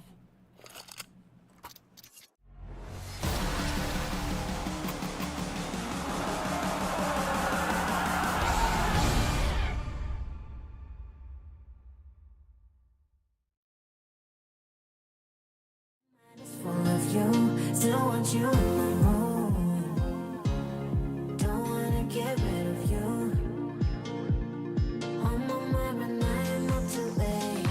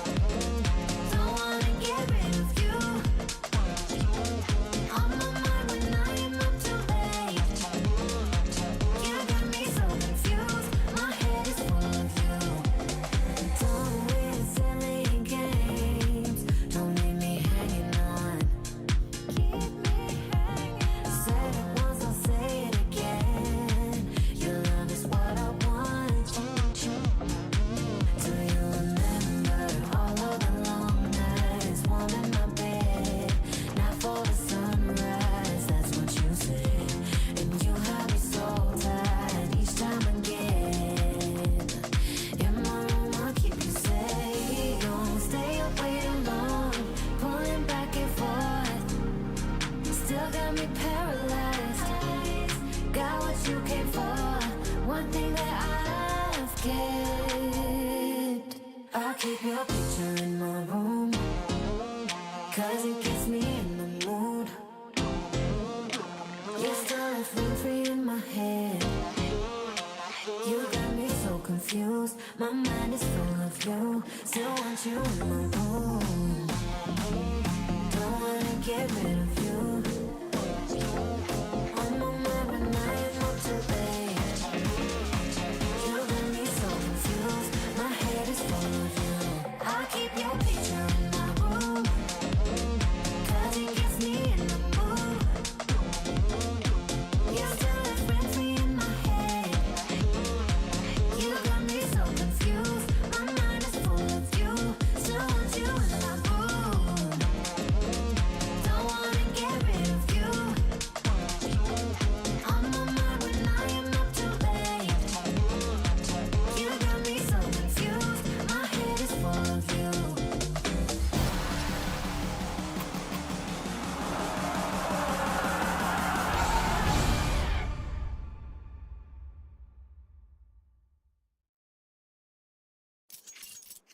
Gen 1 has now made this very competitive. It felt like Aurora were potentially running away with this map, as we'd anticipate, but 3 rounds on the trot means if Gen 1 win this pistol round, we have a game on our hands.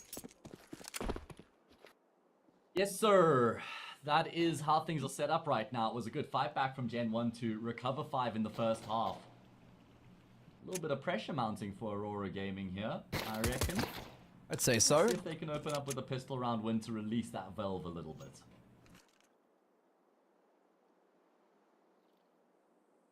Looking to head towards our Gen 1. Brooksy, I'd say he'd be more of an instrument of lurking. See if he can catch any players off. If they over-aggress and try to run through. Or they might just go straight back to him. Could be dangerous because lying in wait is Deco and Kenzie, both with dual Berettas. Yeah, I wonder where do they finish this round, because wherever they try go, there's going to be a contest at the choke point to get into the bomb site itself, whether it's front of A main or E box. They're just going to try and feel it out before they make any decisions to commit. Brooksy just sends himself into E box. He goes straight down. Then it's like, yeah, okay, guys, I think you need to go A here. But now, the T side are in the gnome. Bricks, his dual brothers are looking to shine. Will be some bite back, and Kersey coming through from middle will be the spearhead for success. Bomb can be planted, but look how quick Deco and Kenzie are. They can deny the bomb. Unfortunately, a little bit too late to it.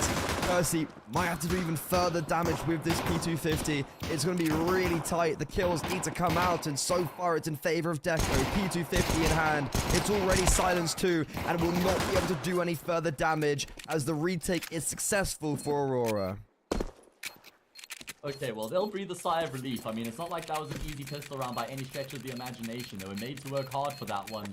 Bomb plant still comes through here for the T side as well. That would be a mark of success for them. But Aurora start off here in the second half nicely by winning that pistol round.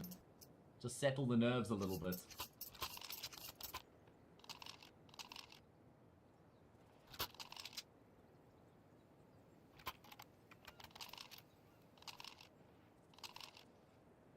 I think that what won them that pistol round was not only the fact that Brooksy allows them to kind of get away and also check, but it was the smoke on A main as the XQ was coming in. Gen 1 would have called cancel because of that smoke. They didn't want to go straight through it, which is a right call, but it kind of then just screws them. And I think you can see exactly why as they get into this like sense of just uneasiness and like don't know really where to take it.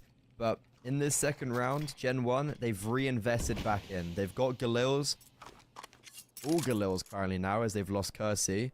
But Aurora, man advantage. They're looking pretty good right now.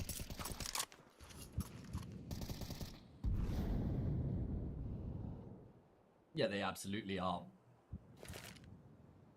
Should be able to go up 9-5. Remember, this is Gen 1's map pick. We go to Dust 2 next, which is a bit of a a questionable one for Aurora Gaming, because it's not like they've shown great form on the map, not like they've shown great form in general as of late, to be fair, but I feel like they've picked Dust 2 because it's a map they expect to be able to just bully Gen 1 on, right? And because their result against Saw this morning. This is an interesting round. Vex got in the back lines. This has made Aurora probably very uncomfortable. Grix is just out of position. And alongside that, the entries are coming in full force. Drac, he's a force to be reckoned with. He's done so much in those early stages for Gen 1 and has given them basically 3 rounds now. This was a round in which Aurora Gaming find that opening pick, and it looks like it's basically, well, okay, not locked in, but they're just sitting very comfortable, sitting very pretty on the bomb sites, waiting for Gen 1 to come their way, and then, boy, do they. I mean, Drac has been going toe-to-toe with Aurora Gaming, no problem at all in this map so far.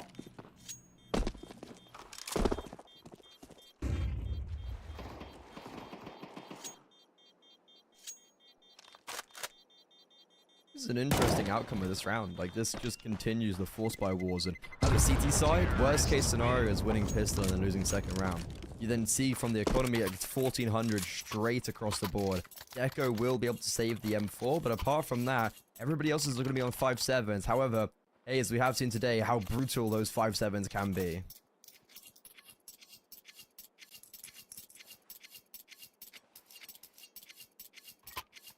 Yeah, we've had some crazy rounds, none less so than that round out of Casello where he just goes ridiculous. I mean, the triple kill on the full eco, he didn't have armor with that 5.7, found some ridiculous headshots with the... I mean, that was basically the beginning of the end for NIP on Nuke. So we can't count Aurora Gaming out of this, but Brooksy, he's just looking to try and move with pace and vigor in towards E-Box right now.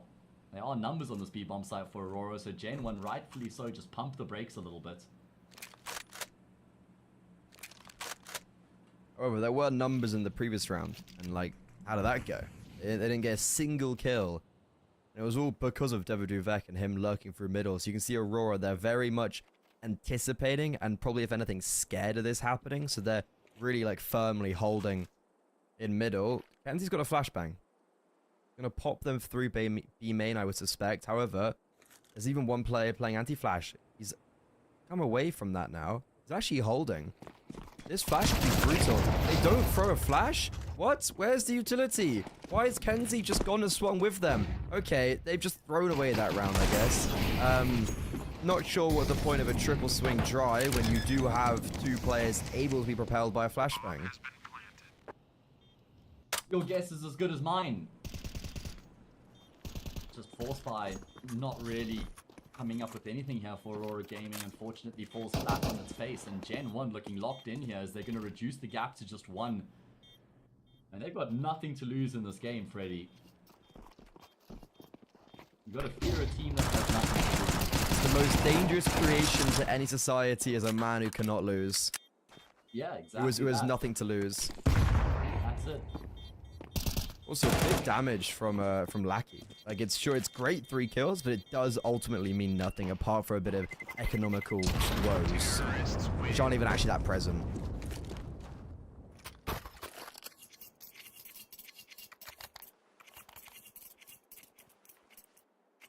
You know, it's actually like a really famous quote by someone. It's like, yeah, like what I said.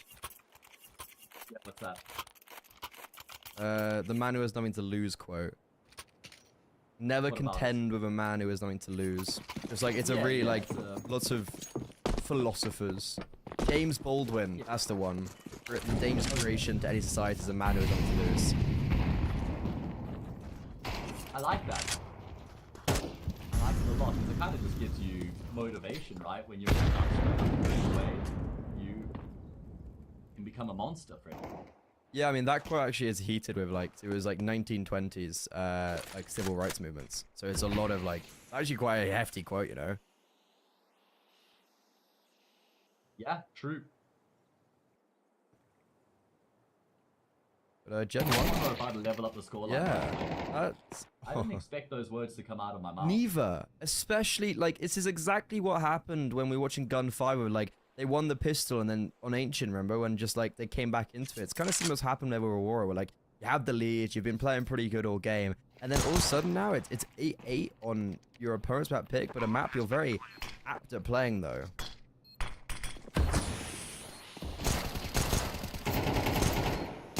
Results haven't been great for Aurora on this map lately, but they've played it 15 times in the past 3 months. I think it's like their most played or their second most played map kind of thing. So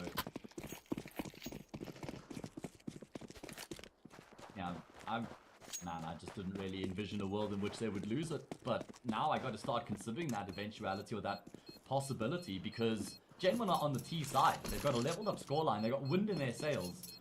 What was the scoreline at its most one-sided for Aurora? 6-2? 7-2? I mean, it would have been around that. Yeah, because it was 3 at the end, so they got 5. So it was 7-5 at the half, right? And then, so 7-2.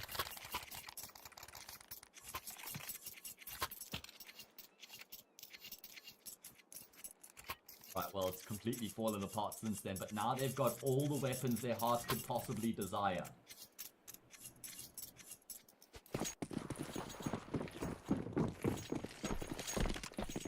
See what they can piece together. Orp on Grix.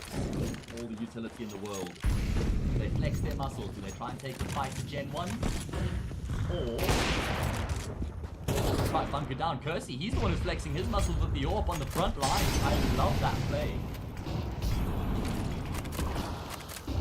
Yeah, big fan of that from Kersey. You're the underdogs, but you're not afraid to take that fight. And look at what it's done to Aurora. They've sent everybody scattered on that A-bomb site, and Gen 1 have the perfect read. I don't think Kenzie's, if he does get back in time, he's just going to be, you know, he's going to be sideswept. Like, there's nothing he can do about that. He's completely by himself, out in the open, out of position. Aurora, please just go for the save. Do not go for these fights. Don't try and give Devuduvek anything. That third kill for Gen 1 already is far too much. I'm so scared. They've got no money. Gen 1, are they really about to take the lead and also break the economy? Yes, evidently. Evidently, they're on the brink of making that happen. CT side of Anubis is a punishing mistress, a cruel mistress. That's the first frag in the round here for the CT side. They've just completely, like, dropped off the face of the earth, have Aurora Gaming here in this match. Things were all rosy in the first half. They started off swimmingly, but we need to get them back online. They need to lock in here.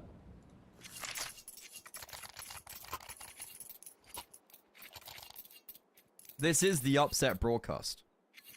So if there's ever going to be an upset, it's on Stream D. This is exactly what we've been made for. Gen 1 should be getting double digits here. The French team who could, with no expectations and just the gratitude of being here, might be able to take a map off Aurora and see if they can push that any further as well. I mean, imagine Aurora going to Dust 2 down 0-1 against Gen 1. Dust 2 is the map that Gen 1 picked, which means they fancy themselves on it quite obviously. I mean, yeah, it's a weird one because they played against Saw and then got demolished. So Aurora, like, I was a bit like, okay, it's a bit surprising they're picking into a map which you know your opposition did pick into this morning, but it might open a pathway for Gen 1, especially if they're able to win out Anubis. And this anti-eco is actually causing a little bit more hardship than you might anticipate.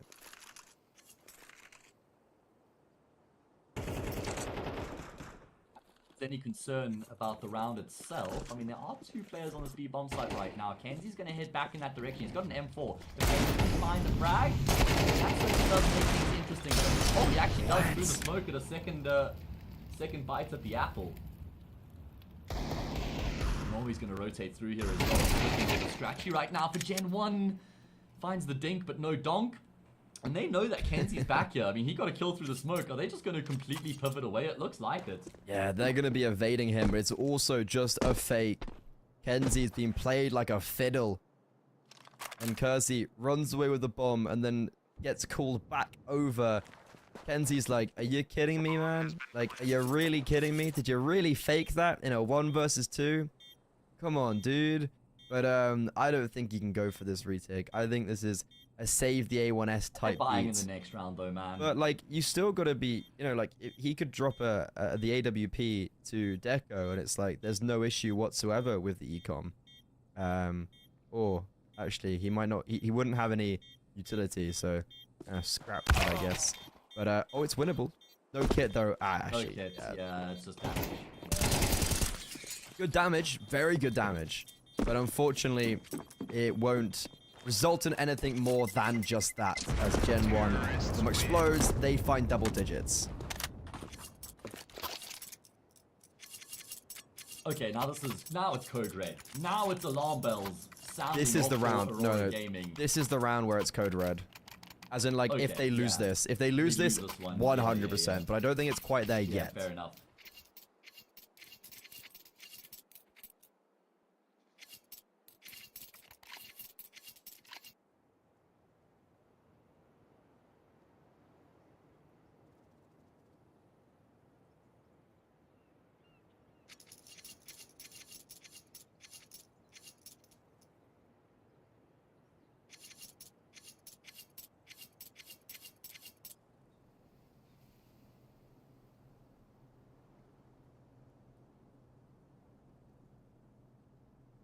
Where do you see this going? Gen 1 win in regulation, I reckon. Ooh, bold. But I love it. Let's Yeah, favor that. it's just that Aurora haven't been great lately, and they've been diabolical. They've been abysmal in these past few rounds, so I've just got no reason to believe that they're going to be making this one back. Fortune favors the bold. And we are that. Ooh, Kersey. He's already got one opening kill in very recent history with kind of an aggressive ult play. And unfortunately, he won't be rewarded with another. Grix's reposition was being accounted for. However, he was a little bit off the mark.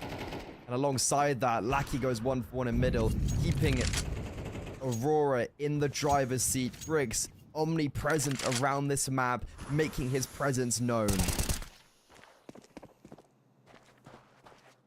Okay, well, that's exactly what Aurora Gaming needed to just restore some confidence, was just steamroll this round, keep numbers alive, and make a bit of a statement to Gen 1 that they're not going to just roll over and give up the map here. Not to suggest that was ever on the cards, but Gen 1 were taking it from them forcefully. Another round back here for the CT side. Has to be a whole lot more where that came from. Freddy, you didn't let me know what you thought where this one was going. What do you think? Oh, I was agreeing with you. I was saying Gen 1. Yeah? Alright. Yeah, no, I was like that whole spew was supposed to be like I agree with you, like Gen 1, take it out in regulation. But that last round doesn't fill me with the most of confidence, especially when Grix is able to kind of cipher off 2 kills like that.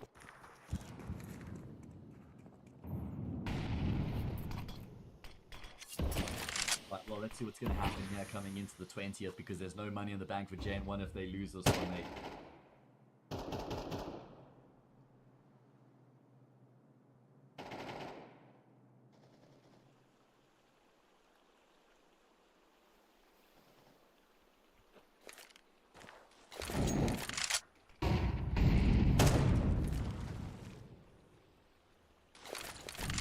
Again, just not a great start. And it's perfect from Aurora because they get the aggression out of B main, and then are able to basically reposition their forces towards A and middle, which is exactly where Gen 1 are currently heading.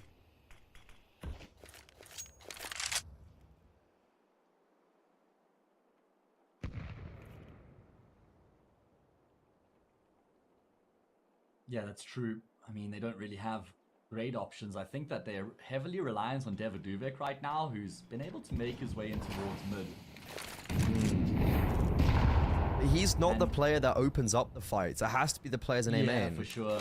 Yeah, he needs the players in A main to do the heavy lifting initially to actually get him into the equation, right? And you can see the CTs, they're certainly aware of this potential threat right now. Just about whether or not anyone's looking in that direction when he actually pushes through, because right now they're focused on A main.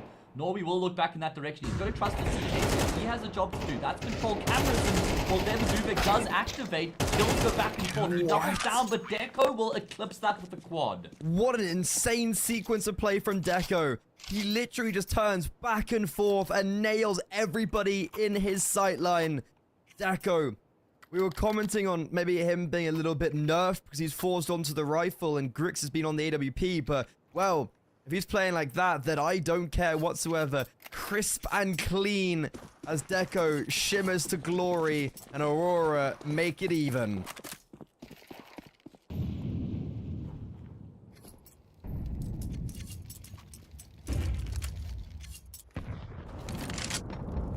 Okay, and now they play against the Pistols. Looks like they've been able to restore calm. Just the one hero AK here to try and traverse.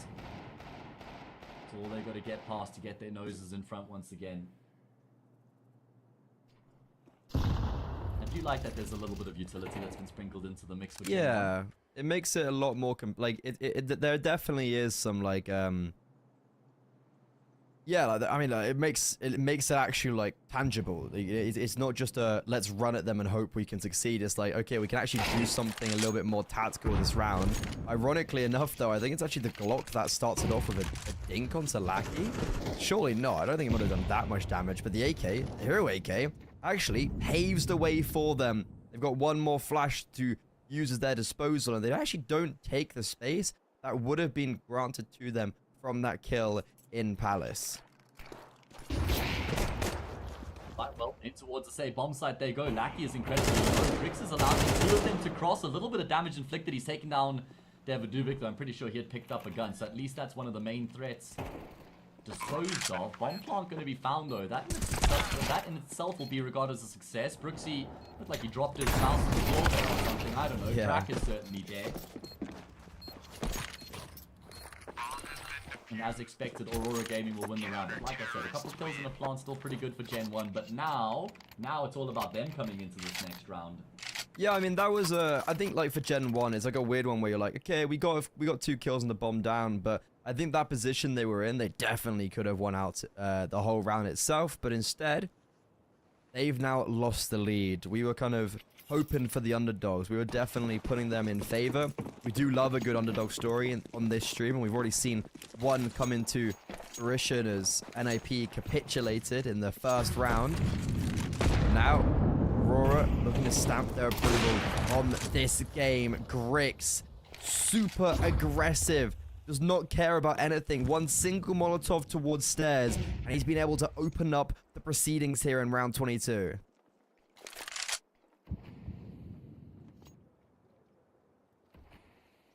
Goodness. Can't do this with an AWP, can you, Deco? He's pushed the entire way through A main, and then there's been a molly thrown at the front of A main. Wait. And so they'll have no idea that Deco's gotten past He them. checked it. So much oh, that's insane. That's just muscle memory. Kenzie should certainly die here. Grix has actually kept him alive, and Unshock hasn't realized that Kenzie's crossed out of that corner. Oh my goodness. Everything all over the place, but it actually works out really well for Aurora.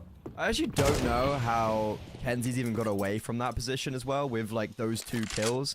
I think Brooksy, like, I don't even know why he cleared that. It was like a really weird, like, he kind of checked it half-asked and then was like, oh crap, there's actually someone there. Like I said, that's muscle memory. It's just, you're like, oh, clear corner. Oh, wow, there's someone there. Exactly. But the thing is that, like, Aurora were actually in a really good position for the rest of the team to succeed. So even though Deco did die, you had Kenzie close. You had Grix as well holding the kind of deeper line with the AWP. So it's like, it felt like Aurora were just in a very good position to react off the information they were given by Deco as the well-placed microphone outside of T-Spawn. But Kersey, no way he can win this, and well, there's no time left actually as well. He goes to tap the bomb. Now we'll go for the plant. Lackey has a grenade, but chooses just to use the AK. Grenade missing the mark. Nori coming from A main. You can see Lackey's backed off, trying to wait for his teammates. 1 versus 3 it would be in total.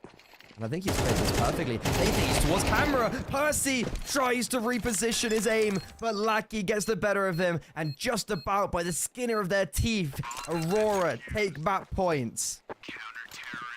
Goodness, it gets so ridiculously close. A hell of a lot closer than it should have. Percy, he's come alive in the second half. Unfortunately, just falls short. 12-10 Gen 1.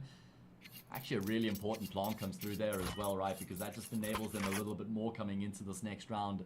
Edges a few players into AK territory, a few extra pieces of util will be afforded. But now they have to win 2 in a row to force it into overtime, because Aurora Gaming, they've found their mojo here on this CT side.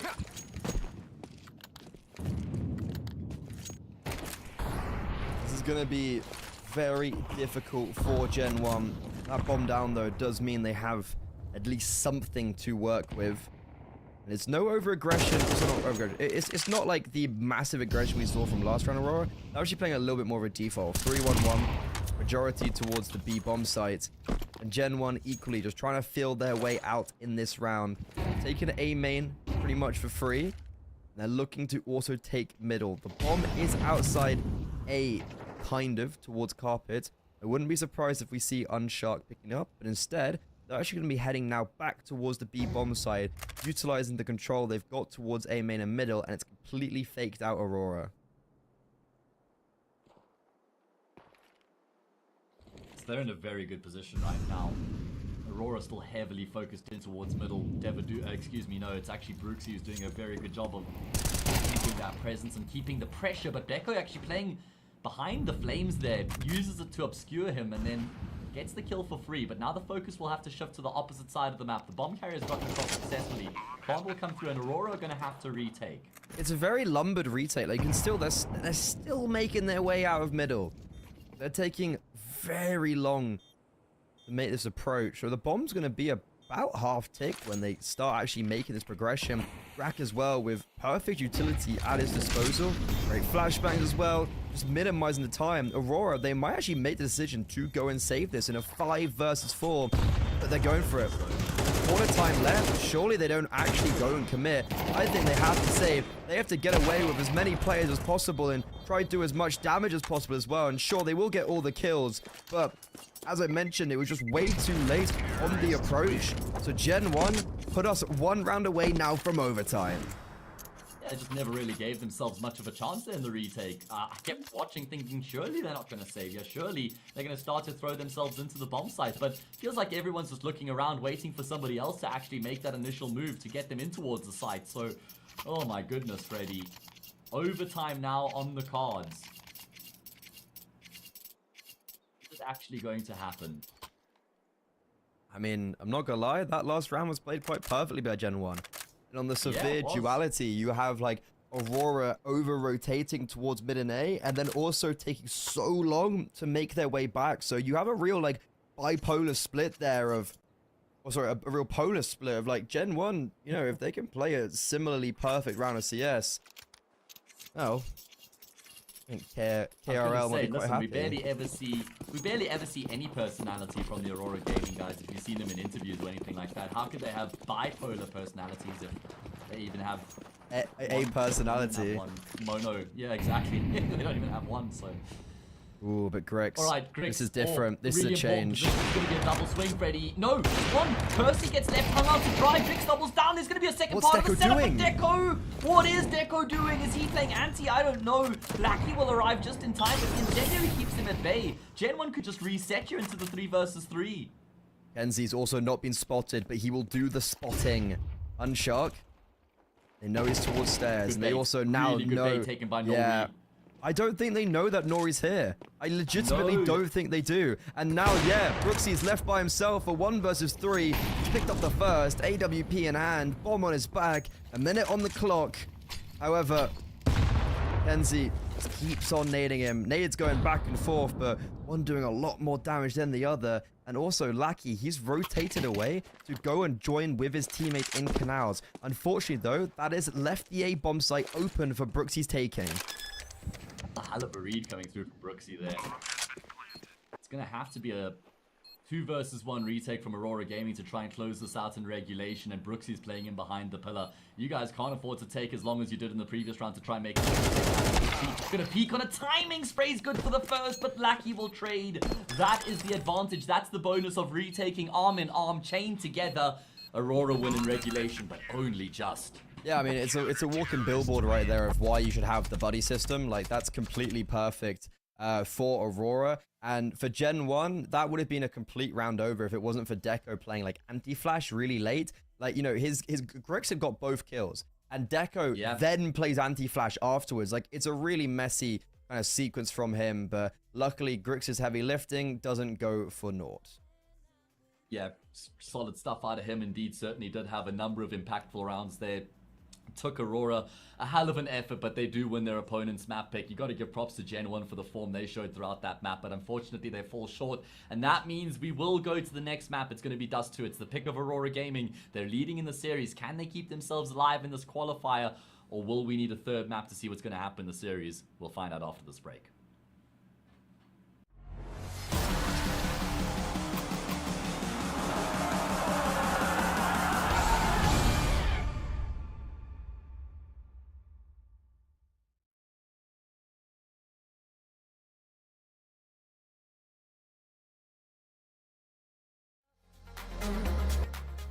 I just wanna feel your touch, yeah.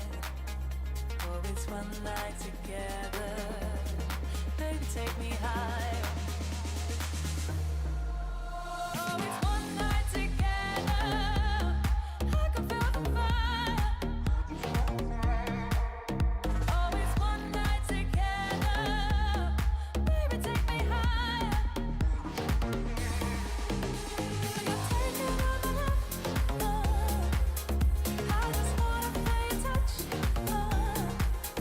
Oh, it's one night together. I can feel the fire.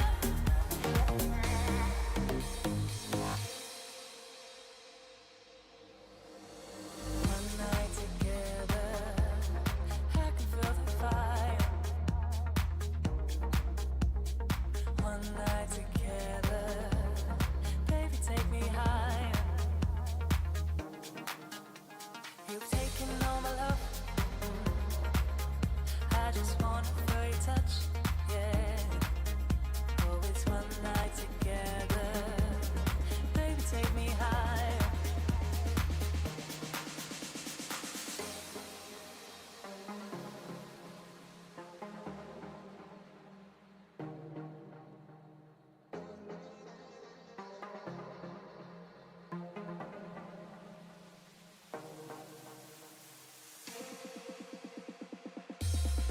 Oh, it's one night together.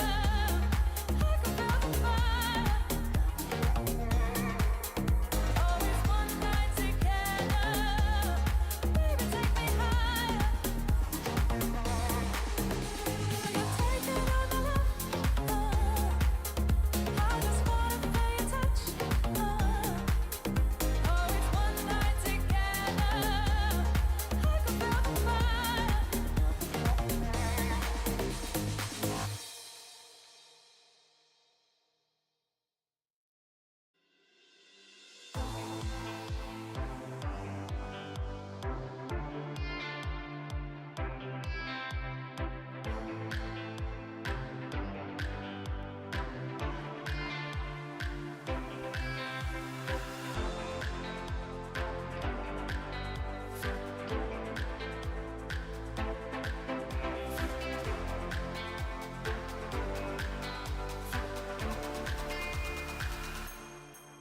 Let's love for the night, slow dance, dance till the sun comes up. Let's touch under lights, slow dance, dance till we're high on love, high on love. Till we're high on love, high on love. Till we're high on love, high on love. Till we're high on love,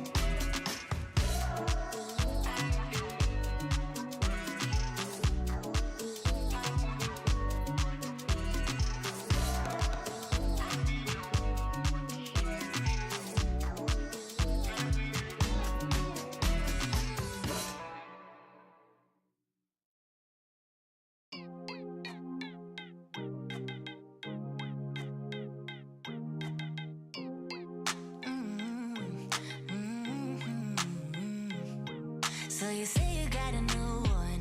I know that you're trying to believe that you can fake a whole scenario just to make me jealous. Your shadow keeps stalking, and we should stop talking. But we got that special something. Say it like you mean it, I won't fake it and believe it when I see it. But for now, I just be breathing, doing nothing. I won't give in if you won't make a move right now. Oh, why do we go 360? You're hesitating, now it's busy. You know we always can go easy. Won't you let me know? Why do we go 360? You're hesitating, now it's busy. You know we always can go easy. You should let me know. Oh, I'ma be clear now. Patience is really not my key, but if you play your cards right, I might just think about it twice. Yeah. Say it like you mean it, I won't fake it and believe it when I see it. But for now, I just be breathing, doing nothing. I won't give in if you won't make a move right now. Oh, why do we go 360? You're hesitating, now it's busy. You know we always can go easy. Won't you let me know? Why do we go 360? You're hesitating, now it's busy. You know we always can go easy. We can go easy, boy. You should let me know. I've been giving clues and you're acting all blind. Trying to make some moves, but you're staying behind. How come you don't get it when I say it like that? Like that, like that, like that. I've been giving clues and you're acting all blind. Trying to make some moves, but you're staying behind. How come you don't get it when I say it like that? Like that, like that, like that. Oh, why do we go 360? You're hesitating, always busy. You know we always can go easy. Won't you let me know? Why do we go 360? You're hesitating, always busy. You know we always can go easy. You should let me know.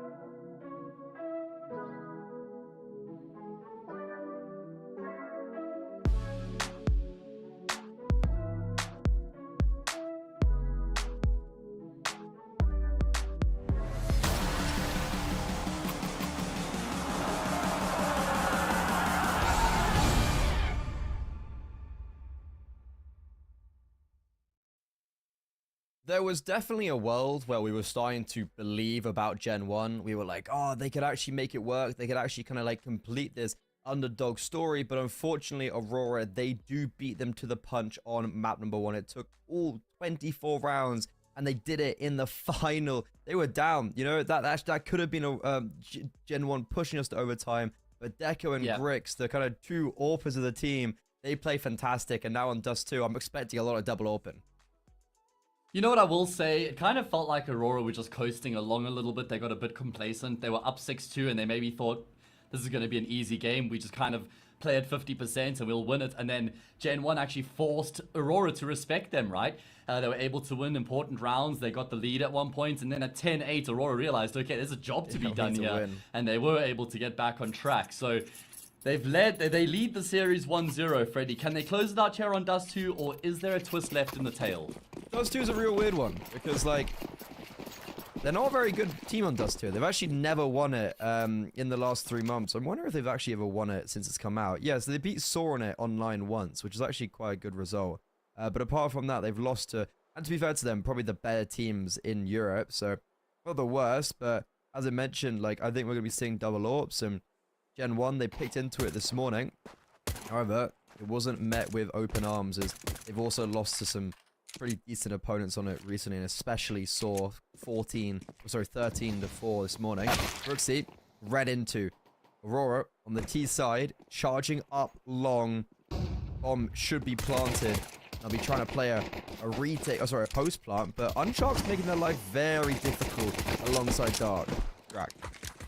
Yeah, Aurora are really struggling to actually get past these players and find space for a plant, and eventually they'll activate the C4.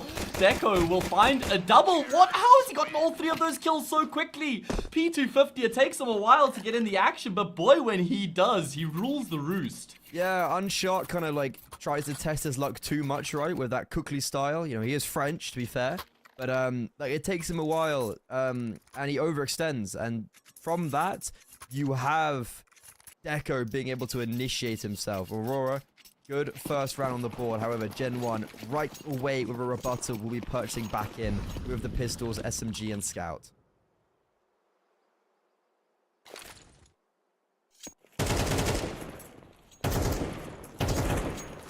Let's see if they can find a way to make this force buy work. For now, Aurora Gaming keeping it bog simple. Just AKs thrusted in towards this B bomb site. While they did find an opening, there's been a bit of a rebuttal here. My god, Kersey's Scout is just locking down heads. He's found 2 kills, and eventually they'll give up the control. They'll let Aurora Gaming get into the site, and that'll bring with it a plant. But there's a 2-man advantage for the CT side to make this retake happen. They're going to flash. No, Deco's got the flash, so he's just going for this fight. Very brazen from him, and well, it's only going to reward him 1 kill. In the meantime, Brooksy comes through the smoker doors, and Gen 1, well, their force buy will pay off. Just marvelous scouting coming through there from Kersey. 3 kills is really impressive. Did he get the kill on the player who dropped down from spawn here as well? He must have, right? I would assume so, yeah. Yeah, surely. So he gets that frag, and then he finds 2 blistering headshots over on that B bomb site. Fantastic from What a way him, for them man. to answer back. Yeah, what more do you want? And it's good to see that it's not just the Drac show. We definitely saw in map 1, like, it literally took him getting quad kills or kind of really abrasive doubles to actually get them the round 1. So it's nice to see that other people are kind of carrying their weight very early doors.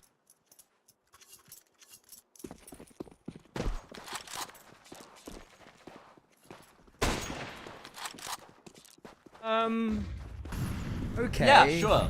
Yeah. See, this is why I want the guy to stay on the sniper. Now Well, you no, get it. but how about, what's better than 1 sniper on Dust 2? 2 primary authors. Tell me I'm wrong. Yeah, that's actually a very good point. Also, they Gen know 1 will have a Drax tough alone. time of it going into that team side. They do.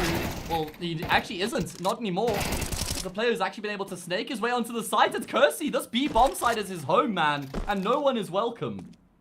Deco, even more heroics out of him.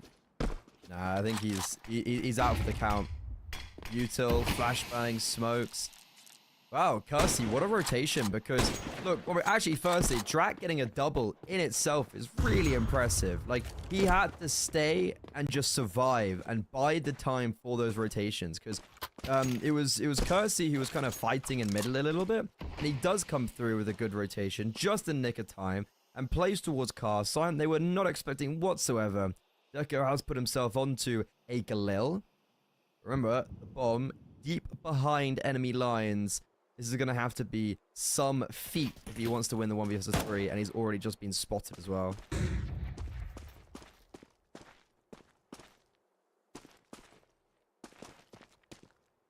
Yeah, I mean, there's no way he can make this one work. It's being played to perfection here by Gen 1, just not giving anything away until a fight favors them. And that will be Gen 1 doubling up, getting across the line against the Force Spy. A lead should be added to here as well, right? Because it's just going to be pistols coming into this round for Aurora.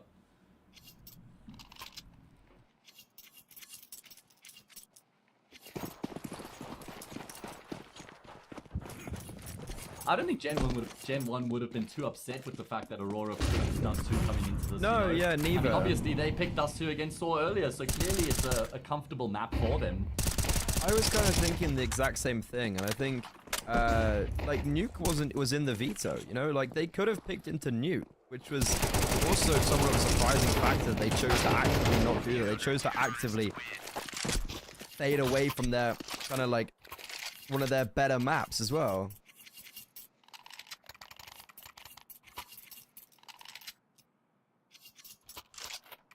Will they come back to rue that decision is the question. I mean, I kind of feel like with Ancient waiting in the wings, there should be no way Aurora lose the series from here, but I'm still traumatized from what happened earlier with NIP losing, so who the hell knows? Who the Gen hell 5 played knows? some incredible CS, didn't they? I think Mirage would have probably been the map they would have wanted to pick apart from Nuke, but that was insta-banned straight off the gate, Yes. so I think that Wisely. yeah, very wisely from Gen 1.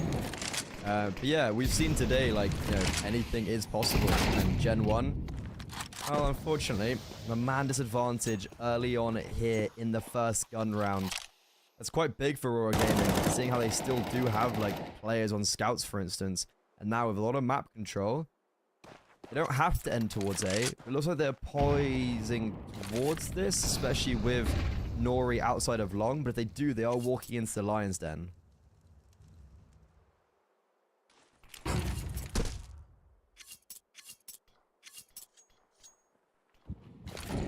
They've smoked off CT at the same time they've smoked the front of B tunnels. That's going to get Gen 1 thinking they're going to try and split their way in towards this B bomb site with most of the players making their way through mid and then maybe a lurker. Still more util being dumped in towards that B site. But Gen 1, they've barely reacted. They still have 2 players deep in towards long and Brooksy remains on the safe side. So Aurora haven't done anything to force rotations, and I actually really like that Lackey is still exploring in towards this B side. He should hear Kersey repositioning, you know. Yeah, look at the minimap. Lackey's called back for Aurora to go in towards that B side. Really good decision making here from Aurora. And yeah, Gen 1 blindsided. I think they were also expecting that pump towards the A bomb site, so as soon as that final frag comes in, Aurora should be able to close out this round. Deco, the kill here would be pretty big. I'm surprised Kersey's actually so actively fighting this, and well, now they're actually trapped in towards long because of that frag onto David Duvek, and yeah, Kersey does know about Nori, but I don't know if it's gonna allow him any salvation as they are hunting him down. They do not want him to save anything, and he does get one. Still going for it. How many will they lose in this crusade? Nothing apart from that. They'll keep 3 players. It's perfect.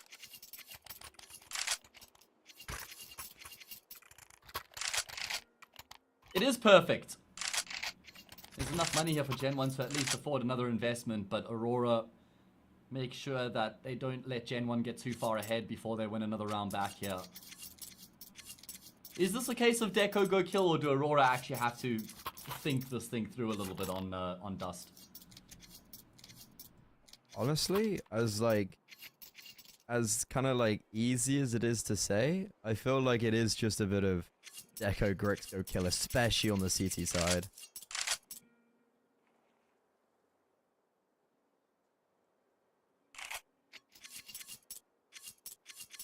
Yeah, I think so too. Decos are so ridiculously good at this game. If he is able to just tap into that flow state, then he's by far the best player on the server. Yo, without even a shadow of kind a of doubt. feels like with Deco, the only problem with him is that it seems like you only get that out of him when he's in the mood to play like that. And I think sometimes, you know, he can maybe get in his own head a little bit. He can get a bit emotional, frustrated. You know, tilting can affect him as well. It's just, I guess the frustrating part about Deco is just he's got this undeniable talent, but hasn't really seemed to make the most of it, you know. I agree. I think he's got such a high skill ceiling, and well, in this round, he might actually have to deliver some of that. There's Aurora. Oh, they've made their way out of long, but Brooksy's heard this. They have abused the smoke. Brooksy trying to retreat. He's got no support, but he might not need any support. Greg finally shuts him down, but he does survive on only 7 hit points. Lackey's also on 23. Deco might just try and make this move in a solo endeavor to give his team the advantage and some space to work with. Unshark. Oh my god, he's giving him a timing. Deco is going to be just walking out of this B-bomb site. Little does he know, it's completely vacant. Oh, timing! Whack-a-mole. He reappears Literally, and he yeah. whacks Unshark down. That's going to open up the B-bomb site. Plant will come through, but look at the HP. 27 health between the two of them. It certainly is advantage Gen 1 here right now. Like you said, there's still another smoke to be thrown, and he's going to pick up a fresh molly. However, Gen 1, they're doubling up in tunnels. Oh, we've got both Orpas. The big daddy of Deco and the rising star of Grix. Both on rifles. As you mentioned, Kersey and Drac charging through tunnels. Deco just gives him that kill, but Grix lies them up. The spray, it connects. Aurora somehow snatch away that round. Oh, great work. Barely any health between them, but they lock it down. Fantastic double from Grix. We spoke about in the first map how he would want to put up an improved performance after things fell apart earlier on today when Aurora lost against Sashi, was it? When Aurora lost to Gamer Legion, rather. Sorry, yeah. That's it. Yeah, been a long day. Either way, Grix didn't have a great time of it in that series, but he's looked a lot better here against Gen 1. He's contributed in a big way so far here on Dust 2, and he was a big factor in their success on Anubis as well. 3-all and an anti-eco for the T side.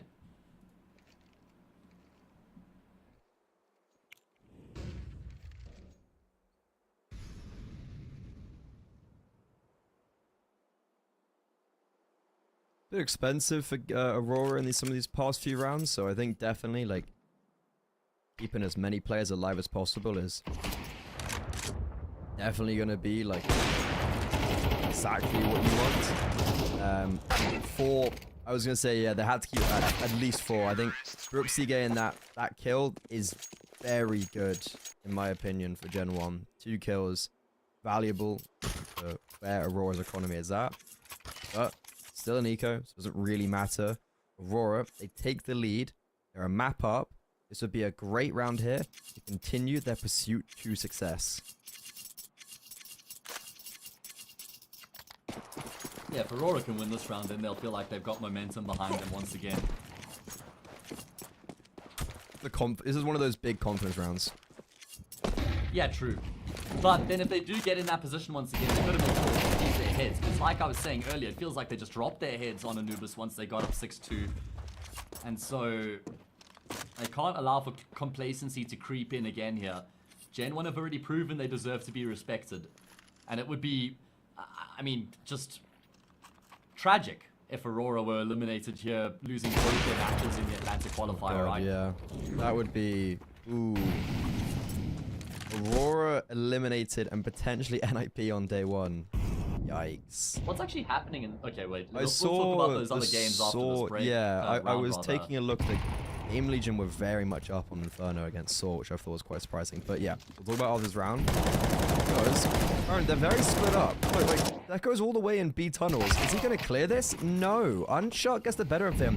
And now there's the confirmation that everyone can head towards A for Gen 1. It's a 3 versus 5, and are they even going to have a post plant? Grix is trying his goddamn best to make it so. Shot through the smoke so tantalizingly close, but Drac, still alive, still kicking, looking to lurk around these smokes as the rest of his team now have come towards him. Bomb only just being planted. Molotov gonna push him away right into the hands of Drac. Grix, the bomb's planted for him. There's no smoke or kit for the defuse. This is his easiest clutch of his life, but swung from 2 different angles. He can't readjust in time. Kersey's pushing him with the AK, and Grix can't get that close range shot, even though there's no kit on the board. Drac will have ample time to defuse, and that's because Aurora took so long to plant. Deco wins that. I'm just saying Deco wins that. Either way, yeah, you're right. Aurora took way too long. They just seemed very scared when they got onto that A bomb site to actually make the move to plant the bomb. They thought someone was probably going to try and jump up elevator and disrupt the plant. Either way, gave Gen 1 that extra time to set everybody up in the retake. As soon as the bomb plot went down, already the util was raining on in, and the pressure was being applied. So good retake, solid stuff from Gen 1. Even though there was a TK in the mix as well, it didn't disparage them. Scoreline leveled up. Round. Well, that's an assertive opening kill. Kersey peeks towards long. Similar fashion from the last. Also, what's interesting to note is that Deco is not lurking towards B like he has done in so many different rounds. He's actually going to be committing towards A with the rest of his teammates. And I honestly think they're just going to go straight up and try and attempt to steamroll this site. But Kersey, with the AWP, is going to try and disrupt that as much as possible. Look, they've also pushed B. Yeah, there's all the information in the world available to Gen 1 right now, which means, again, they're going to have the numbers on the correct side of the map once that hit comes through. Kersey's been phenomenal on the CT side so far, doing his best Drac impression in the first half of Anubis. Do not stack is what it says on the box, but stack this bomb site, Gen 1 will.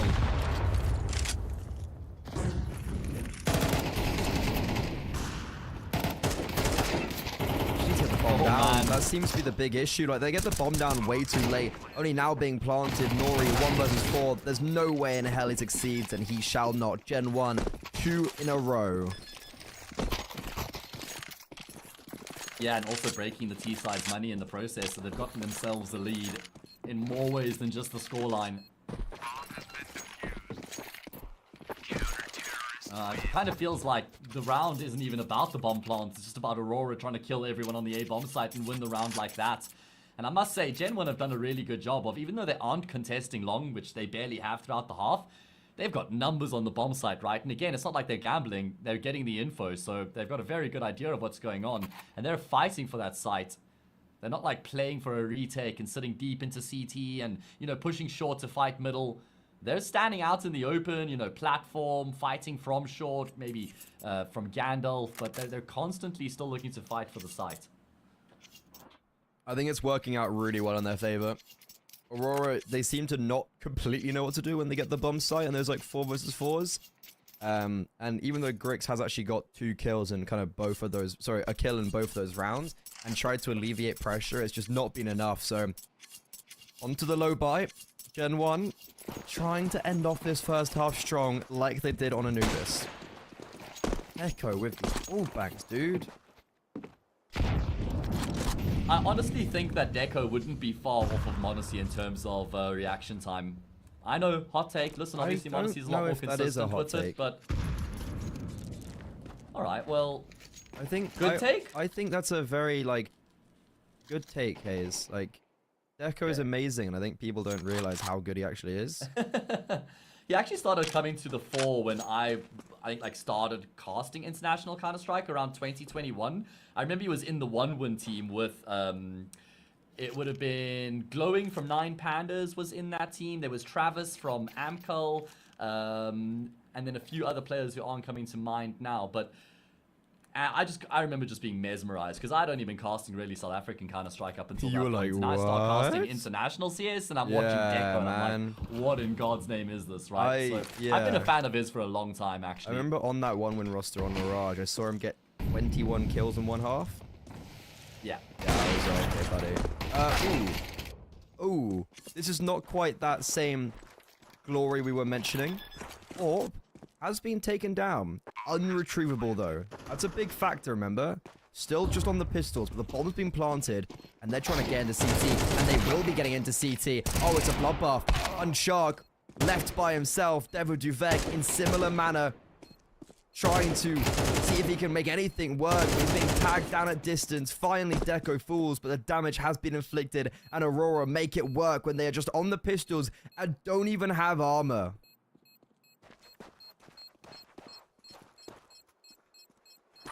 Yeah, that's a big problem for Gen 1 because they've looked really good to fight to this point. But like I said in the previous series, same point, man. Same exact point. When you're the underdog, such a massive underdog in a really important game like this, you can't give these gifts away. These anti-eco rounds are like gold dust, Freddy. And they've just lost one. Hayes right there. That's exactly what separates the kind of best and the, like, good and the best. It's something that I see...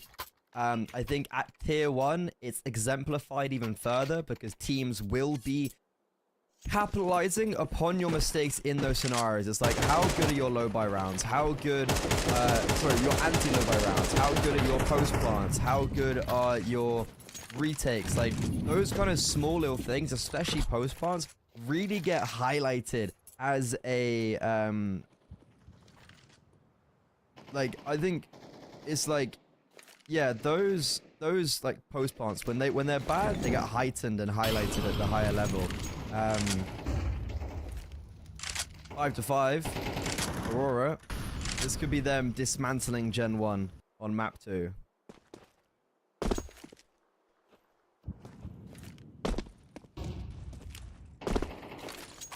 It could be Freddy, but we can't make that inference just yet. Gen 1 are still alive. They're still kicking. Have they got any kick left in this round? Because... It's not great, but there are pieces. And they piece together this puzzle. Aurora Gaming move their way into the B-bomb site with focus on middle, and they've lost their captain. But they should be able to break through this, right? Pistol, A1S. Oh, they're not being able to do so. Bombs also being dropped out in the open. Deco, once more, called upon for a clutch. Can't land the tab. And it's the low by wars continuing. There was pistols on the board for Gen 1. And they still are able to give themselves 6 at a minimum going into the second half. And that was all down to the smoke being cleared out in CT there by what was it, Brooksy? I can't even remember. It doesn't matter. Clears out the smoke, gets a kill on Lackey. That just throws a spanner in the works for Aurora. Completely disrupts their flow into that B bomb site. The player who's trying to come through tunnels is relying on his teammates coming up ramp, but they haven't been able to. So then he can't really do his job at that point, and it just all falls apart for the T side. They're trying to kind of go for the exact same play. Interesting enough with the AWP as well in hand. Like, it's probably the worst weapon to have for a play like this, but it can be really valuable in the post plants. They need to be able to get onto this site, and I wonder if Grix actually is the one that will try and open it up. Unfortunately, they're going to have to wait a little bit longer. That smoke has just been replenished towards B tunnels. And Gen 1 currently a very good space and a pretty decent read that it actually might be towards B, but Brooksy, he's the man who makes a decision. He's still cautious about short. Does he ever actually start rotating towards middle? That smoke is going to force him to do so.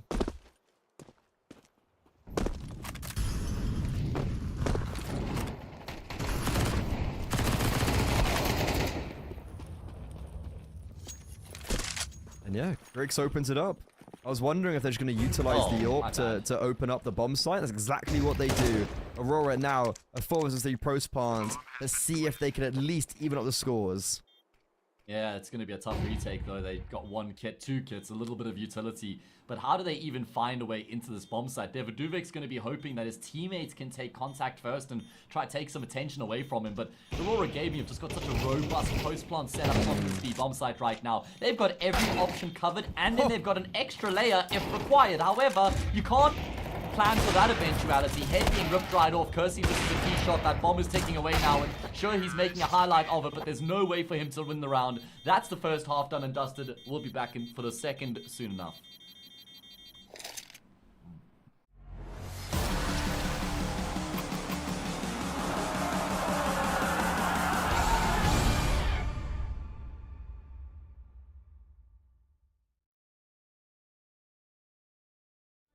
I'm not scared of dreaming, and I'll do that again, over and over again. Suddenly, the heart and chest feels heavy. The calm is just a memory. It's failing me, and I know I could never surrender. My beating heart, it won't give up. As long as I am here, I'll never stop. They say I can't, I say, so what? Just watch me go like a supernova. My beating heart is like a drum. You know I run through life forever, yeah. They say I can't, I say, so what? Just watch me go like a supernova. Light up the dark, I'm superhuman. I'm spreading stardust into oceans. I wanna go up high and close my eyes to places nobody found. I'll never come down. Suddenly, the heart and chest feels heavenly. The calm is not a memory. It's here with me, and I know I will never surrender. My beating heart, it won't give up. As long as I am here, I'll never stop. They say I can't, I say, so what? Just watch me go like a supernova.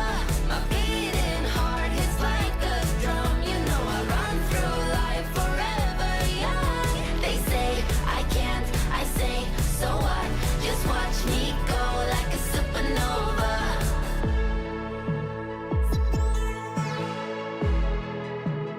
Supernova.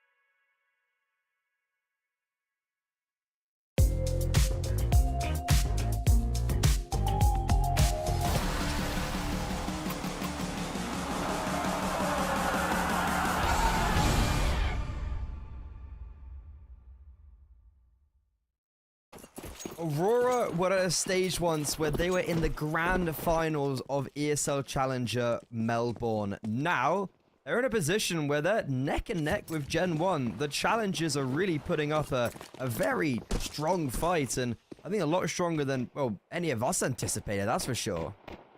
I mean, Aurora were at Challenger Yongshiping, they were at Challenger for DreamHack Winter and Summer. So they are regulars at these Challenger events.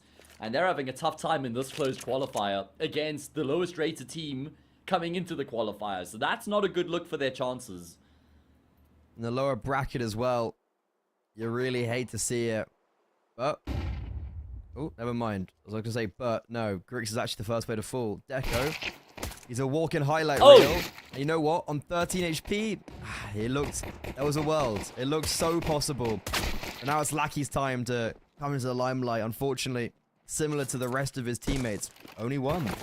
Molotov for Nori. It's a good idea, but he gets double swung. Gen 1, a pistol round win in the second half that gives them the lead.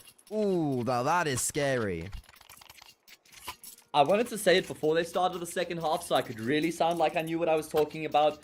But I think Gen 1 win this map from here. And that was just based off the 6-all halftime scoreline. Just based off of what I've seen. Yeah, well, just based off of what I've seen from Aurora in the first half here, I don't have much confidence in their CT side. I don't think, like, across the board, all 5 players are going to be able to lock down the defense, you know, round in and round out in their respective parts of the map. I think Gen 1 are dialed in right now, and they're pushing incredibly hard as a team. You know how much this game means to them. You know, when you're the underdog, you got nothing to lose. You know all the boys are band together. You're feeling it, right? And everyone's giving it everything right up until the last round. There'll be no frustration or tilting creeping in for Gen 1. As for Aurora, like, you've probably won the series in your mind before it's even started. Yeah. And now you're having a tough time of it. Yeah, no, like 100%. Like, I completely agree. I think there's definitely an ounce of, like, respect not being given over to Gen 1, and they're demanding that respect. And they're doing so by keeping you on your toes and leading these games for the second time in a later stage of the map. Gen5, they've also just taken a map of Sashi. So, you know, today's all about surprises. Oh my god. Drat in the smoke. Grix is like, how have I died? What's this? What is the communication right now? How has Kenzie also almost just died? And on 6 HP, sure, they've got long control, but Gen 1 instantly react up short.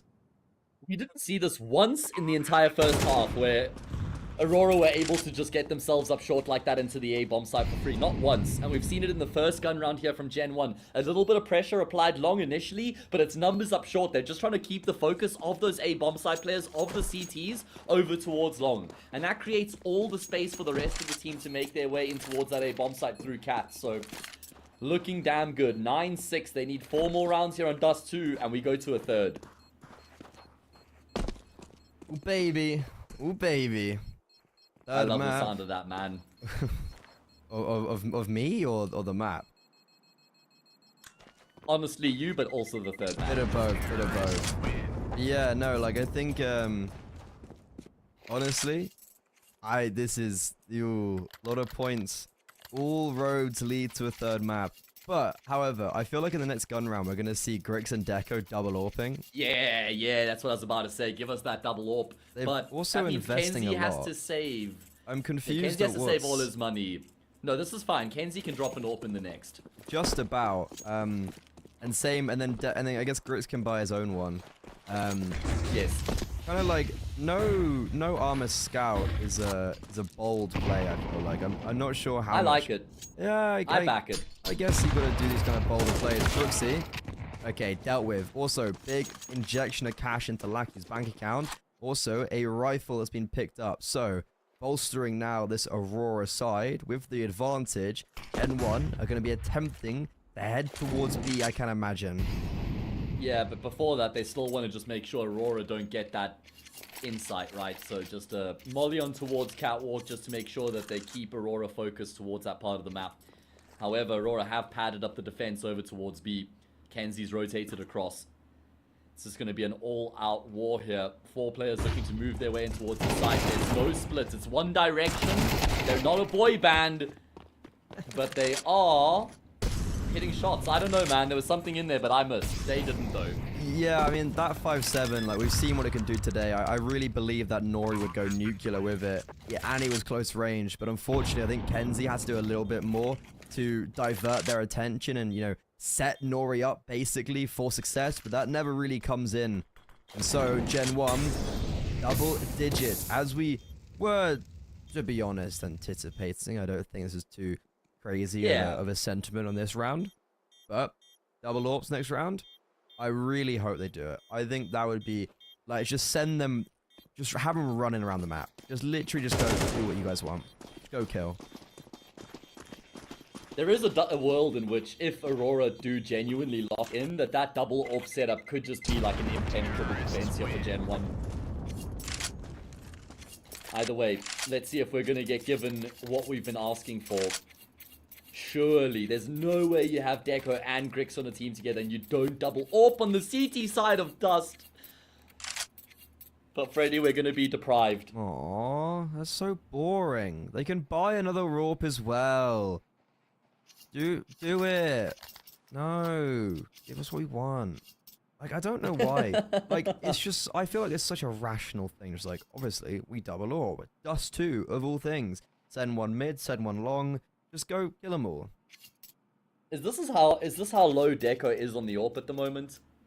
They're like, is this nah, what it's bro. a reflection of? Yeah, they're like, Deco's just like, I don't even want to use it when I can. To be fair, he was It's nuts not even with like a he's rifle just and creating this. the space. Yeah, he was, but this is CT side Dust. This is an AWPer's paradise. And it's not like Facts. this is a round where you have Grix on your team and you're like, well, we brought him in as an AWPer, so we're going to let him have the AWP. No, this isn't Deco sacrificing the chance to have an AWP. This is him choosing it, so... Yeah, let's see. What can he do with the rifle? Prove us wrong here, mate. He might have the opportunity because they are going quite fast towards this B side of the map. Lackey is going to be throwing down good counter rush utility. I think they're just going to wait it out and then pop towards it. Deco with an AWP right now, to be honest, actually would have been maybe worse. So I think having a rifle in this exact position is best with the utility. In the meantime as well, you can see that they've taken heavy long control. They've left Nori. And they've got players able to rotate over. Deco's still got a full belt of utility. He's going to be... Wait, he literally dropped the smoke. Oh my god, Deco, what are you doing? He literally dropped it to Lackey instead of throwing it towards B main. And because of that, they just run through. Deco's out of position. Lackey's like, bro, what are you doing? Yeah, I'm a little bit speechless and I talk for a living, so I'm not entirely sure what's just gone down there. If Deco, I know you said having a rifle's not bad in that position, but I'm just thinking of him posted on that angle with an AWP. You know, you avoid the first flash. The first frag is free. Like, it's the freest kill he'll ever get in his life. And then Lackey can play off of him, off of that contact. But they just get both rolled over. Not even a contest on that B bomb site. Gen 1 up to 11. And Aurora Gaming, I mean, we haven't even seen them do much damage in a round, let alone the half here on their CT side. Oh. Ooh, some frags coming in favor of Gen 1 at the end is always going to be nice. Like, 1-for-1 there, ideal. You just want to get as many weapons out of the way. Grix had a lot of money coming into this round, so he can drop over 2, I would have assumed. But no, massive miss. Like, realistically, a massive blunder in that previous from Aurora. And they've picked into this map. He had a lot of question marks around it because of their just, like, lack of play on it in previous times. And right now, a lot of those questions are not being answered. Or rather, they are being answered. And they are confirming our confusion.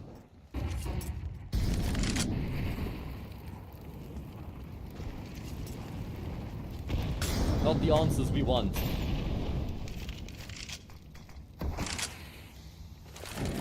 Gen 1 looking well oiled right now. Going to be a late long take coming through from them. It's just Deco who's there alone right now, so he's clearly floating around the map. This time, maybe he'll give himself a fighting chance, but a difference.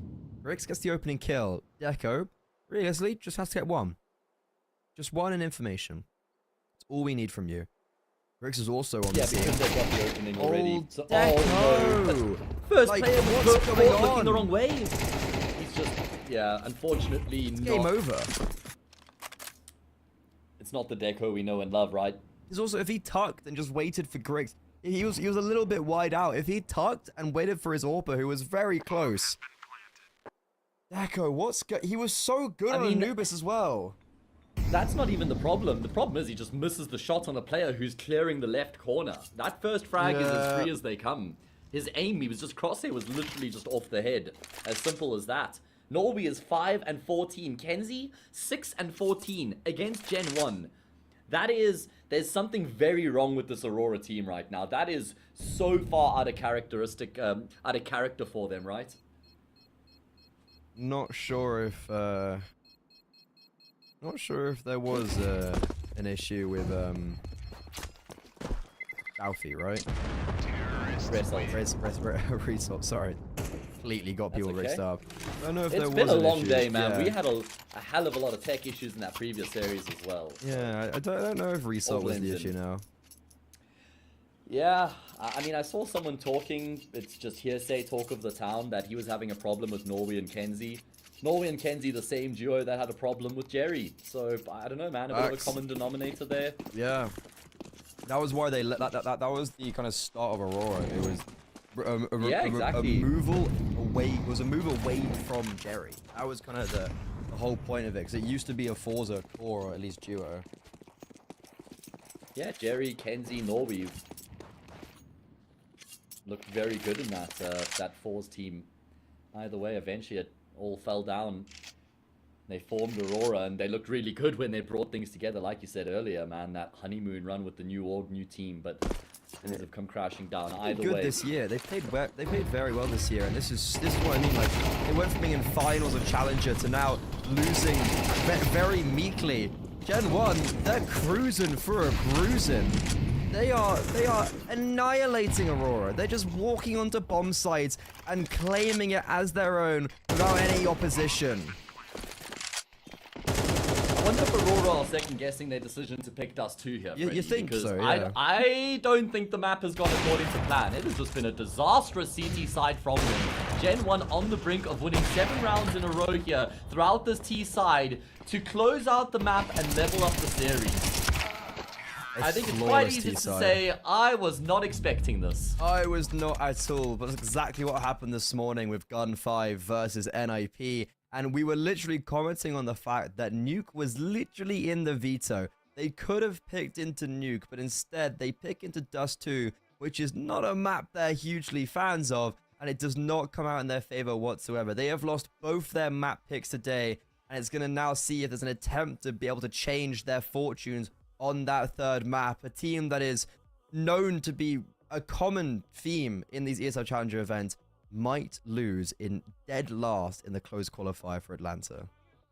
Yeah, never expected to hear those words made. Absolutely ridiculous. Either way, we do have, as usual, a break now, and there's no one who will serve that break better than Aurora, because they need to reset now going into this third and final map. So we're going to take 10-15 minutes, guys. When we come back, we'll be getting into Ancient, which is a very good map, a very reliable map for Aurora. Based on what we just seen, though, I'm pretty scared for them. Gen 1 are feeling it. We'll see exactly what's going to happen after this short breather.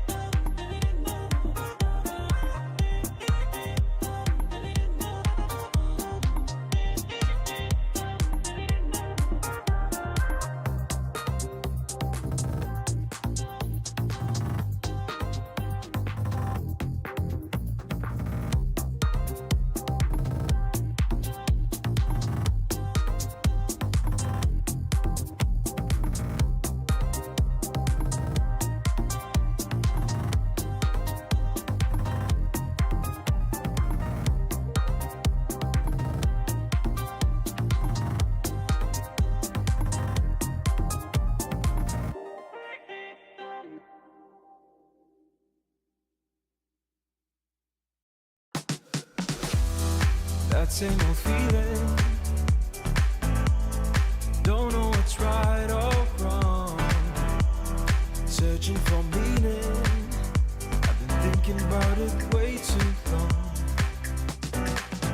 So whatever you long for, don't give up along the way. Just don't give up along the way, you know, and cherish the moment. Come on up and just let go. Come on up and just let go.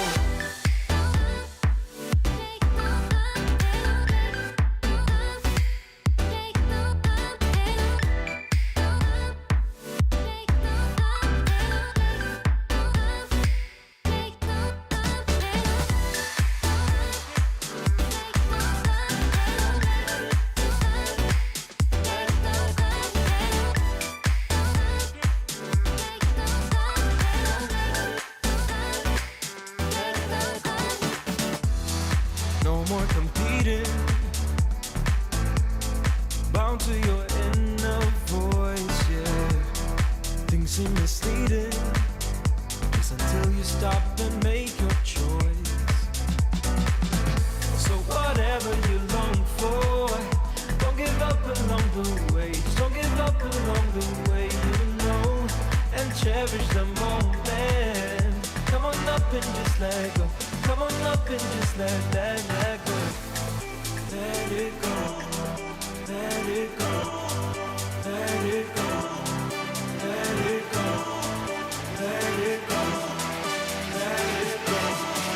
Let it go.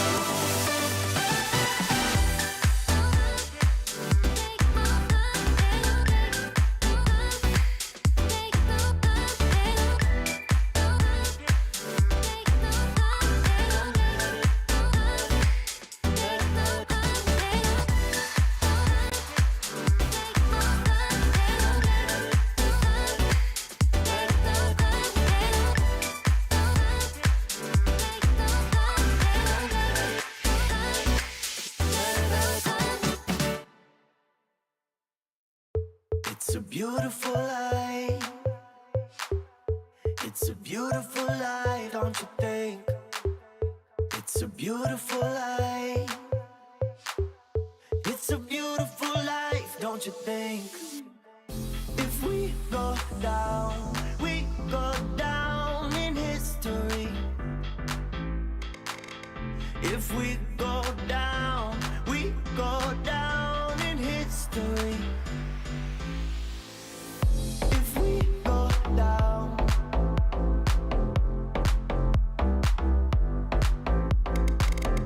if we go down,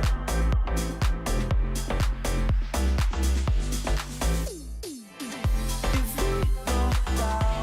we go down in history.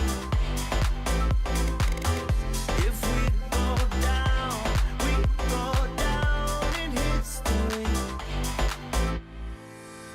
It's a beautiful life. It's a beautiful life, don't you think? It's a beautiful life. It's a beautiful life, don't you think? If we go down in history. If we go down in history. If we go down, if we go down,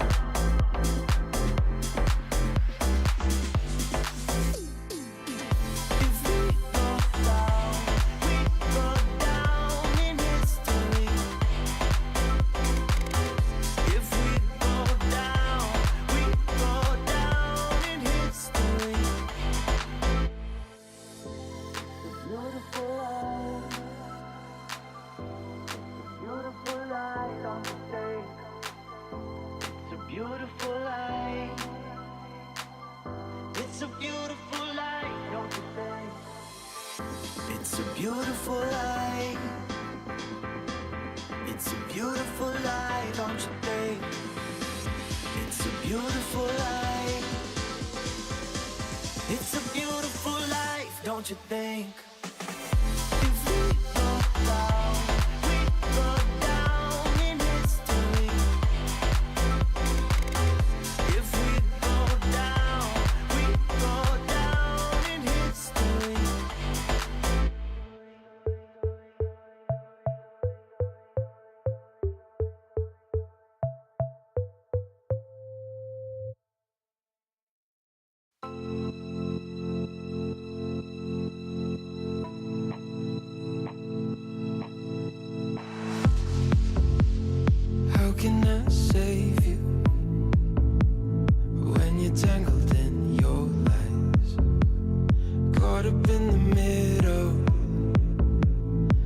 can see it in your eyes.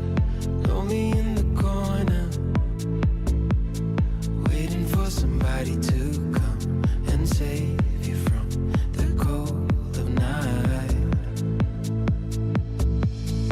Easily, we've been falling in disbelief. I think I'm ready for another try, but this feels like the last time. So why did you say goodbye?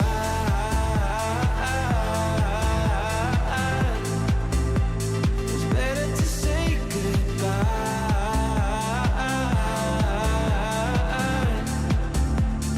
Why did you say goodbye?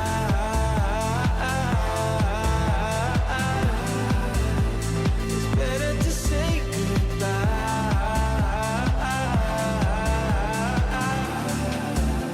So why did you say goodbye?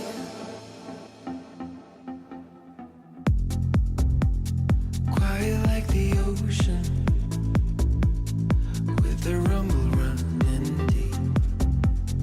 This is how I see you, when you hide your feels from me. Why you heavy-hearted? Cut the silence, talk to me. Release your mind, get what you need. Easily, we've been falling in disbelief. I think I'm ready for another try, but this feels like the last time. So why did you say goodbye?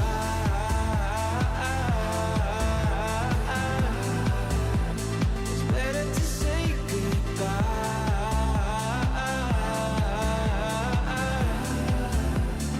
Why did you say goodbye?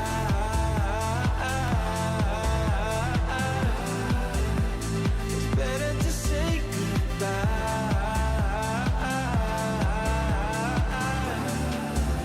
So why did you say goodbye? It doesn't matter. We seem too young to understand. For the better. The weather changes when we dance. Belong together. Catch the sunsets, riding waves. We stay forever. Where the rhythm never ends. Where the rhythm never ends. Where the rhythm never ends. Where the rhythm.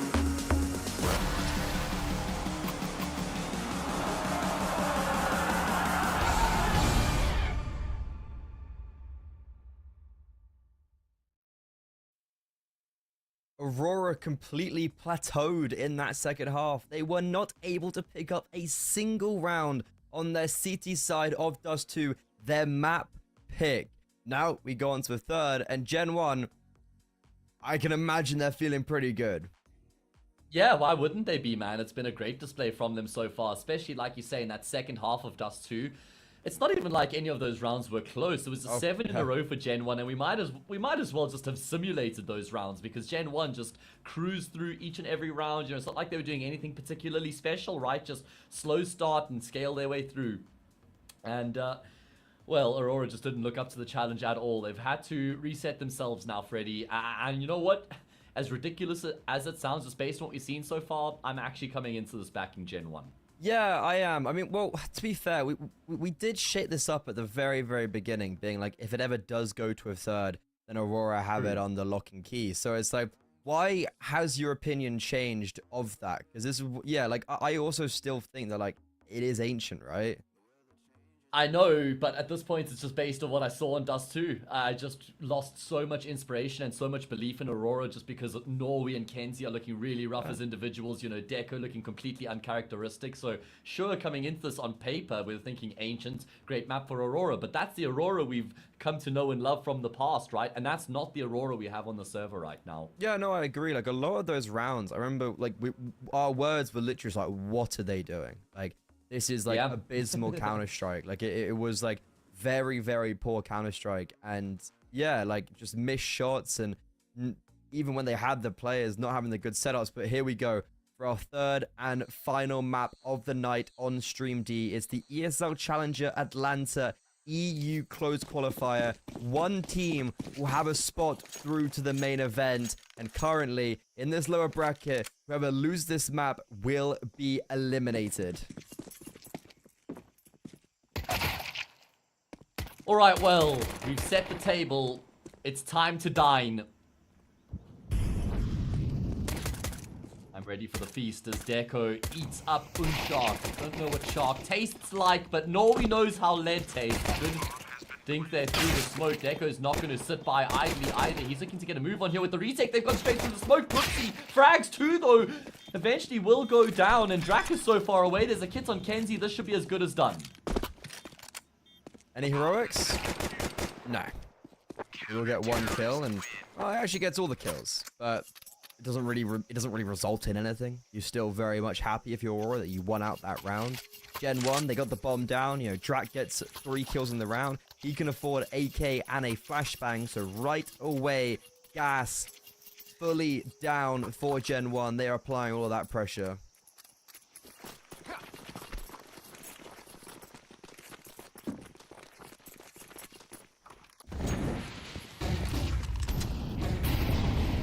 Well, Gen 1 not going to waste any time here with their force buy already. Unshark's been able to get out into middle, and he's actually crossed. He's tucked into the corner right now. Lackey seems to have an idea there could be a player there, but it's Drac there rather. It's a really strong position to have this early in the round, and this is exactly why. See, just something like that, for example, the aim is just not looking on point for Aurora right now. That was exactly what we said about Deco. We were like, this is like, how do you miss that? But well, Deco, he hears our calls, and he pretty much wins it out again for Aurora. So Gen 1's opening round will be extended. Drac. Okay, that's a great double. He is someone who has caused a lot of commotion for Aurora so far in this series. On 11 HP, is the 1 versus 4 really something that's attainable? No.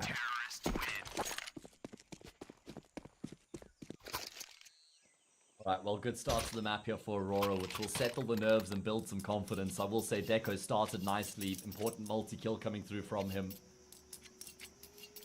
You can still look at him and say, yeah, that guy, he can win the map alone here, but we need to see him at his best if that's going to happen. He can really eat Gen 1 alive, right? But we're just used to seeing that with the AWP.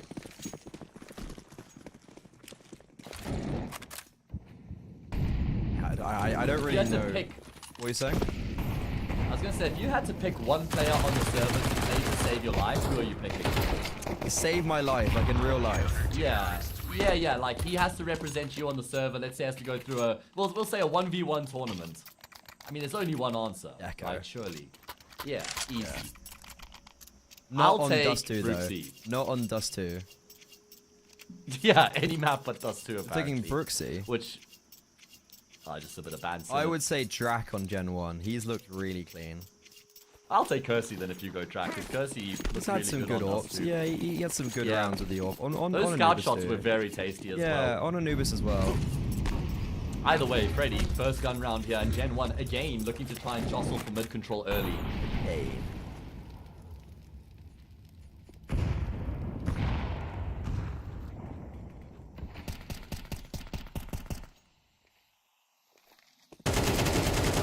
Ooh, big opening kill from the main man himself.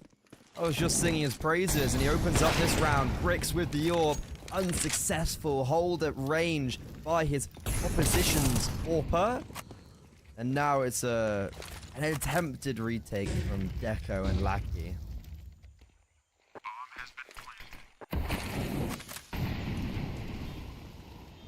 Oh man. Hoping that he can win the lotto and find a frag through the smoke, but it's not going to happen, and they'll now know exactly where Lackey is as well. Going to pick up the AWP and try and head for the hills, but he will not be afforded his life. Gen 1 get themselves on the board, a well-worked round. Kersey doesn't pick up the AWP, which is a bit of a negative, but apart from that, it's great to get their first round on the board. And leaning on Drac when you need is honestly a fine piece. Like, if you need Drac and you need him to come alive so you can get the round and get the ball rolling, exactly what he's done right there. But Aurora still have the ability to reinvest. Only issue, an asterisk on this round, is Kenzie with 5-7.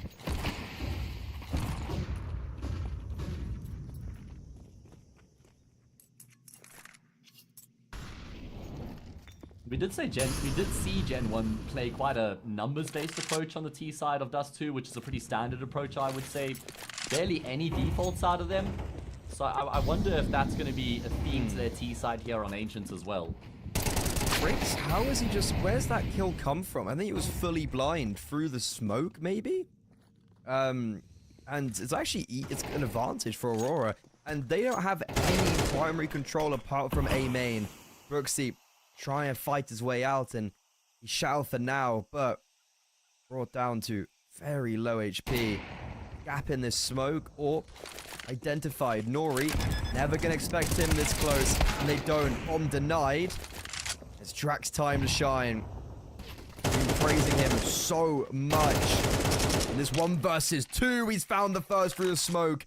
Griggs pulls out the USB, but Drac's pretty much full HP.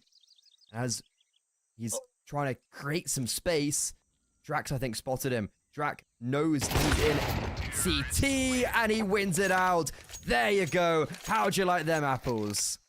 I love them. Those are my favorite apples. 11-2. Drac right now is having a fantastic time of it here on Ancient. Gen 1 get past the force buy. Simple plan there. Into the A-bomb site. The firepower advantage works out for them. It does get close, but Drac clutches it. He's been so reliable for them today. He was incredible in the Anubis. Pretty much the sole reason they were so competitive. And he's come out the gate swinging here on Ancients as well. We played 5 rounds, and his teammates combined have got, what, 3, 4, 6, 7 kills. They got He's 7 on frags 11. across 4 of them. He is indeed. He also played that 1 versus 1 perfectly. Like, he puts himself on top of the big box, elevates himself, and it completely catches Grix off guard. Really well played, and the hero. Spearheading Gen 1 to success.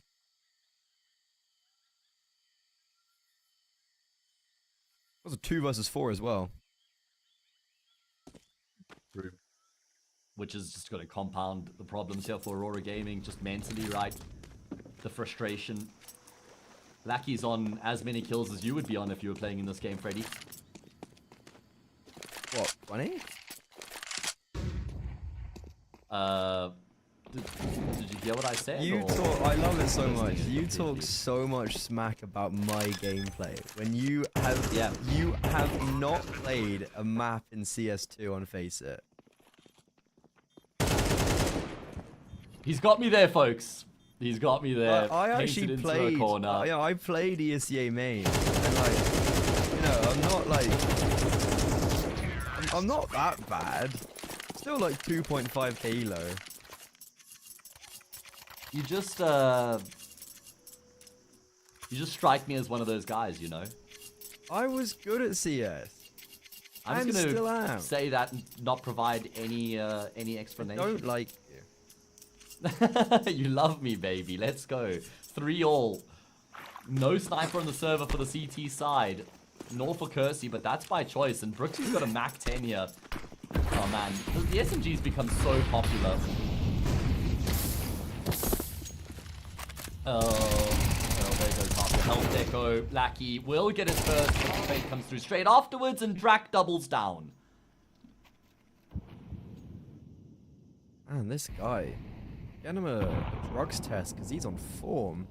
He's inhumane. Kenzie, though, Oh, man. he's slipping the net. Trying to make a play here to He's slipping the flip net. around. I think he... Oh, everyone's dead. I was going to say he could, but everyone's died at the hands of Drac. Sorry, Drac did also just wallbang that 3rd kill as well, may I add. Doesn't even need vision. Just walk straight in. Yeah. Certainly is dialed in right now. Kenzie has no option but to save his gun, and Gen 1 will get themselves a lead. And surely with Aurora struggling as much as they have been in the series so far, if they fall behind the game here and pressure starts to mount, don't they just crumble, Freddy? Like what reason do we have to believe that they can actually withstand pressure right now? Yeah, I was going to say, like, I wouldn't be surprised if we do see like a Gen 1 just kind of, they just start dumpstering Aurora. Like I feel like Mental will, I feel like there is gonna be like a period of Aurora's just being like, how are we losing this? And it just gets deeper and deeper and deeper. Whereas Gen 1, they're gonna just be going up and up and up.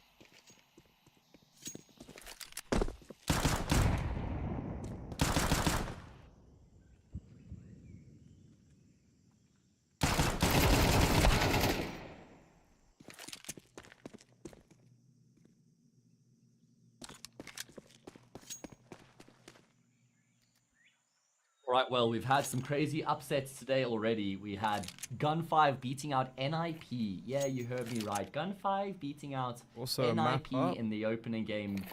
And then they've, beaten Sashi on the first map of their series. In fact, Freddy... Oh, okay. Yeah, it's happened. Oh my god. Not just a map up against Sashi anymore. They've won 2-0, and the second map was 13-4. Yeah, and that's Nuke, by the way, the crown jewel of Sashi. So, What? I think Gen5 might be the best team in the world. Monty leading against NIP as well, 1-0, but currently down 9-3 on the second map, so that makes sense for a third. 2 best of 3s away, man. Is that all? 2 best of 3s? Up bracket. Underdog buff. Gen 1's got it here as well right now. Or is it just the Aurora debuff? I don't know. Self-inflicted.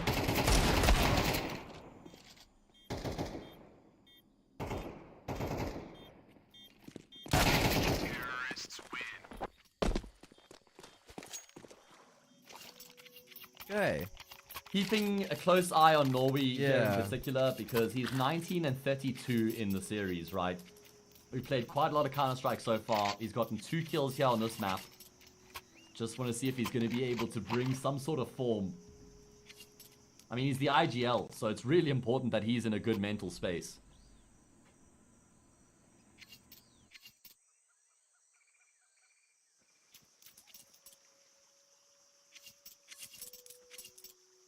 Yeah, I mean, look, you're just struggling to get any traction going for Aurora, but my one grievance for Gen 1 would be like if Drac does just continue to have this, like, if he doesn't continue rather to have this 170 ADR performance, is like, will someone else pick up the slack? Because sure, people aren't doing bad, but Drac's the main reason why they've got to this position.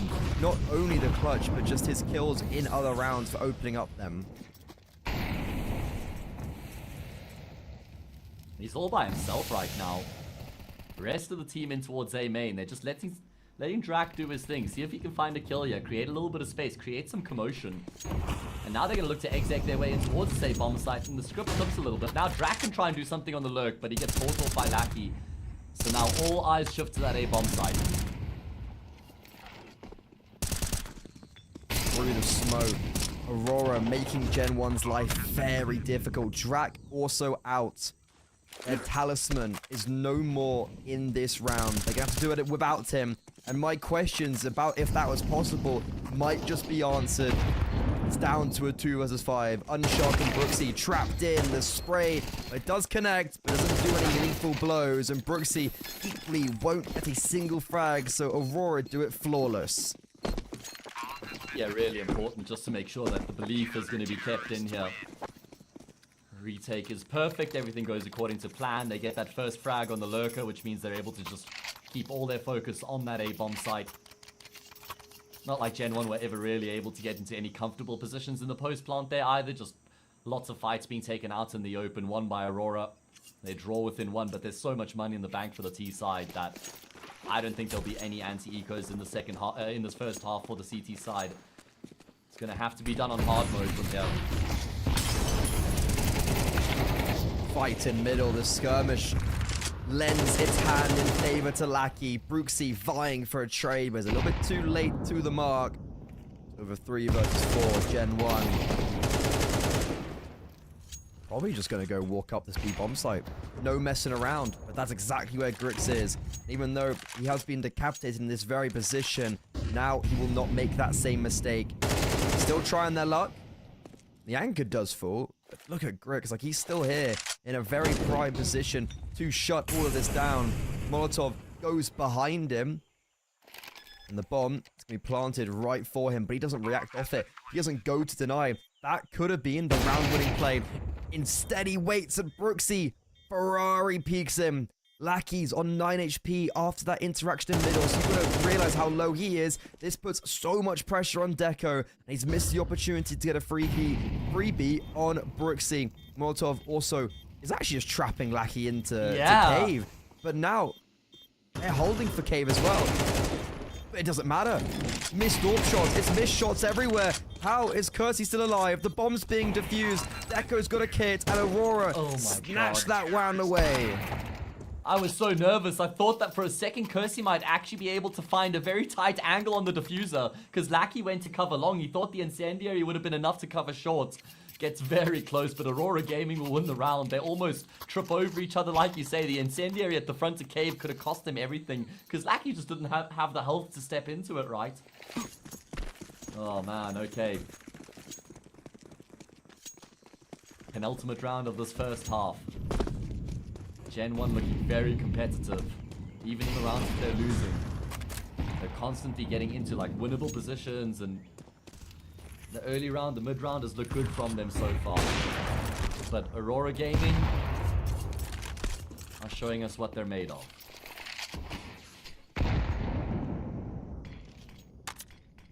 It's been a day of just confusion from everyone.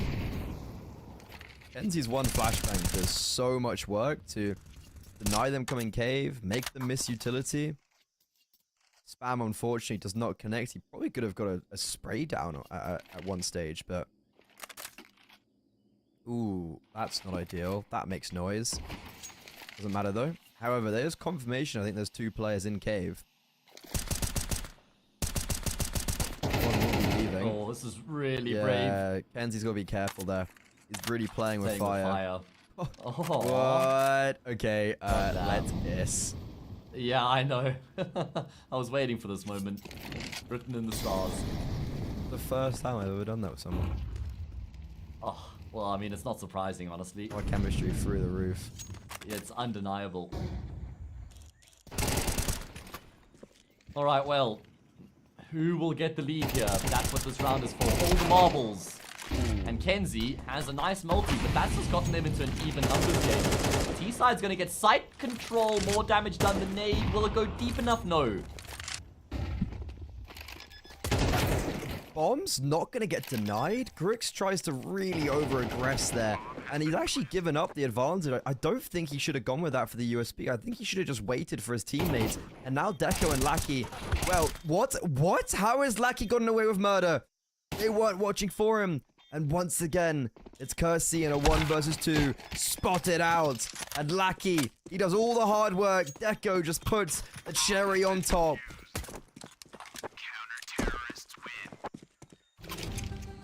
It's looking markedly improved here from Aurora in these past few rounds, and they certainly have restored some confidence here. Individuals looking a whole lot better, bailing them out of these 50-50 situations. 1 round now, 1 round lead. That's all Aurora Gaming have, but it's a lead nonetheless. If they can just survive day 1, if they can just go to bed knowing they're still alive in the qualifier, that's good enough for me. Doesn't matter how they get the job done at this point, right, Freddy? That's a really important hallmark of a team, is that they're able to win even when it's ugly.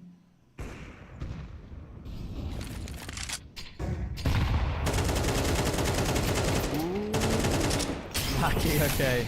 He gets done eventually. He's taken a lot of damage from the utility, and Drac back on his trigger. He's literally the reason why Gen 1 are even in contention on Ancient, with him standing tall in this final round of the half. David versus the Goliath. And he's trying his goddamn best.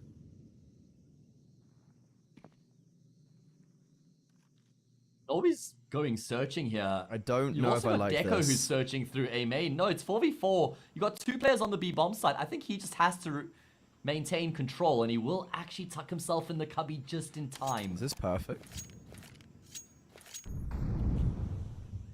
Because I think Well, it's they're gonna keep gonna him go alive donut. for now. Like someone's They'll gonna never go clear donut. this, though. I don't know who's gonna go donut, but yeah. So it's gonna be Kersey and it's gonna be Duvek.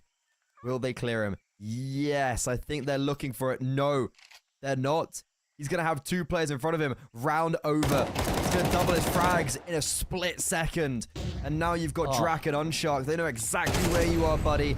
Echo is gonna give Aurora 7. They are back in full force. Can they survive in ESL Challenger Atlanta EU close qualifier?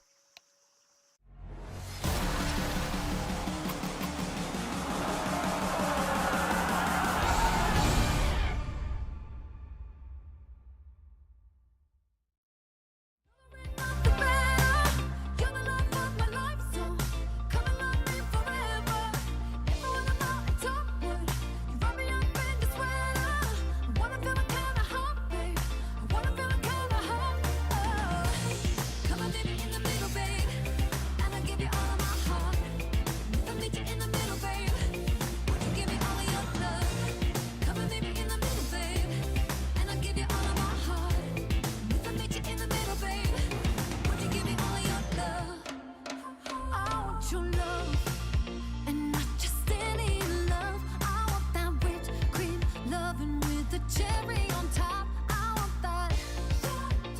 Baby, I want that. I'm yours, baby. I'm yours. I'm gonna give you up when lowering up the banner. You're the love of my life, so come and love me forever. Even when I'm out in top wood, you run me up in the sweater. Wanna feel it kinda hot, babe. Wanna feel it kinda hot. Come and leave me in the middle, babe, and I give you all of my heart. If I meet you in the middle, babe, would you give me all of your love? Come and leave me in the middle, babe, and I give you all of my heart. If I meet you in the middle, babe, would you give me all of your love? Would you give me all of your love? Would you give me all of your love? Would you give me all of your love? Come and meet me in the middle, babe, and I give you all of my heart. And if I meet you in the middle, babe, would you give me all your love? Come and meet me in the middle, babe, and I give you all of my heart. If I meet you in the middle, babe, would you give me all your love? Would you give me all your love? Would you give me all your love? Would you give me all your love? Come and meet me in the middle, babe, and I give you all of my heart. If I meet you in the middle, babe, would you give me all your love? Would you give me all your love? Would you give me all your love? Could you give me all your love?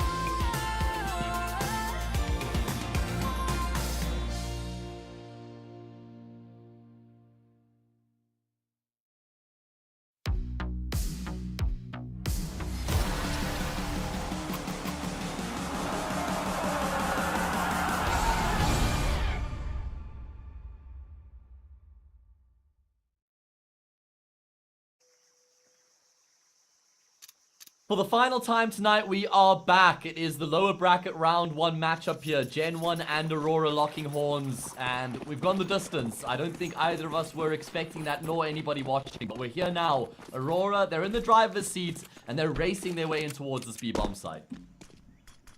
Let's get it. They have the advantage in this neck and neck affair.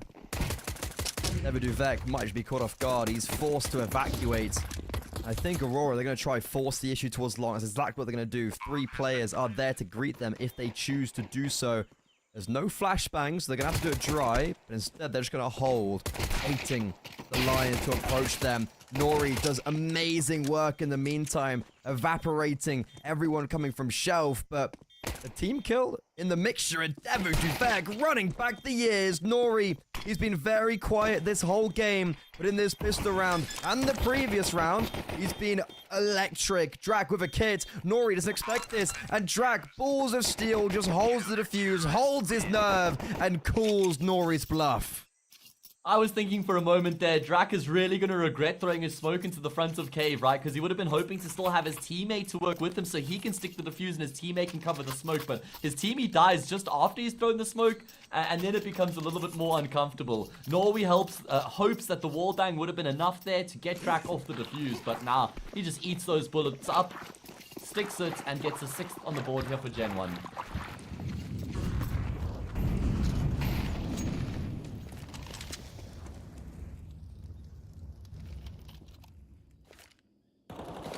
Early commotion in middle.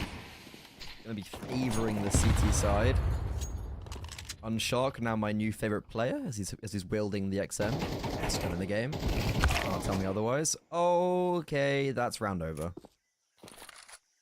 Even with your beloved XM, Yeah, no, like, I don't on the know. wrong side of the map. If Aurora, so the reason why I say it's round over is because if Aurora just straight away accelerated, Devo Duvek would be completely by himself, and it'd be curtains. However, he's been reinforced by Kersey, and he got that kill. So now, Aurora Gaming have kind of lost the time that they once did have. And Deco, if he's eliminated here in Cave, well, oh my god, I was going to say, that's going to pretty much be over for Nori and Grix, but Deco's not only got a frag, but it's upgraded to the M4, Oh. the XM. Go, Come Daddy. on, do your best. Unfortunately, Grix sidelines him, and Kersey on a quick rotation. He gets mollowed off, so he can't deny the bomb being planted. But he's going straight through. It's a little bit too brave with my liking, and Deco is more than happy to just wait for him and eliminate him. I mean, that round was just swinging from end to end like a pendulum, but eventually Aurora Gaming will get across the line. Looked a bit nervy at a moment there in the 3v3 when Deco was crossing paths with the other player in Jaguar, because if he goes down, then I'm pretty nervous at that point for the T side, but that doesn't happen. Oh, Freddy, they're forcing up again. I don't like this. I don't like this. I think in certain situations, sure, they're thinking, listen, we've done a lot of economic damage. If we can win the force here, then we're back into the game with a bang. But if you lose the force, that's got major consequences.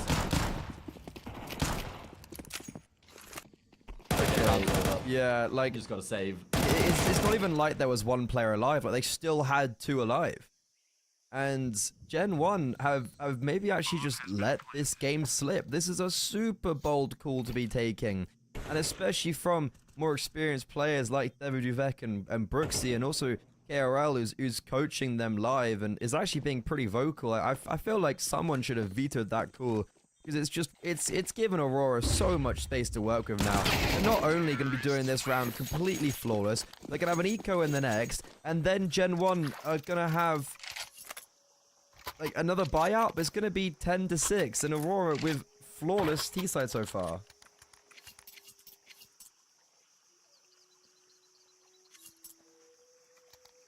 Yeah, man, it feels like they should be buying up in this round. We should be talking about a gun round now.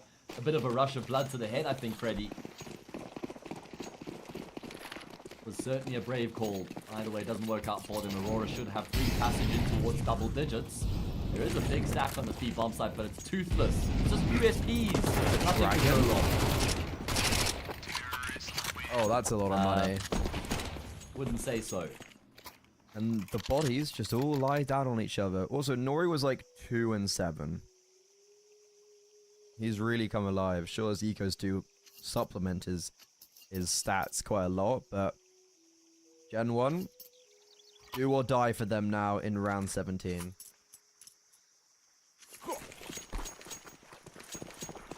Yeah, it absolutely is. There's so much that's relying on this round, and look at their investment, Freddy. Look at what they have to work with. There's barely any useful left after they throw their first wave. Ooh, what a nade, actually, though. They throw the first wave, and it actually works out with a lot of success, but Brooksy also takes a nade to the dome.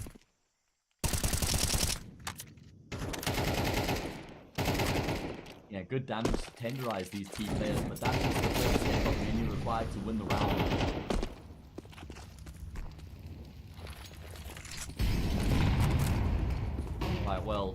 Aurora Gaming move their way forward. They've taken ground, and they've done so pretty comprehensively. Haven't lost anybody in the process. They've got quite a lot of the map to work with, but Gen 1, they're making moves of their own.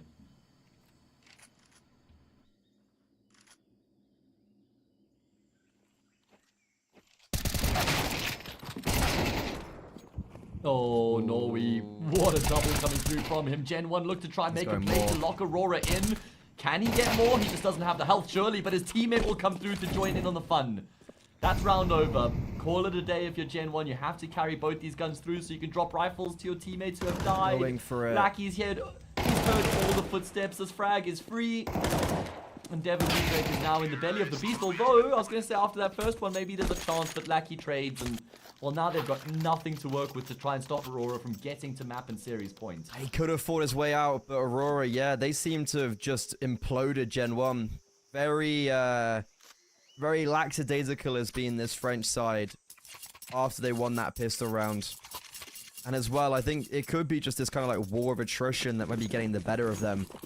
And the experience from Aurora is really shining down out onto the server.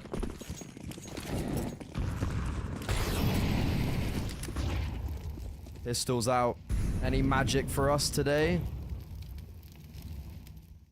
Oh, they'd love to pull a rabbit out of the hat here. I mean, it is max round loss bonus eco, right? So there's Kevlar, there's upgraded pistols, an MP9 or 2.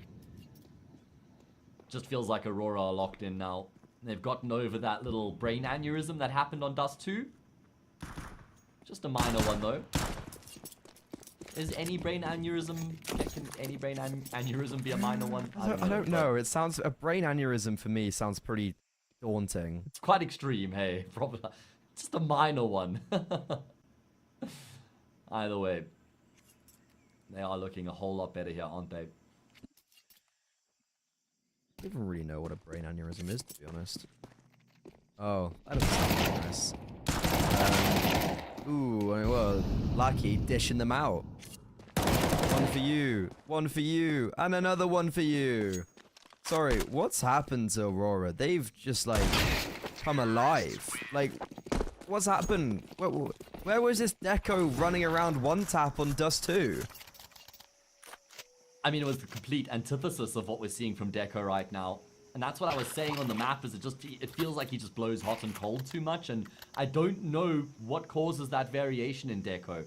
And I've kind of just pinned it on him, you know, maybe getting in his own head when he really feels like it, then he pitches up and he plays fantastic Counter-Strike, but it's like, what kind of Deco are we going to get on the server today? Yeah, I agree. Reliable. Oh, okay. That's nice from Kersey. Probably just going to force Aurora's hand into the say bomb site, honestly. Well, they're going to be more than happy to do so. There's only one defender there currently, so they are going towards A, and there's definitely worse things for it. Drax, though, has rotated in alongside Kersey. This is now looking very fortified for Gen 1. Really nice. Great work. Numbers there, trades successful, and they've never had to relinquish control of the bomb site. It's just the lurker left remaining. And Gen 1 have kept themselves alive for another round. It was actually almost a carbon copy with what we had in the second map, where we had a 6-all halftime scoreline, and then, oh, it was 7-5 this time. It's all somewhat similar, it's just the other way around. Yeah, still similar.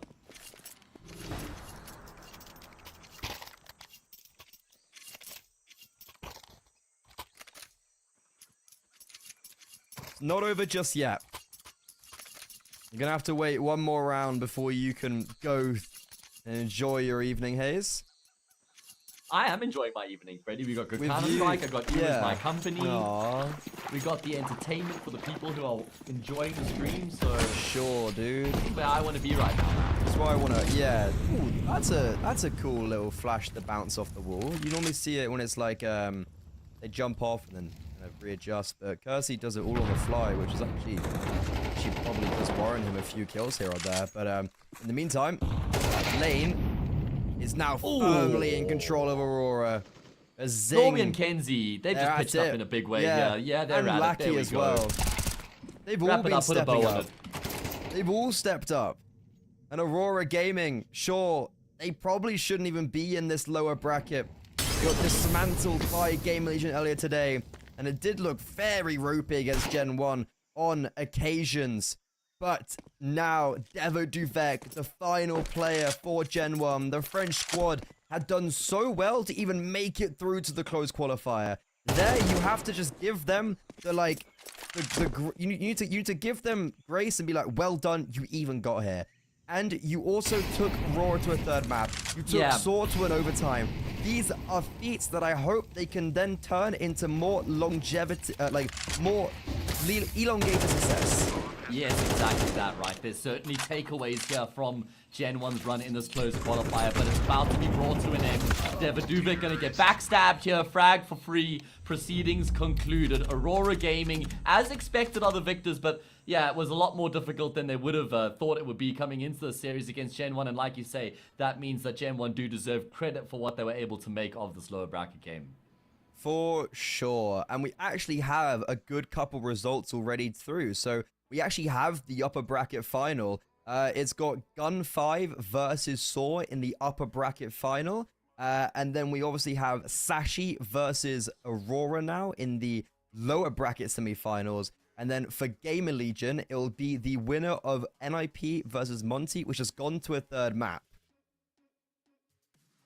At least we still got some entertainment for people who are looking for more Counter-Strike, but it's always good to see the bracket at the end of day one in one of these closed qualifiers. Of course, they're almost always just a 2-day affair, and you get a very good idea of what's happened at the end of day one, right? Saw's had a solid run. Sure. Of course, it was a tough game against Gamer Legion, but as expected, they've gotten themselves into that upper bracket final. Winner of that has to win just one more best of 3, and they qualify for Atlanta. And still a hell of a lot of work to be done for these teams in the lower bracket. I think it's 2 more best of 3s because it's the upper bracket, so you have to get to the grand final and then win one that. more after that. Yeah. One more after that. So upper bracket is always smiling. You're always chilling. You're always in a very good mood. But if you're in the lower bracket, that means playing. So let's say NIP beat Monty. They have to wake up tomorrow, play against Game Legion, then play another, and then play the earlier game on the Saturday, and then play another. Like, they have a big shift ahead of them. This is not a qualifier for the weak. It takes only the strongest to make it through. And I was literally saying at the very start of the day, there's definitely a conversation to be had of winning this qualifier is harder than winning the whole actual event you're qualifying to.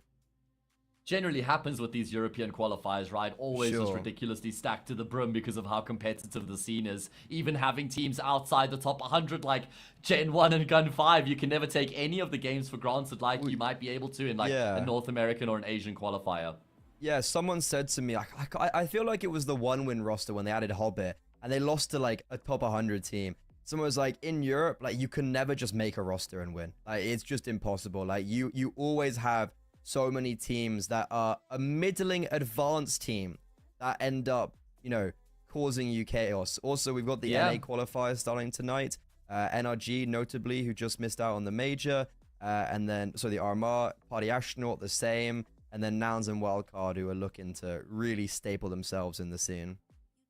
Yeah, should be a stacked one as well. Lots of entertainment coming through there. But that's all we have for the good people. Frederick, it's been a pleasure to be alongside you once again, little bro. And hopefully we get to share the mic again soon. I hope you guys have enjoyed the show from myself and Freddie. Shout out to production as well. It's been a hell of a ride. And I hope you guys, like I said, have enjoyed what we've put out there. Like I said, still more games going on. Monty locking horns with, is it Sashi? No, it's not Sashi, Freddie. Who's Monty busy playing? NIP Monty going into a third map. So there is still some Counter-Strike going on for you guys to feast your eyes on. But from us here on the D Stream, we're going to bid you guys farewell. So thank you for joining us, and we'll see you again next time.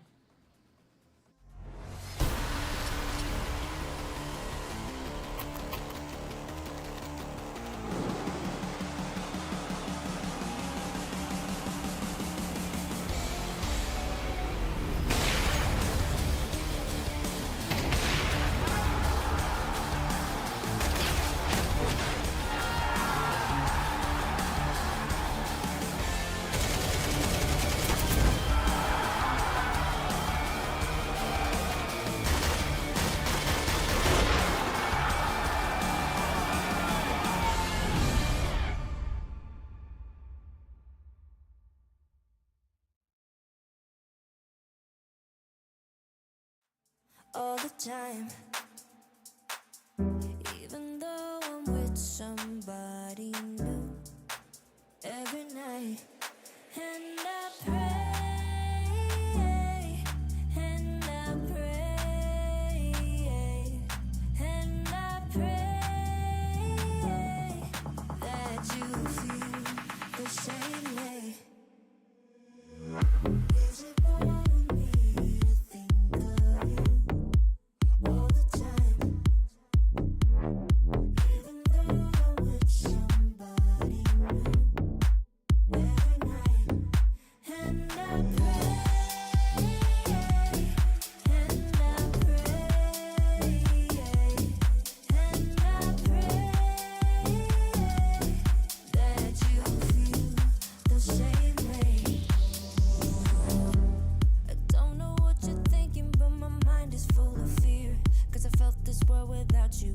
safer when you're here.